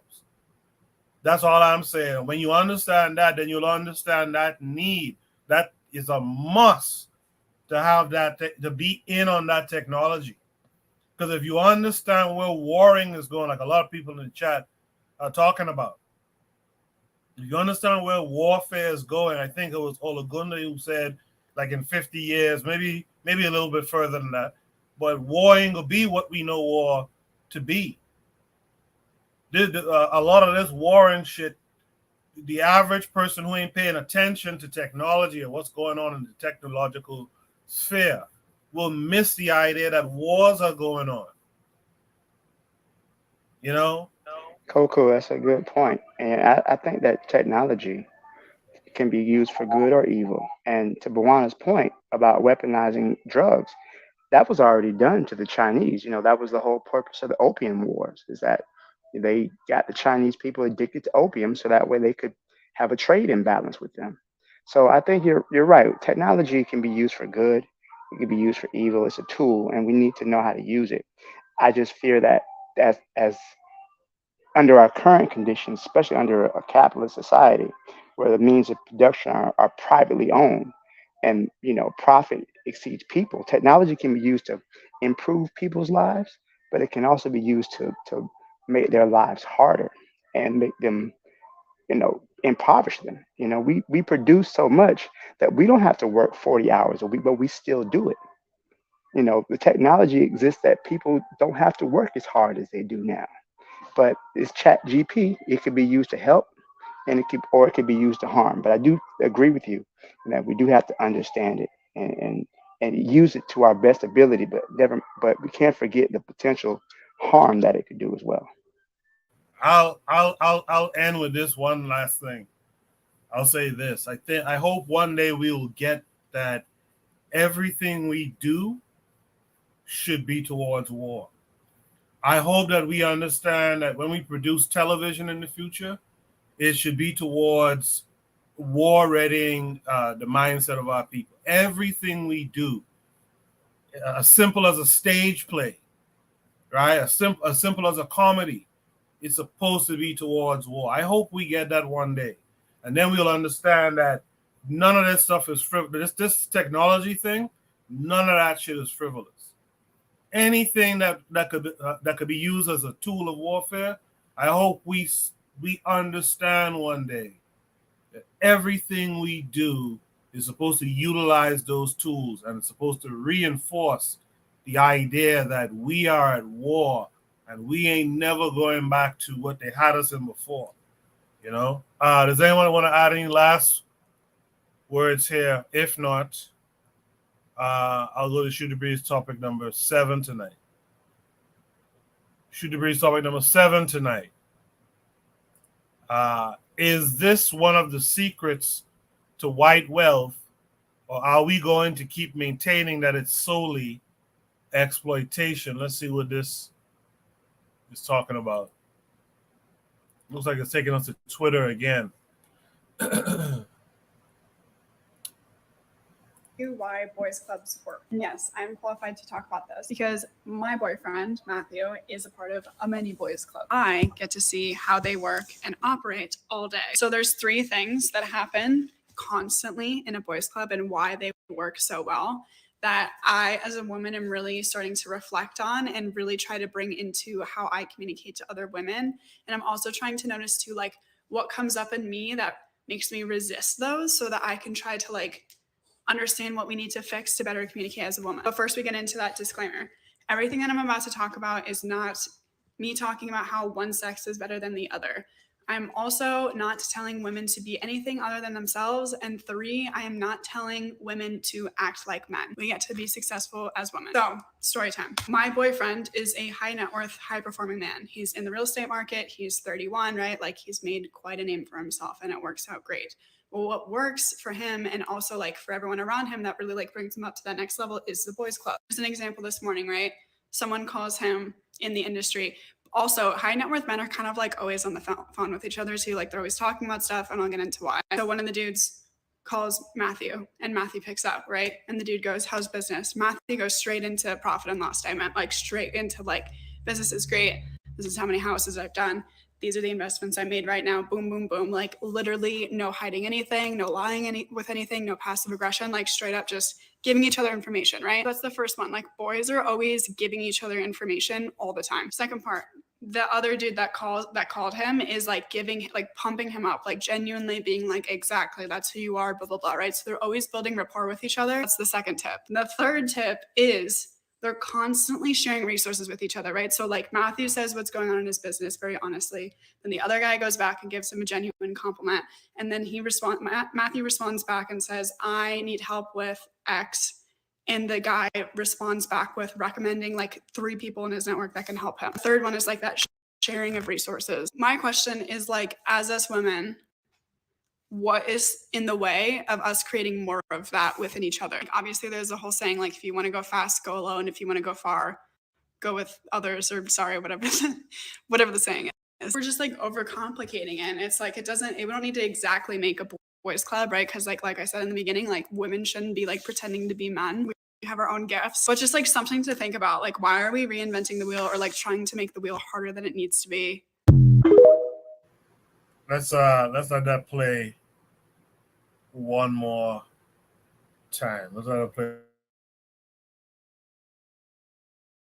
I'm going to break down to you why boys clubs work. And yes, I am qualified to talk about that because my boyfriend, Matthew, is a part of a many boys club. I get to see how they work and operate all day. So there's 3 things that happen constantly in a boys club and why they work so well that I, as a woman, am really starting to reflect on and really try to bring into how I communicate to other women. And I'm also trying to notice too, like, what comes up in me that makes me resist those so that I can try to like understand what we need to fix to better communicate as a woman. But first we get into that disclaimer. Everything that I'm about to talk about is not me talking about how one sex is better than the other. I'm also not telling women to be anything other than themselves. And 3, I am not telling women to act like men. We get to be successful as women. So, story time. My boyfriend is a high net worth, high performing man. He's in the real estate market. He's 31, right? Like, he's made quite a name for himself and it works out great. Well, what works for him and also like for everyone around him that really like brings him up to that next level is the boys club. There's an example this morning, right? Someone calls him in the industry. Also, high net worth men are kind of like always on the phone with each other too. Like, they're always talking about stuff, and I'll get into why. So one of the dudes calls Matthew and Matthew picks up, right? And the dude goes, how's business? Matthew goes straight into profit and loss statement, like straight into like, business is great. This is how many houses I've done. These are the investments I made right now. Boom, boom, boom. Like, literally no hiding anything, no lying with anything, no passive aggression, like straight up just giving each other information, right? That's the first one. Like, boys are always giving each other information all the time. Second part, the other dude that called him is like giving, like pumping him up, like genuinely being like, exactly, that's who you are, blah, blah, blah, right? So they're always building rapport with each other. That's the second tip. The third tip is they're constantly sharing resources with each other, right? So like Matthew says what's going on in his business very honestly. Then the other guy goes back and gives him a genuine compliment. And then Matthew responds back and says, I need help with X. And the guy responds back with recommending like 3 people in his network that can help him. The third one is like that sharing of resources. My question is like, as us women, what is in the way of us creating more of that within each other? Like, obviously, there's a whole saying, like, if you want to go fast, go alone. If you want to go far, go with others, or sorry, whatever the saying is. We're just like overcomplicating it. And it's like, we don't need to exactly make a boys club, right? Because like I said in the beginning, like women shouldn't be like pretending to be men. We have our own gifts, but just like something to think about. Like, why are we reinventing the wheel or like trying to make the wheel harder than it needs to be?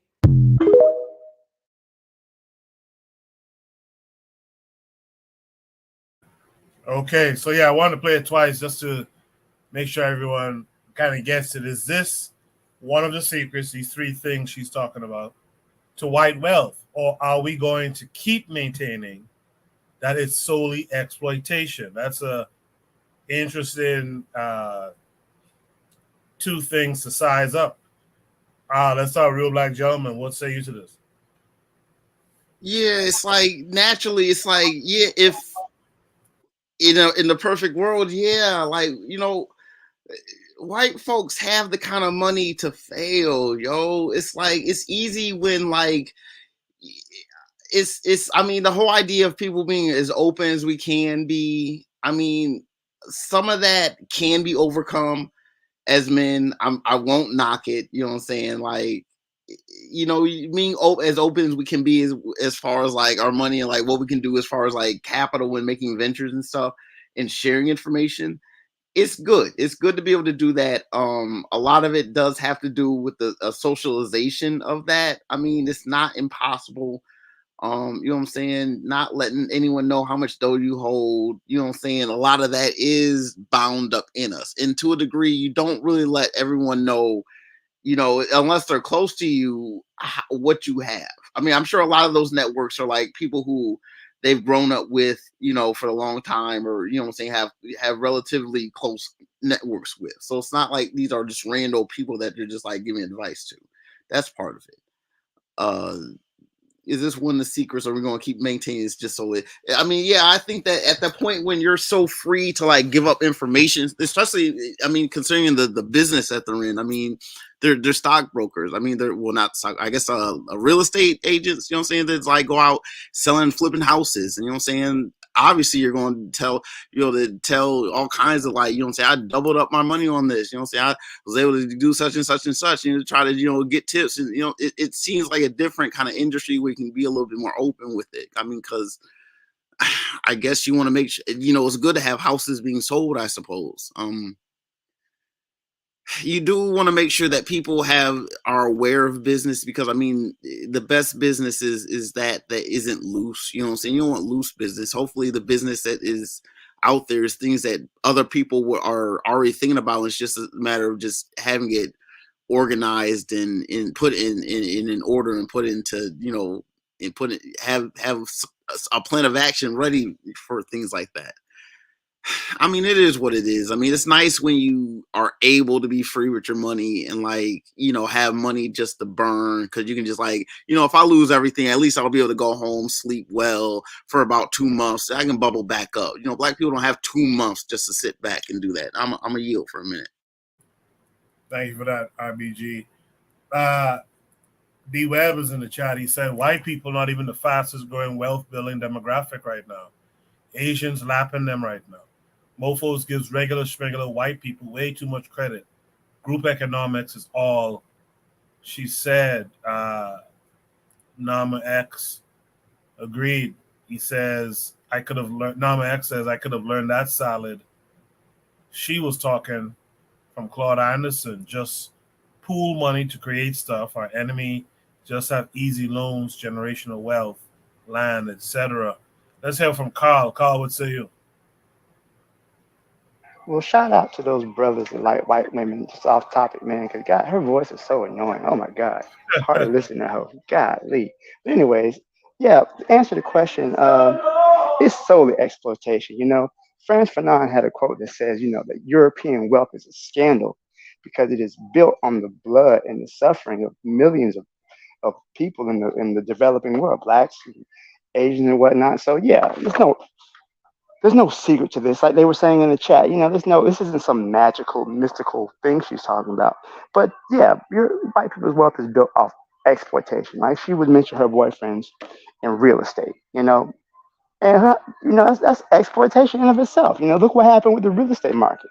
The reason that so many homes are on the market is because people are losing their homes, and they don't have a place to live. As somebody who believes in socialist principles, I hate the idea of real estate when there's literally thousands of people who are going without housing.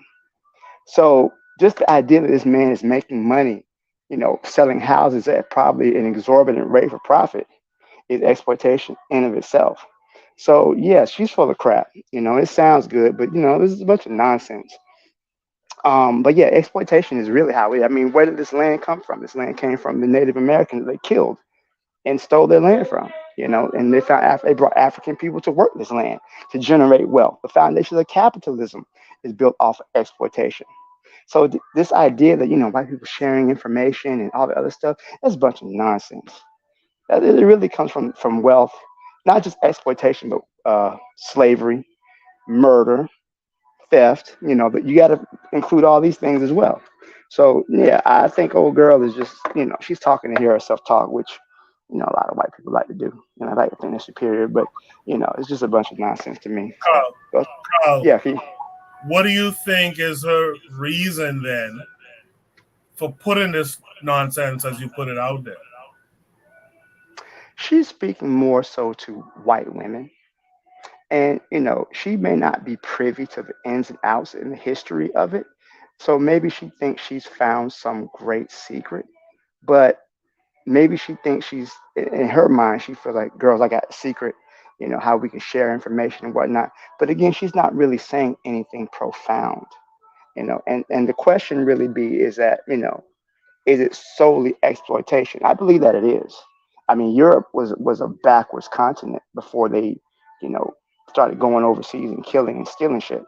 So, her reason for putting it out really is just maybe she thinks she found something new, but it's not really anything new. It's just communicating with each other, sharing information.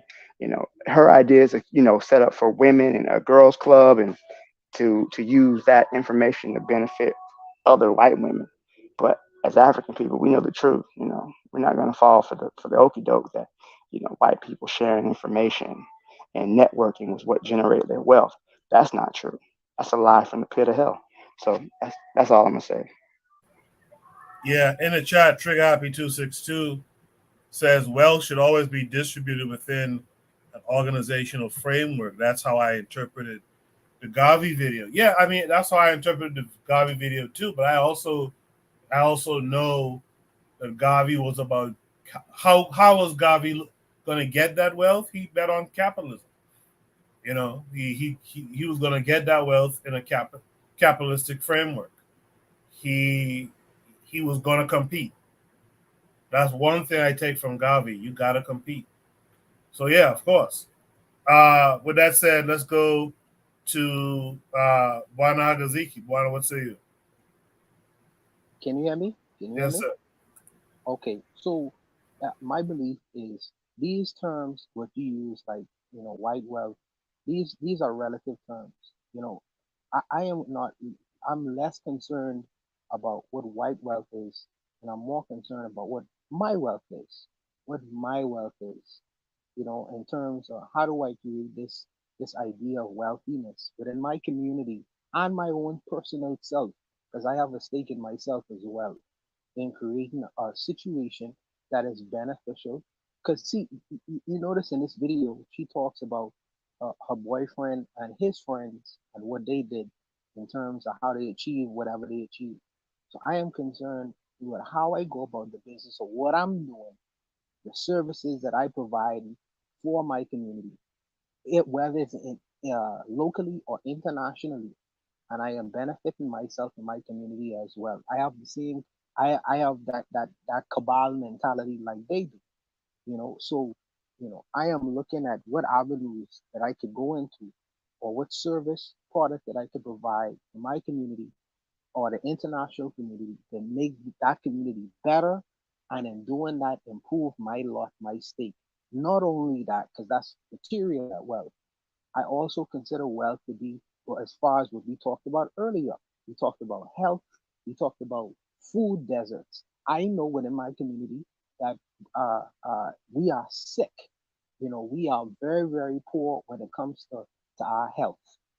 So I consider a wealthy person to be a person who has access to good foods to produce an outcome where we live longer, where we don't suffer from high blood pressure and diabetes. I want to be wealthy in that aspect as well, in terms of intellectual capital that we don't really have much of. We was talking about school earlier and how the children come into school just to be sit it. I want my situation that I come from, where we have intellectual wealth, where we pass on knowledge and information that is beneficial for us to be competitive in the global market. I don't want to have be at the shoreline of all this information that we are privy to in this time. We was talking about technology earlier and how we are really playing runner up. We are behind. I would like my community to be at the cusp of the information exchange in the world right now, so we could be wealthy in that regards as well. So the whole idea of wealth to me is very relative. She only talks about material wealth, but I think that there are other aspects of wealth within my community and myself that I am concerned about. But I'll stop and let the other brothers and sisters rock. Yeah, Tanzan had to step away for a minute. So let's go to Jose. Jose, what say you? I totally missed the secret. I totally missed the secret part. I thought it was about women doing their own things by doing it by copying from men or something like that. I must admit that my attention was not completely present. I was a few meters off, washing my hands. So I don't want to waste too much time with babbling. But I guess I missed the secret. What was the secret? I heard things that you should do. That's it. I pass the mic. Yeah, she like everyone in the chat is saying, it was basic info. Everyone D-Web and everyone said that. I agree. It wasn't, that shouldn't come as a shock that there's people who do that, especially these people. Like, that shouldn't be a shock. And I agree with Carl too that a lot of that stuff is an illusion as well too. They make that shit up to make themselves look great. Yeah, like Olagunde says, water is wet. Like it's given. Like, and it's also given that you guys hype up how well that shit works too. Like you boost that up too. It's just all like this illusion. But this illusion works in terms of helping them to maintain this power, man. This shit is that shit is strong. Does anyone want to add anything else to this prompt? Let's go to Shoot the Breeze topic number 8 then. Shoot the Breeze topic number 8 is, how do we combat this level of ignorance? How do we combat this level of ignorance? Is taking us to Vimeo. I hope it works. I'll play it, and then we'll discuss. Yeah, I don't give a damn about no Africa. Nigga, Africa ain't built no ship and came back over here and rescued one nigga since we left from Africa. Yeah, and Africans don't like us. Yeah, nigga, Africans don't fuck with us. They don't like us, and they stink. Yeah, they ain't some stinky people. Yeah, nigga, fuck Africa. Yeah, nigga, they ain't our people. We niggas, slaves, the descendants of slaves. They would never call no nigga. The first group of Africans, only one generation. Now the first group came. They wasn't born into this shit. Me and your people was born into this, homie. They were born slaves. They birth certificates say nigga. They was born in Africa. They are not us. They know what tribe they come from. They had a language. Once they broke them from the language and we was born in these conditions. We ain't no African. We ain't no Hebrew. We nigga. Bottom line, homie.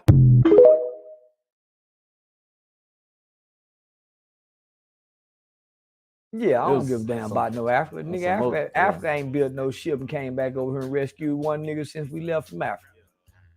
Yeah, and Africans don't like us. Yeah, nigga, Africans don't fuck with us. They don't like us, and they stink. Yeah, they ain't some stinky people. Yeah, nigga, fuck Africa. Yeah, nigga, they ain't our people. We niggas, slaves, the descendants of slaves. They would never call no nigga. The first group of Africans, only one generation. Now the first group came. They wasn't born into this shit. Me and your people was born into this, homie. They were born slaves. They birth certificates say nigga. They was born in Africa. They are not us. They know what tribe they come from. They had a language. Once they broke them from the language and we was born in these conditions. We ain't no African. We ain't no Hebrew. We nigga. Bottom line, homie. All right. That's the infamous Charleston White. I saw a part of that clip a little while ago, and that's why I kind of lost my, respect of them. I mean, I get that you're, not just. I get you've been transformed. Right? You've been transplanted and you've been transformed based on the conditions you are under. And so I guess that gives you a little uniqueness. And in fact, I guess in some ways we should embrace it like they do on the continent. where different people groups have different associations, clan, tribe, this type of thing.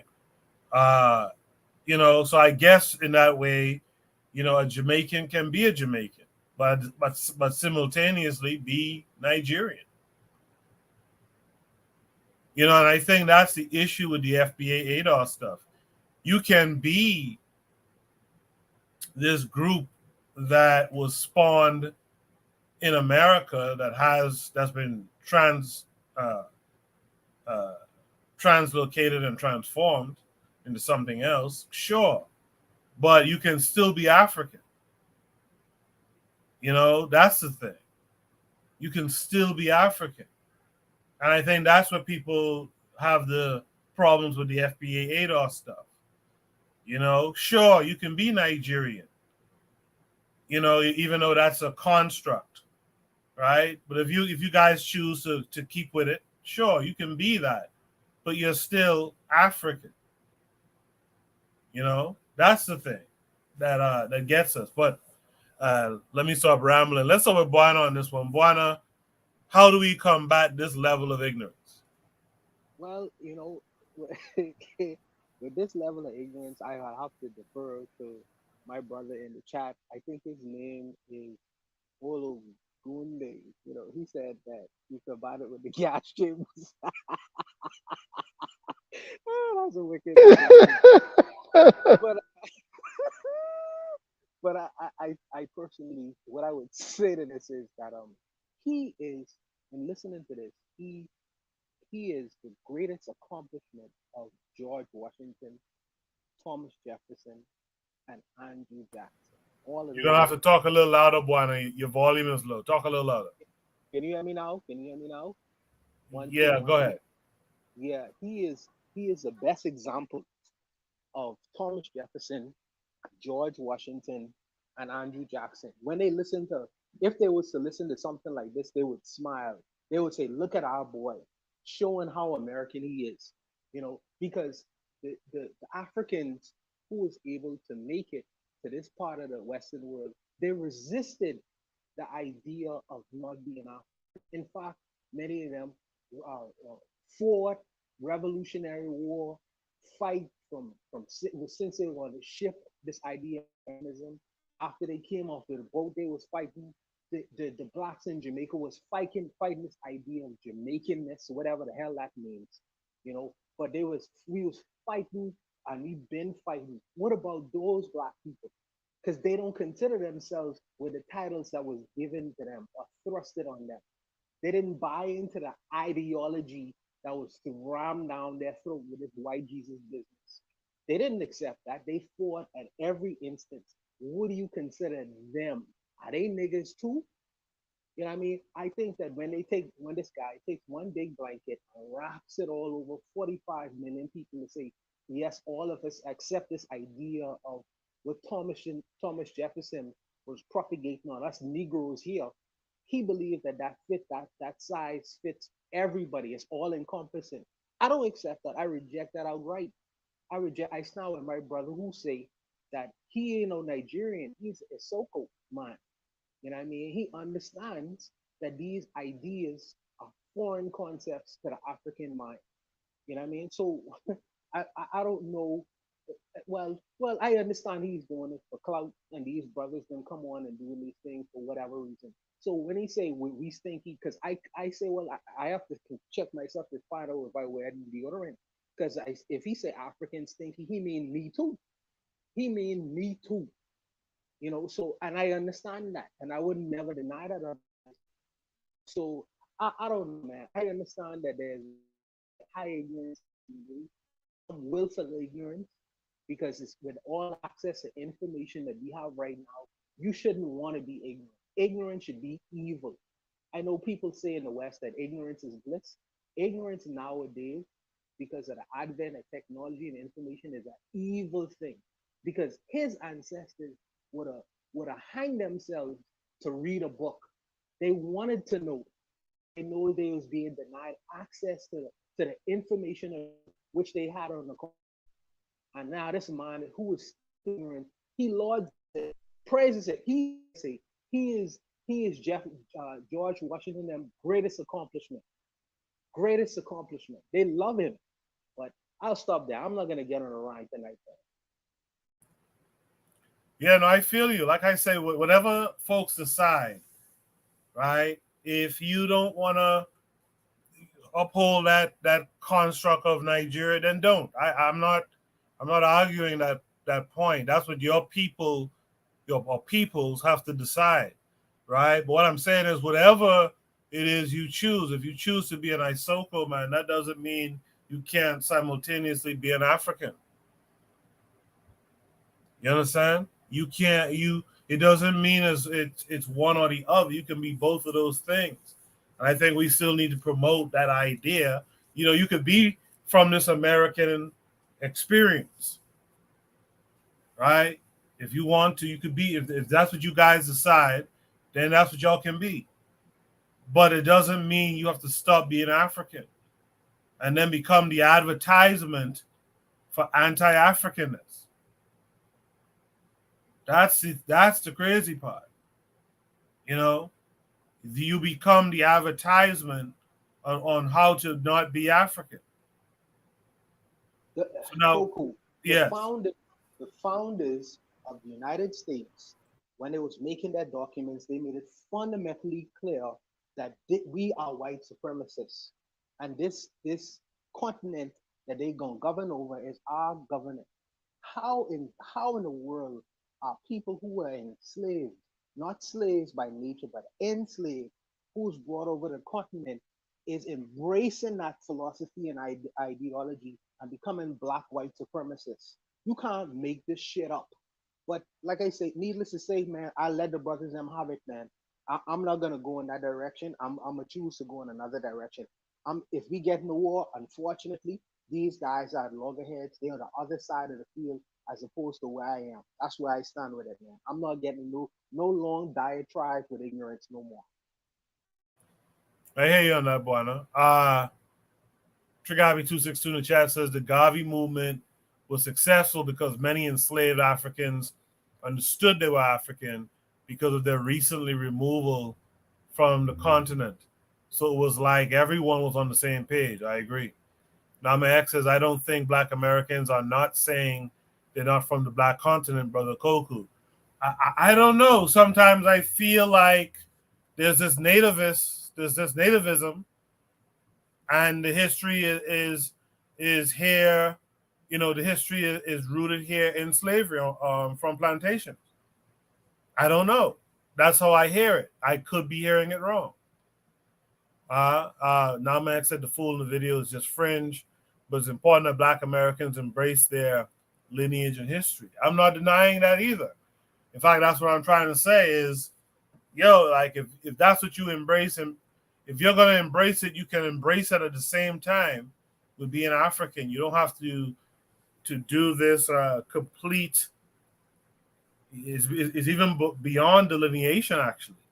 Yeah, it doesn't start. Your lineage doesn't start from 1776. Yeah, it goes far beyond 1776. What are we talking about here?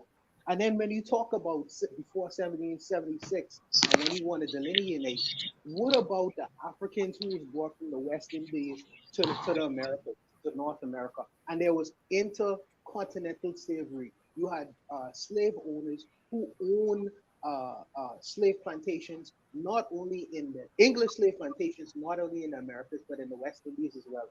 And they used to send their slaves back and forth. So this distinction is okay. Well, like I say, man, I don't get into these kinds of discussions no more. People, I understand, are ahistorical. Many of them don't know their own history. Many of them are historically illiterate. I don't like to have these dialogues. I say respect to the brothers, and I wish and I hope that you'll embrace more information as you mature. I'll stop there. Let's welcome in Uwa Bantuam this week. Uwa, how are you this week? I'm doing all right. Still struggling, striving, but doing all right. How about you? Good. Can't complain. Good to see you. So, what are your thoughts on this prompt? I guess I didn't see the prompt, but I heard Soko says I was just researching that in Nigeria, they're part of the Benin Empire, the whole Yoruba Benin connection. I don't know what was the discussion was about, like having their own country or something. What was it? Well, I'm sorry, I don't know the prompt. Government, the government, it's the government, it's the government. Wait, hold on. Did I play this video before? This is not it, right? Yeah, you played that before. How do we combat this level of ignorance?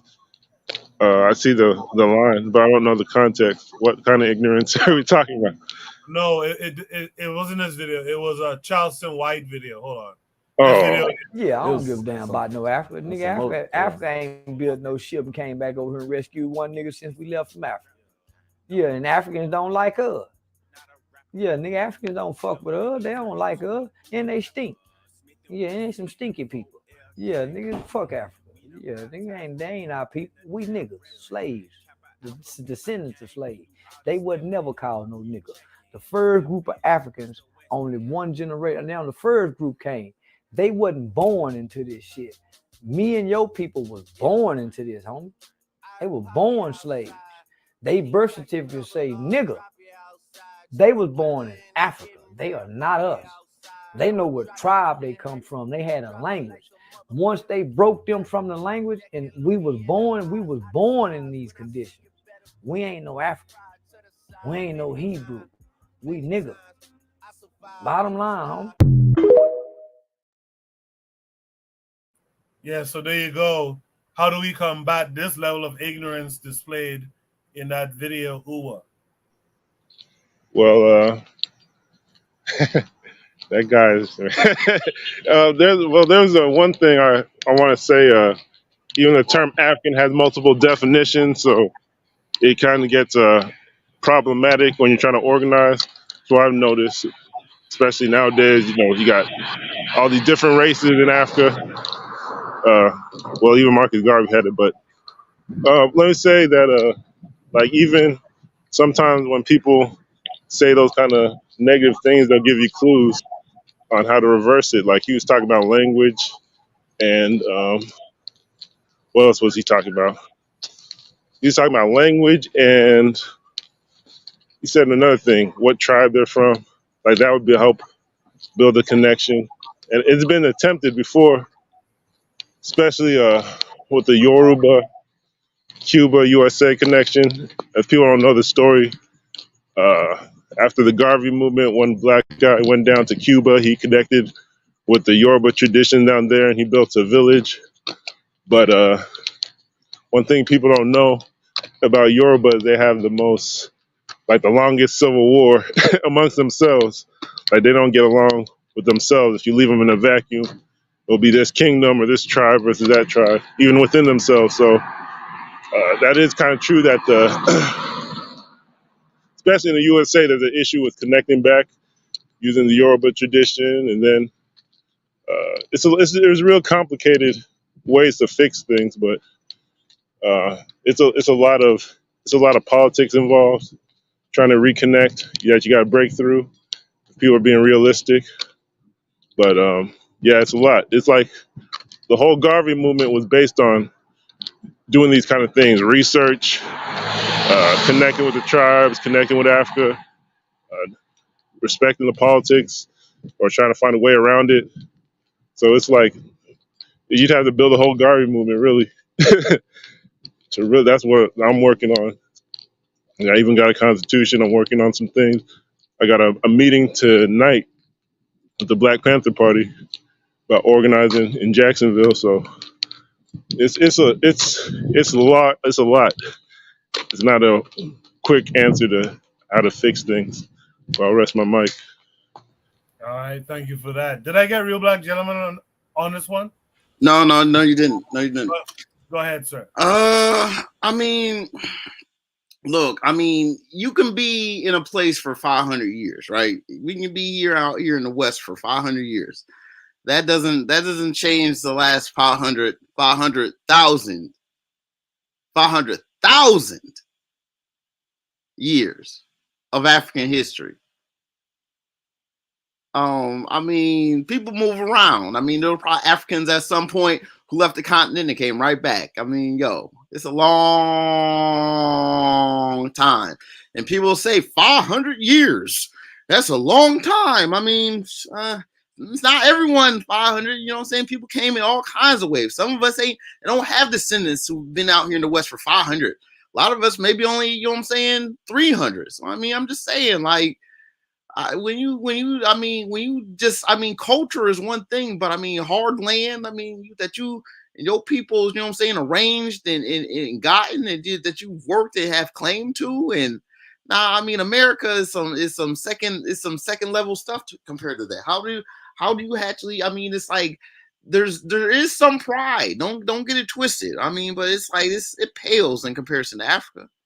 I mean, it's not a voluntary thing of us being here. That's the whole premise. I mean, like, talking about slavery is as if there's something too many people fought against slavery. People didn't just want to be here and just be a slave. Too many people fought themselves. You know what I'm saying? Chopped off who's ever head that they had to get free and not be under some bondage. You know what I'm saying? Too many people fought for freedom well long before 18, you know what I'm saying, 63. And you know, people wanted to be free. Black people in the islands, you know what I'm saying? The maroon communities all over the West, on this side of the Atlantic, they wanted to be free. They didn't care about slavery. Too many of us, you know what I'm saying? It's like, you know what I'm saying? Like they say what Tubman said, I freed 1,000 slaves. I could have freed 1,000 more if I could have just let them know that they were slaves. And I mean, that's the same conundrum of trying to, like, you know,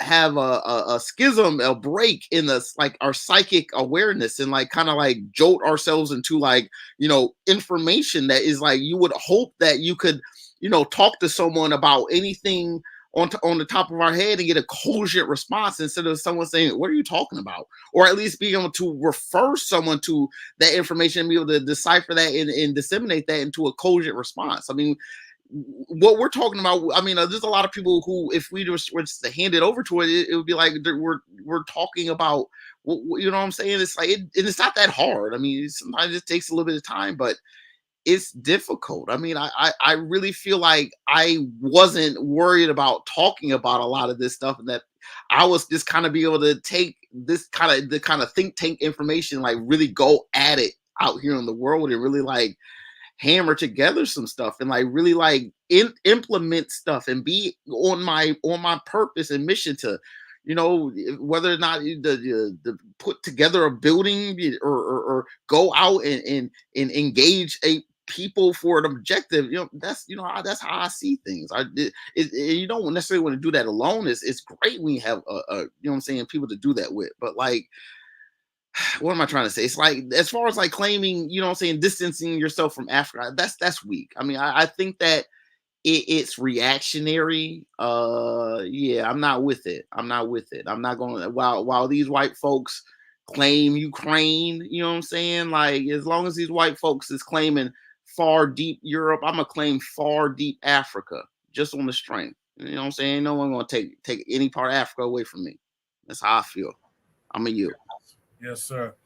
Trigger Happy, I agree with you. I saw that Nama X comment. Trigger Happy says to Nama X, that's actually a major fabrication. Libyans, by all accounts in ancient texts, were black nomads. Yeah, my reading of it is that all of that area there was black folks. That northern, what's that? The Sahel? Is that? Yeah, I think it's Sahel. Like, that was all dark-skinned black people. And in fact, from what I understand, Libya today, the indigenous population there are still these, you know, real black people there. You know, Carl, I think I didn't get to you on this one, right? Yeah, yeah. So for me, just speaking for myself personally, my father is Geechee. So I've never been under any illusion that I'm anything but African. You know, I've never had that misconception. And, you know, like Malcolm X said, he said, just because, you know, a cat might be born in an oven don't make you a biscuit. You know, if we were Americans, we wouldn't have needed civil rights bill, a 13th Amendment, a 14th Amendment. We need all these laws to give us our rights because if we were really, truly Americans. So this Charleston White guy, you know, and when I put this prompt up, I was just, I couldn't believe how stupid he said that we niggas. Like, why would you identify yourself with something like that? But I think to combat this level, it really do have to have African centered education. We got to start young. You know, this is not a person who just picked up this mindset as a adult. He was taught this as a young child. You know, it's something he was brought up with. Um, Either that, or to my belief, I think that he is working. I personally believe he might be some connected with some government agency. He does have the stench of COINTELPRO on him. As quickly as he became popular in the internet, he does have the smell of COINTELPRO. I don't want to call everybody agent, but you know, it just if it walks like a duck, talks like a duck. But yeah, this stupidity that is going around, and it's really meant to undermine any type of unity because unity among African people is our oppressors' biggest fear. That's what gets them to react uh, the most. When Black people organize, that gets them nervous. That's like their kryptonite. You know, Superman is like kryptonite. That's their kryptonite. Um, that's what keeps them up at night. Is Black people organizing and unifying with each other. So people like Charleston White, people like this Tariq Nasheed, they put these people out here in the ether, in the internet to create disunity, to create dysfunction. I think we have to call it out, but we have to have serious education with our young people. We can't depend on the schools. We have to educate our own children, educate them about their history. Our history doesn't start in slavery. Slavery is in the beginning. Slavery interrupted our history. And if we're starting from history, then everything that we have now seems like it's an improvement, it's an advance, and it's really not. We're, you know, if we start from where we began as free people, as African people, creating our empires, our culture, our language, this is the interruption in that. So, you know, like Marcus Garvey said, you know, intelligence rules the world, ignorance carries the burden. So right now we're burdened with this ignorance. And, you know, this Charleston White dude is a big part of that. So those are just my thoughts. I want to give the mic. I appreciate that, Carl. Um, in the chat, Olagunde says North Africa has had at least 4 waves of major invasion by 4 different distinct ethnic groups. Jose says Libya was 51% black in Gaddafi's days. Trigger Happy 262 gives me some correction. He says the Sahel is still black. Tuareg, Kanuri, Zagawa, Tubu, Haratin. I'm probably butchering these names. I'm sorry. Beja are all black, says Trigger Happy 262. He says our enemy is those fraudsters on the coast. Okay. And Nama X says Trigger Happy. I get your point, but the oldest names we use for each other with the color black in their own languages. Jose, did I get to you on this one? No, not yet. Okay, go ahead. It's on Yeah, you.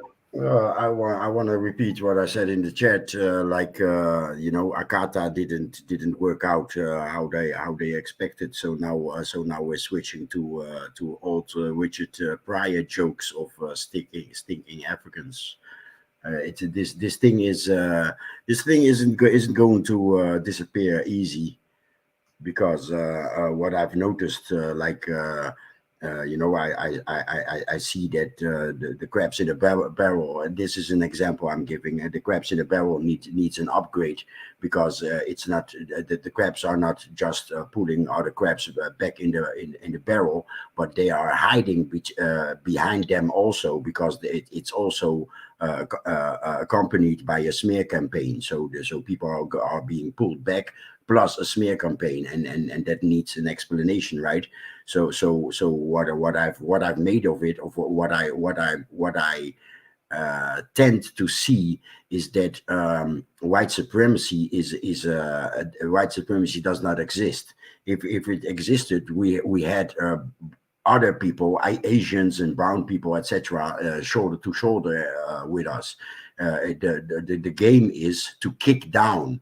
So worldwide, people are satisfied when they can look down to somebody. And that's what I see in this whole FBA movement and Cape Verdeans, mainly from the islands where I come from in the north. That we are not African, we are a mixed race, we are a new race, is the word on my islands. And it's tiring, right? It sucks the lust out of you to keep I'm also tired of it. But what I see happening now is that celebrities are going to Africa and putting it out there, right? And what we black people worldwide need is celebrities to lead the way, and so I guess they are going to lose this, right? Their crowd is going to escape out of their nets and run after celebrities. I hope, but yeah, it's horrible. Oh yeah, there was one thing also. In the end, he says, "Yeah, we were born into it," but us children of immigrants, we are born into it too. We are born into and here in the meantime, it's called urban music. But we were born also on radio stations that don't want to play rap. Record shops that call their black American music import music, and it's apart. You have to look for the import music shops to find LL Cool J and such, right? So we were also born into it. And another thing that I want to add and repeat is that this American exceptionism. So blacks complain about other blacks copying them, but hello, whites worldwide follow the whites in America. Asians worldwide follow the Asians in America. The United States is a business. It's a multinational, or whatever you call it. It's a business of mercenaries, and that's the army and the police. Workers that pay the bills, and here it comes, and mannequins that sell the American dream. So black people in America are selling the American dream to black people worldwide. So it's logic that we follow and copy. We look to the United States, and we are all programmed. It shouldn't be like that. United States, the blacks in the United States is a separate group, yes, and has to be a separate group with subgroups, of course, but because in the South it's not the same as in Boston or LA or whatever. So it's just like on the continent, or like Nigeria, for example. The United States is a separate group like Nigeria with lots of variations. So yes, indeed, and that's how FBA and ADOS should look at themselves as a member of the African family, and they should behave like that. But they behave exactly the same as on the continent, because we don't deal with each other. I believe it's 15% of the business that is with Africa is inside the continent, and so we are so comparable with each other. Everything that FBA shouts and tries to separate themselves with, on the continent we deal with the same issues, and is it not on the continent, then it's in Europe or the British island where we're dealing with comparable or exactly the same issues. So the harder they scream that they are different, the more we are alike. And of course, I don't need to mention, but I'm going to mention, the rest of the world is more Pan-African than us, because when they see me, I'm just another nigger. When they see me, I'm an African. When they see an African American, he's an African or just another nigger, you know?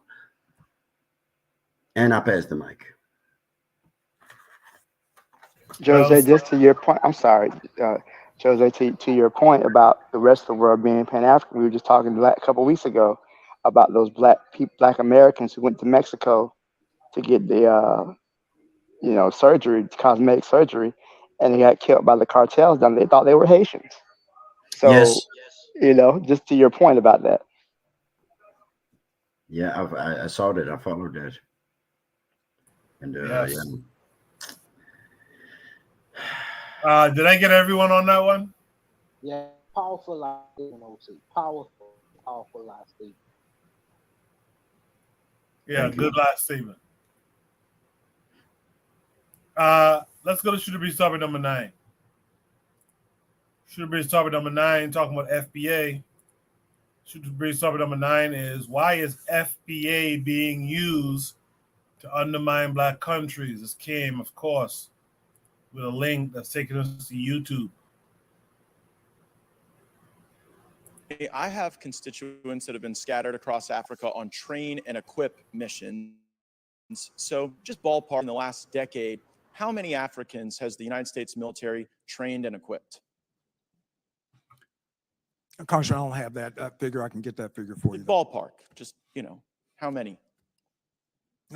Congressman, it would be a wild guess right now. Seems like something we should know, right? Over the years, we have trained a substantial number, especially in the Gulf of Guinea states, but including like more than 10,000. It is more than 10,000. More than 50,000. I'd say we're reaching around 50,000 okay. at least. And what percentage of the people we've trained end up participating in insurrections or coups against their own government? Very small number, Congressman. Very small number. So what percentage do you think? I'd say probably less than 1%. But it does happen. The IMET program is in force, and we've pushed a significant number through our schools across the. Yeah, and what data sets do you track to arrive at the conclusion that less than 1% of the roughly 50,000 that we've trained have participated in coups? Because it'd be like about 500, about 1% of 50,000. Congressman, you may have that information. I don't at this time, but I know. Well, I know there are some, right? Like go ahead and throw up that image. This is Colonel Mamade Doumbouya, and this is a photo of him. Did we train and equip him in Guinea? By name, I cannot identify that. Well, that guy in the middle with the big red hat, Colonel Mamade Doumbouya, that's him with a bunch of U.S. service members outside of our embassy. And just months after this photo was taken in 2021, he led a coup in Guinea and threw out the leader. Does that concern you? Congressman, core values is what we start off with in IMA programs. Do we share core values with Colonel Doumbouya? Core values. I will repeat that. Core values. Respect for humanity. Do we share those values with Colonel Doumbouya? Absolutely. In our curriculum. He led a coup. We do.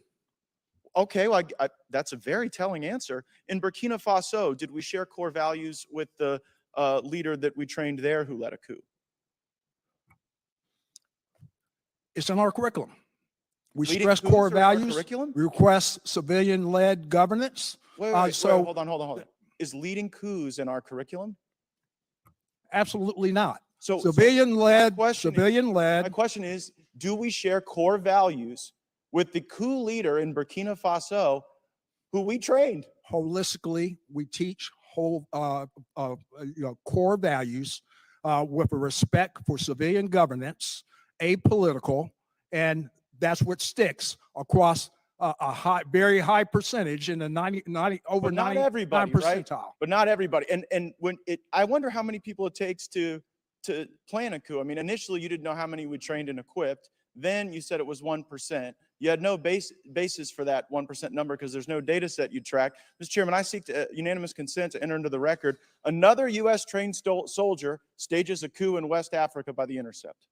Without objection, so ordered. And I further seek unanimous consent to enter into the record. U.S. forces trained the Guinean colonel behind the recent coup in West African country, and this is regard to Guinea. Without objection, so ordered. So I guess the question is, why should U.S. taxpayers be paying to train people who then lead coups in Africa?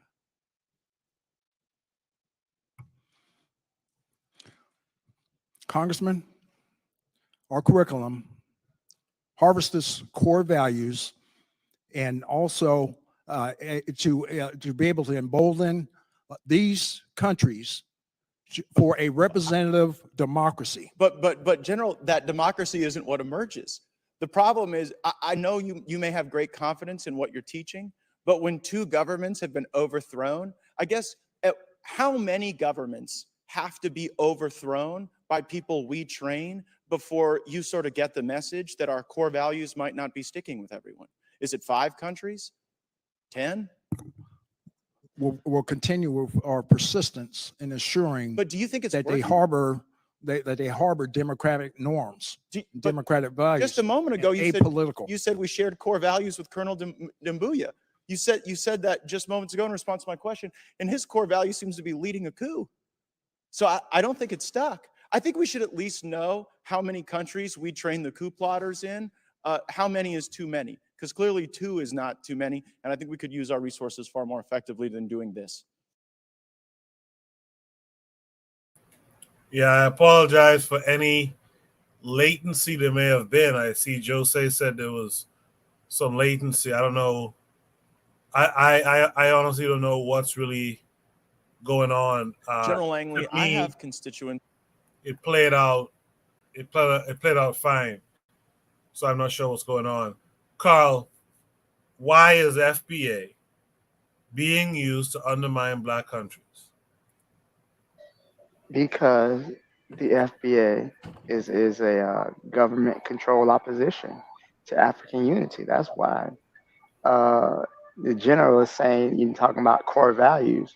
I would like to know the governments of these countries that they overthrow. Were these countries trying to break away from U.S. hegemony? Because if they were, then that definitely goes with their core values, which is to maintain U.S. imperialism overseas. So I don't think that what they were doing was in any opposition to the U.S. core values. Remember the School of the Americas that trained many right-wing governments and organizations in Latin America, who they then unleashed and helped overthrow any type of leftist socialist governments in the Americas. So yeah, I don't think that these coups are any violation of core values or anything like that, because it's the pretense is that the U.S. is there to support democracy, and we all know that's a lie. We don't have democracy in the U.S. So just thinking about it is comical to me. But yeah, I don't think that what FBA, Foundation of Black Americans, is really just a psyop. It's really meant to foster disunity within with not just African Americans, but to African people, Africans in the Caribbean. It's really just again, it's COINTELPRO. The same tactics that were used by the FBI against the Black Panthers, against the Black Liberation Army, are still being used to this day. And I guess my frustration is the fact that these tactics really haven't been updated since the 60s, and they're still using them, and we're still falling for them. I guess so. That's my frustration, is that these same things are being used against us. And we have so many Black people in the military service working. Barack Obama, was the one who reinvigorated AFRICOM and built more U.S. military bases across the African continent. So the unity that we need is being undermined by these Black people who identify more with the oppressor class, more than what the Americans, than their own oppressed and suffering brothers and sisters across the globe. it's really quite disgusting if you ask me. How many black people want to be a part of this sinking ship that we're in?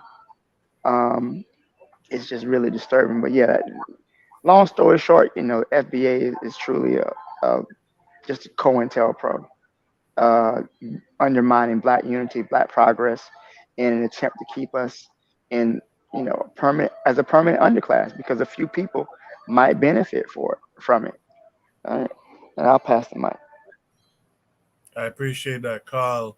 Why is FBA being used to undermine black countries? Let's welcome back Ben Uko. Ben, you were here earlier and then you disappeared. What's going on? Yeah. Sorry about that, everybody. Can you hear me? Yes, we can. Okay, yeah, I'll be here. Yeah, again, these guys, these black generals that they put in the front of us, whether they're African or and when in this case FBA, they're nothing but tools and criminals for the U.S. government. That's what you have there, there, and then when you say but it sees that they're okay. They're okay to overthrow nations. It's okay. It's okay to like rape the women. It's okay for them to lie us into these wars. It's okay. It's okay. It's okay to them.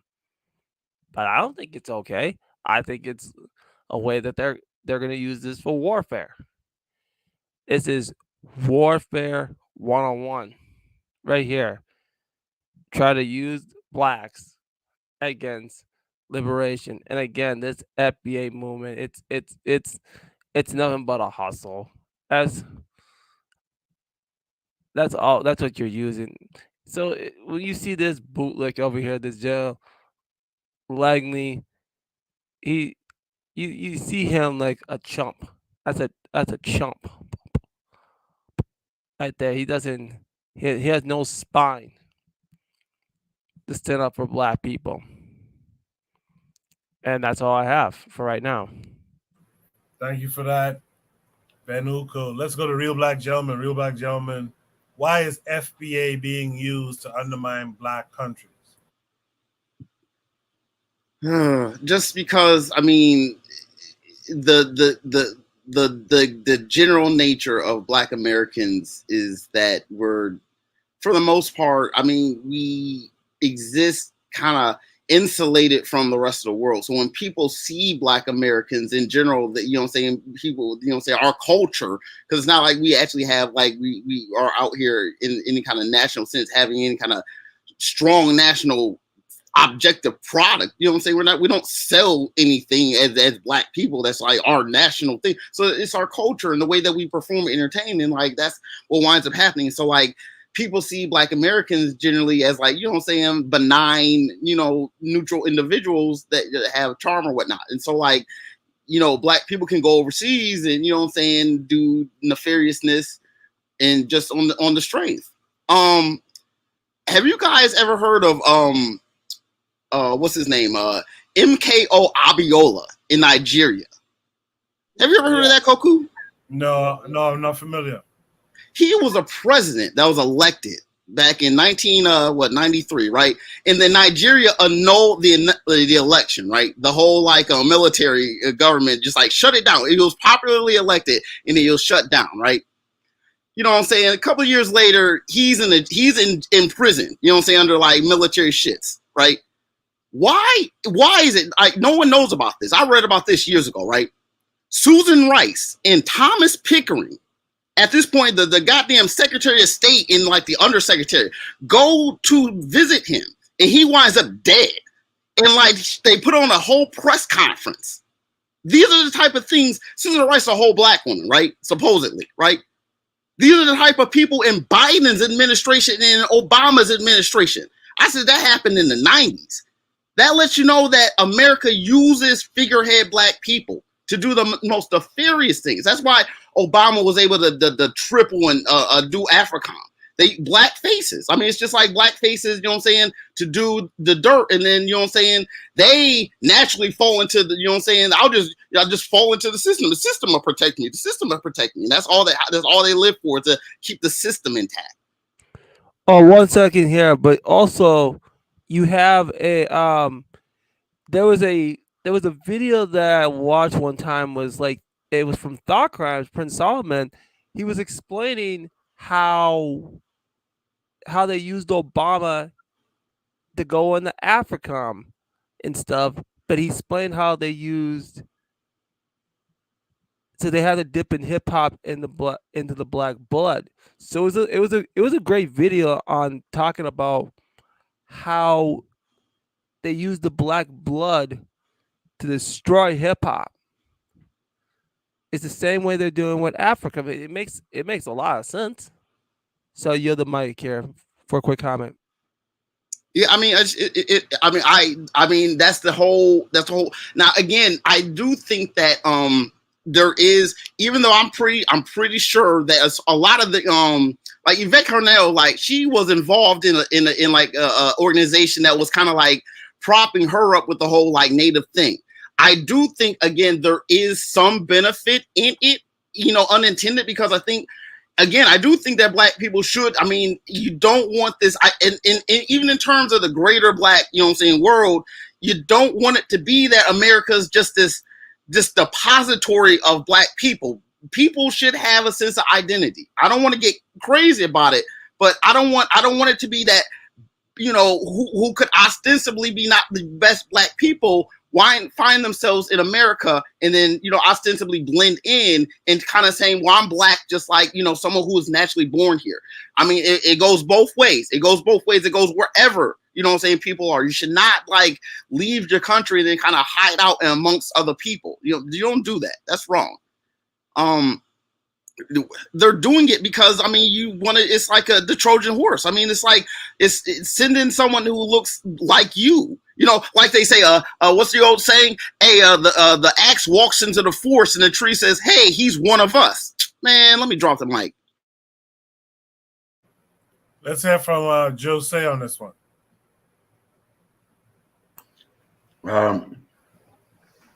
Sorry, I just took a bite of an apple.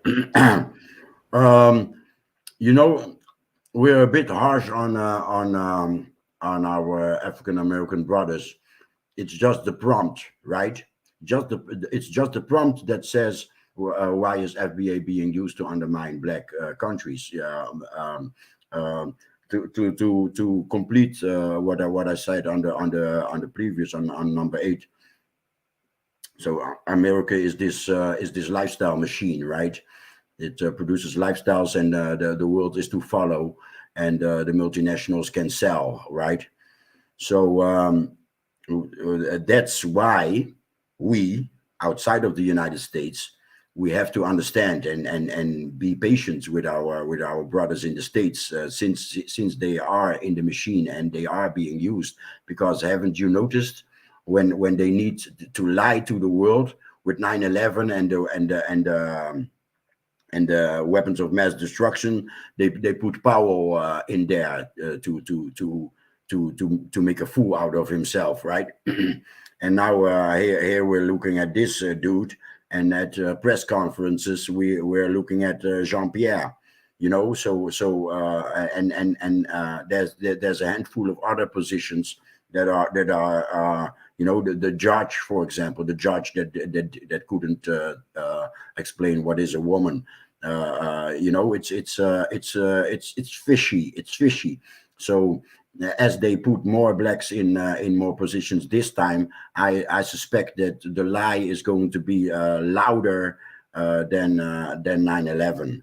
I just wanted to share that. You know, we have to be, you know, it's not like every black American is FBA, but I guess there's more blacks in the military than there's FBA. At least I hope so, and that's a morbid hope, because to be in the army of our adversary is not a good position, right?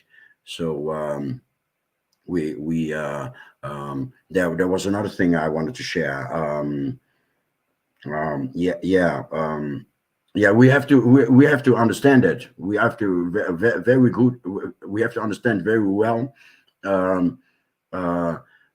the the function of the United States, actually, so that we know how to tackle the I don't know how serious I sound with this description of the United States being a cooperation of workers, mercenaries, and mannequins. But I think it's very serious that we are aware of this lifestyle machine with a marketing force behind it that's selling all these images of each other, of history, of anything. The narrative comes from the United States, actually, and the sneaky bastards are here in Europe, is what I suspect. But anyway, I pass the mic. Yeah, I suspect the same. Go I ahead. want to just briefly chime in and say one quick thing in terms of what Jose said. Can you bring up your volume a bit? Oh goodness, man, Coco, you're killing me tonight, man, because I had the phone again. Can you hear me now? I mean, we can hear you, but it's just a little low. Yeah, I promise I could get a new microphone for next week. I promise. All right. But yes. So when I hear RBG say that there should be distinctions that should be made in terms of immigrants coming in to the local population and just mixing in, I get that. I understand where he's coming from with that, based on the history, based on the fact that the Black American families have been there much longer, so there should be an exception to the greater rule of just because you look black like me, you may not necessarily have the same kind of privileges as I would. I understand that in terms of what's going on in here in my country. But what I would say is this. What I would also say is this. The distinctions or the distinct line should not stop there. Because if this person is going over the African territories and doing things to create coups in Africa, I think that some Black Americans should make themselves fundamentally distinct from these characters to say, well, the white government is propping up these kinds of people to do these kinds of things. We are not like these people. We want to make distinctions with these people as well. We want to be distinct from these people as well, because they don't speak for us. They speak for their white government and their white paymasters. They don't speak for our community and what our interests are. So I think that the distinction should be also made in that regard as well. It can't just I think there's a microphone on. There shouldn't be only one distinction that's being made. There should be two. There should be a distinction in terms of the immigrant population coming in and just mixing in and say, well, we FBA too, or we Black Americans too. And there should be a distinction made in terms of what the white government does and what the Black society within that nation endorses. That distinction should be clear, because what their government does is it may not be in line with what the Black society within or the Black community in America wants in terms of international relations and what they do internationally to other Black countries. I think that should be distinctive.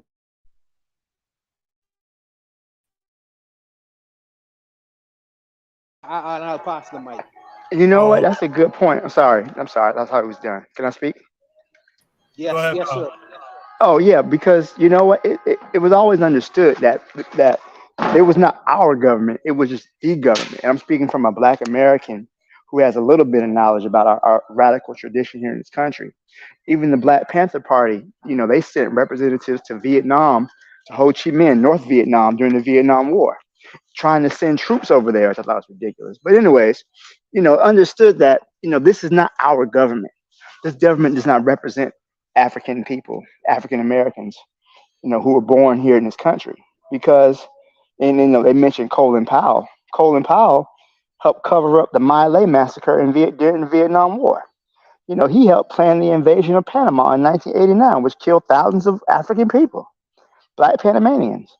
So this government doesn't speak for the majority of Black people, Black Americans. We understand that, you know, this doesn't represent us, and the ideas of U.S. imperialism, you know, that goes against our what we want as people. I think we need to be more vocal about that. We have these puppets and these clowns in Congress, the Black Congressional Congress, who don't speak for the majority of Black people in this country. They're too busy approving whatever military money that the Pentagon wants. You know, they're talking about help, you know, sending more money to Ukraine as Black people suffer in this country. So, you know, we have to be more vocal about these people who don't represent us and they don't speak for us, because I don't want Black Americans to get a reputation across the globe, across the diaspora, that we're, you know, in cahoots with these monsters, because we're not. Anybody else want to add anything to this discussion? If not, we can end it there. You know, that's Oh, wait, can I say something? Can I just add on?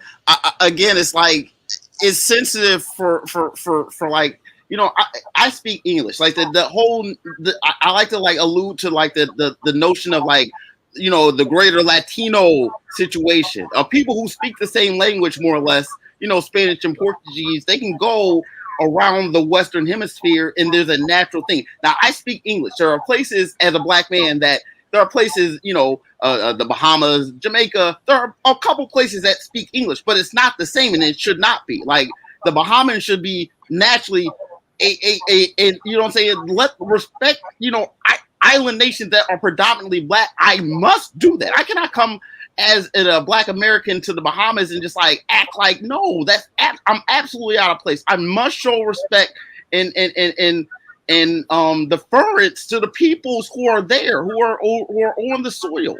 Just because we may be able to speak, understand each other, you know what I'm saying? That's like when you I must do that. It's the only way to give power to each other is to give into share respect. You know, that's what I mean. It's like I don't mean to. The only way is like I don't want Americans. That whole idea of Americans go overseas and just like spread. I don't want to spread anything about America. That's not what kind of a time I'm on. I respect individual cultures. I respect how individual cultures work with other cultures around them. Perspective is key. I mean, you can never put a price on of a Black man's perspective in this world. That's all. I appreciate that. You know what? I'm gonna drop Shoot the Breeze topic number 10. We don't have to read the article or whatever. We all probably heard this story, or at least in some parts. I tend to ignore the celebrity stuff, but I was aware that Shoot the Breeze topic number 10. Why would Creed star Jonathan Majors put his future on the line over a female? Now, I could say a white bitch like Forecast. But you guys probably heard this story, even in passing. We could have made a brief comment to it. The idea of these Black men, especially, dealing with these white women and, always being shown how they, these white women have power over them. When is enough enough? When do we get it that it's time to leave this shit alone? I guess that's how you guys could speak to it. Let's start with Carl. Well, my issue, it's funny how this blends into the last prompt, because I'm not a fan. I've seen Jonathan Majors in Lovecraft Country and Creed and in the new Marvel movie, but he did that one movie, Deliverance, talking about a Black pilot during the Korean War. So here this man is, this big famous actor, doing U.S. military propaganda. So his discretion with the cave bitch is secondary to me his making military propaganda to get more black people to join the military as they get as it seems as the United States fails to meet its quota in getting people to join the military. So that they're missing their recruitment goals. So here he is, this black man who's doing something stupid. And many times they get gassed up. They start making some money, start getting their picture in magazines, and they start forgetting where they came from. They forget, hey, I'm black. I'm a black person. Just like O.J. Simpson said, I'm not black. I'm O.J. And he got reminded very quickly that no, nigga, you black. So with Jonathan Majors, maybe he forgot where he came from, but he got his wake up call. But my thing is, these actors and these celebrities, they do their best to distance themselves from black people. Then when they get in trouble, they want to come running back to the black community. Now I don't know if Jonathan Majors has distanced himself from black people. He want to play in the snow. That's his business. Um, but you got to be smart. You out here putting your hands on these white women. Uh, Even if and I know he's innocent until proven guilty, but just the accusation as a black person, you got to know you're gonna carry that. You're not gonna be like what's that one white dude who let beat up on women, Jack Nicholson. Who got all these allegations, or you're not gonna be able to just get away with that. They're gonna remind you every time where you are and where you stand in the society. So he'll be all right. That's all I think about it.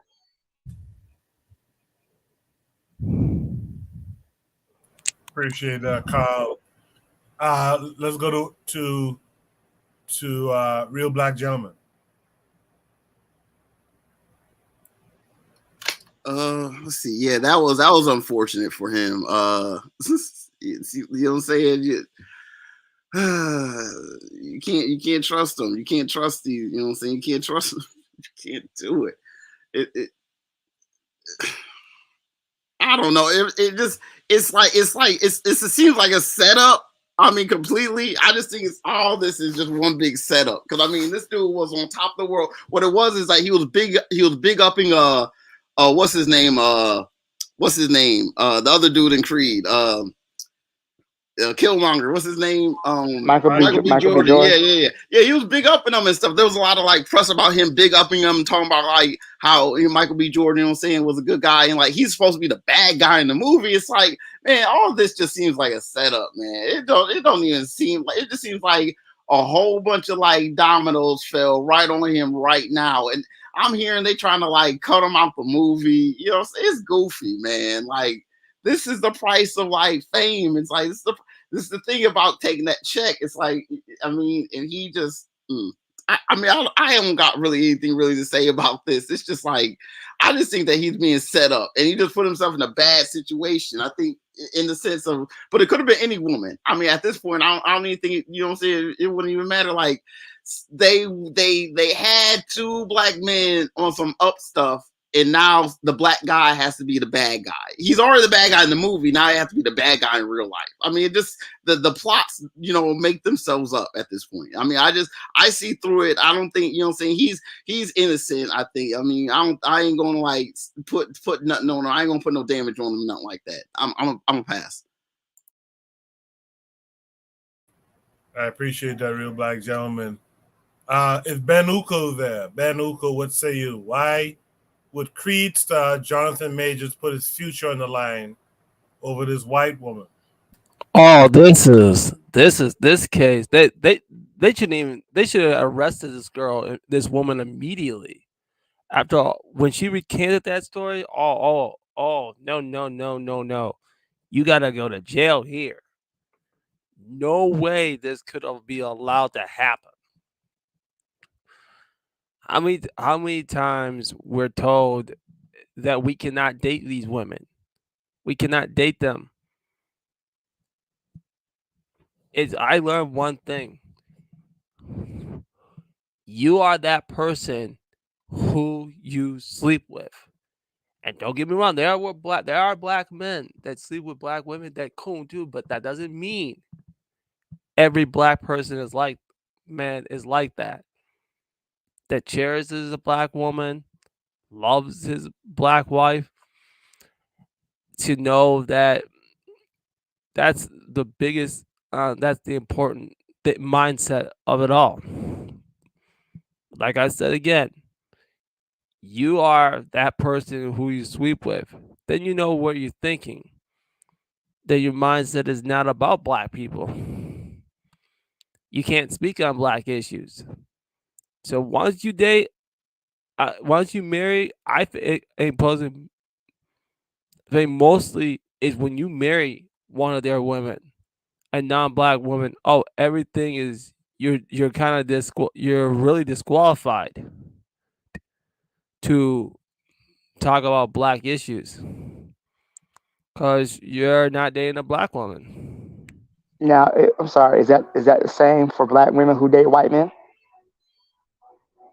Yes, and hold on, I yell the mic. All right, let's go to Buana. Yeah, can you hear me, Koku? Yes. Okay, so everybody know I'm a Gaviite. So the question is, okay, so I'm all for dating black women, but I listen to my brothers like Erzuli, when he say that the black women are state property, which means that they go along with the general consensus, of how white women are in America right now. Really and truly, many of them white women, same temperament, same personalities or whatever. So the question becomes, and I'm playing devil's advocate here. So the question becomes, what's the difference? Because just like a white woman will call the police on me, so will a black woman. Just like a white woman gonna sleep with my friends on me, so will a black. Look at Jada Pinkett Smith publicly. How she railroaded Will Smith. What's the difference? You know what I mean? So I understand. I feel like and I'm playing devil's advocate. I feel like he's in a catch-22 situation. He's in a catch-22 situation because you're saying, oh, he should date a black woman. What's the difference? What's the difference? You have some black women out here who saying you should abort black babies, black male babies. So if he starts to date one of these people who are anti-black male, what's the difference? It may be how society is going to look at the situation. Maybe you could say that. But what's the difference, really? So like I say, I am an advocate of dating black women, of course. But I just think that he should choose carefully in the position that he's in right now. But that's the difference, though, Buana. That's the difference. See, that optic, that if it's what's the difference, then why not choose your own, right? That optic of making that alternate choice. I mean, it's true when you think about it. What's the difference? I guess put it for the optics. Yeah, that's an argument. I hear that. But if you're gonna end up in the same conundrum, which means you're gonna end up in handcuffs, I guess Koku say, well, you might as well end up in handcuffs for the black woman. Yeah. But you end up in handcuffs anyway. You end up in handcuffs anyway. The idea of what's the difference? Yeah, there's a difference there. You end up in handcuffs anyway, Koku. Yeah, but there's a difference there. There's a difference. What are you giving up of yourself to end up in handcuffs for this other woman? When you have your woman, there's a difference there. But she could put you in handcuffs anyway because her taste, her culture, and her custom is the same. As a matter of fact, it ain't running parallel. It's running in almost foot to foot with the same white lady. What's the difference, Koku? The optics, I get that. Yes, the optics. No, you can't brush past it. Hold on, Koku. The optics is for other people, not for me though. Because it's with the society or the outsiders in terms of me being the white woman. That's when you say with that, but I gotta live with her. So I gotta live with Miss Anne, or I have to live with what do you call it? Sweet Sadie, who's act just like Miss Anne. What's the difference? Can you hear me? No. The difference is who you choose to kind of be okay with doing that to you. It's so I okay. I have to be okay with going to jail with the with the black woman. Why would you be okay with a foreign woman? With doing that under a foreign woman, like that's strange to me. Is it? Yeah, it's weird. I feel like so Koku, the black woman who done up in the regalia like the white woman, in the white woman costume with her hair, nails, and make face paint, and all her attitudes and attributes, she trying to be in line with the white woman. That make it different then, because she's trying. Why not go to the original if she's trying to be a carbon copy of the original? No, I feel you, and I think there should be a punishment for that. But to ultimately choose to go against your God-given, however you want to put it, your woman, to go through that with another woman, there's something strange about that.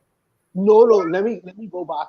I can refer back to the great Urzuli. If my woman now has become state property, and we know what we mean when we say state property. Yes, sir. What's the difference? State property. The black woman is state property. The white woman is the state. Maybe that's the only difference. Right? What? The state is greater than state property. So the white woman represents the state, and the black woman represents state property. So maybe that's the difference. I hear that, but what I'm saying is, how do you ever expect to reconcile anything with your woman if you choose to go through bullshit with a foreign woman? But is she really our woman, though, is the question? That's the question. That's the question, Kyle. Hit him with it. Hit him with it again. Kyle, say it again. Is she really our woman, though? If she behaves in the same manner as these crackers, is she really our woman? But she damn sure ain't gonna be a woman after you do that. You see what I'm saying? Like, man, all these black women out here messing with white dudes. Come on now, they way worse than we are. Kyle was saying she wasn't a woman before it happened. She was state property.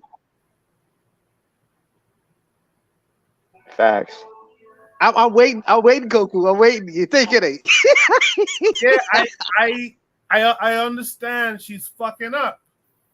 She's state property, but and I'm not a proponent of this swirling shit. But if you want to date a blonde woman, why not go for the original? Why go for a copy? If that's what you really want to do.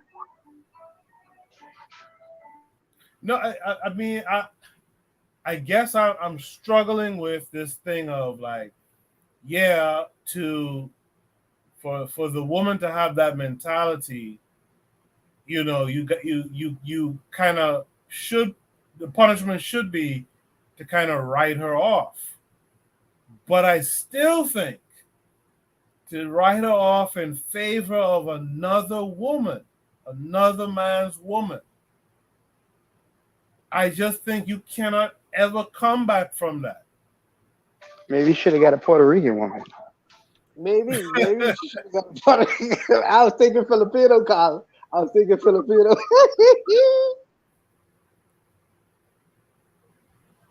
Yeah. Now, Puerto Rican would have choked his ass back now. Nah, Puerto Rican stab you when you're sleeping, man. You don't want to mess with no Spanish.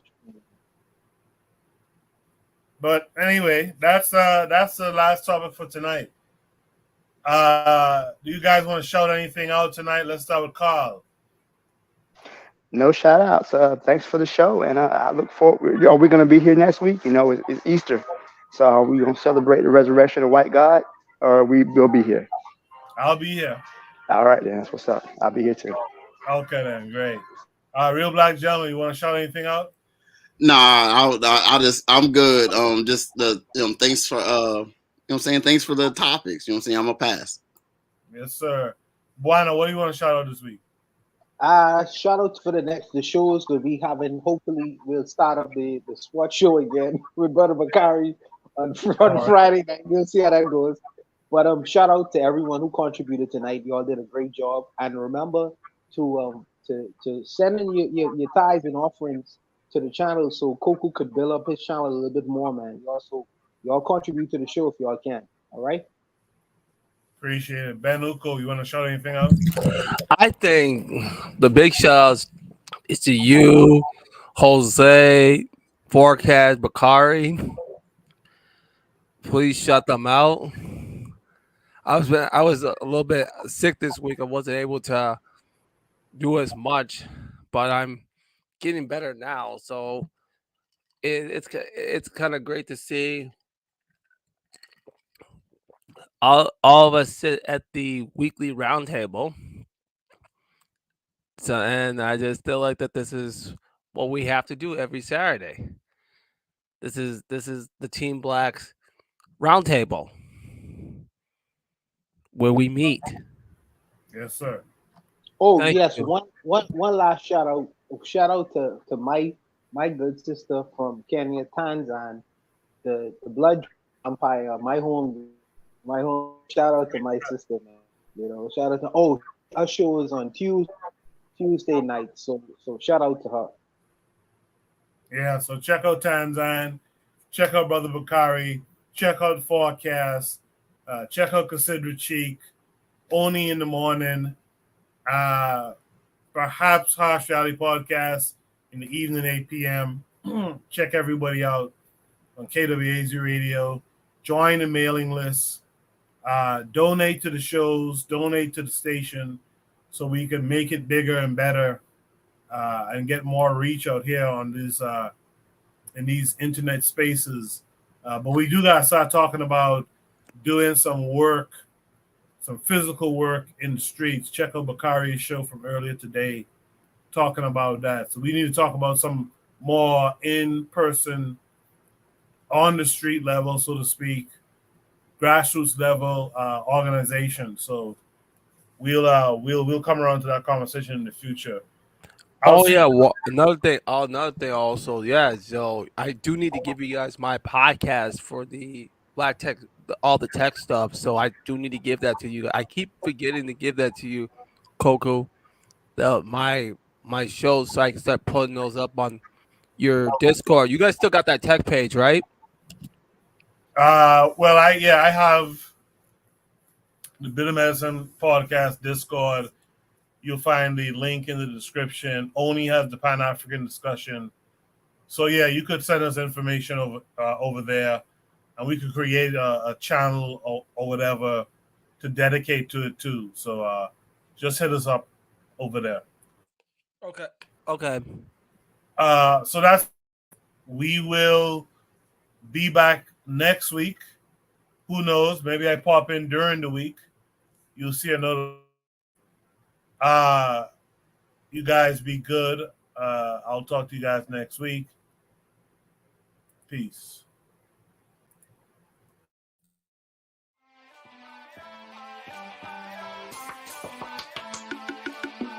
Thanks for listening to the Bitter Medicine Podcast with your host, Koku. If you like what you just heard, we hope you pass along our web address, bittermedicineblogs.com, to your friends and colleagues, and share our show to all your social media. Be sure to check out our archive section on our website for previous podcasts. This has been a KWAZ radio production. Join us next time for another session of the Bitter Medicine Podcast. Follow us on Facebook at Bitter Medicine Show, Twitter, Bitter Meds, Tumblr, Bitter Meds, Instagram, Bitter Medicine.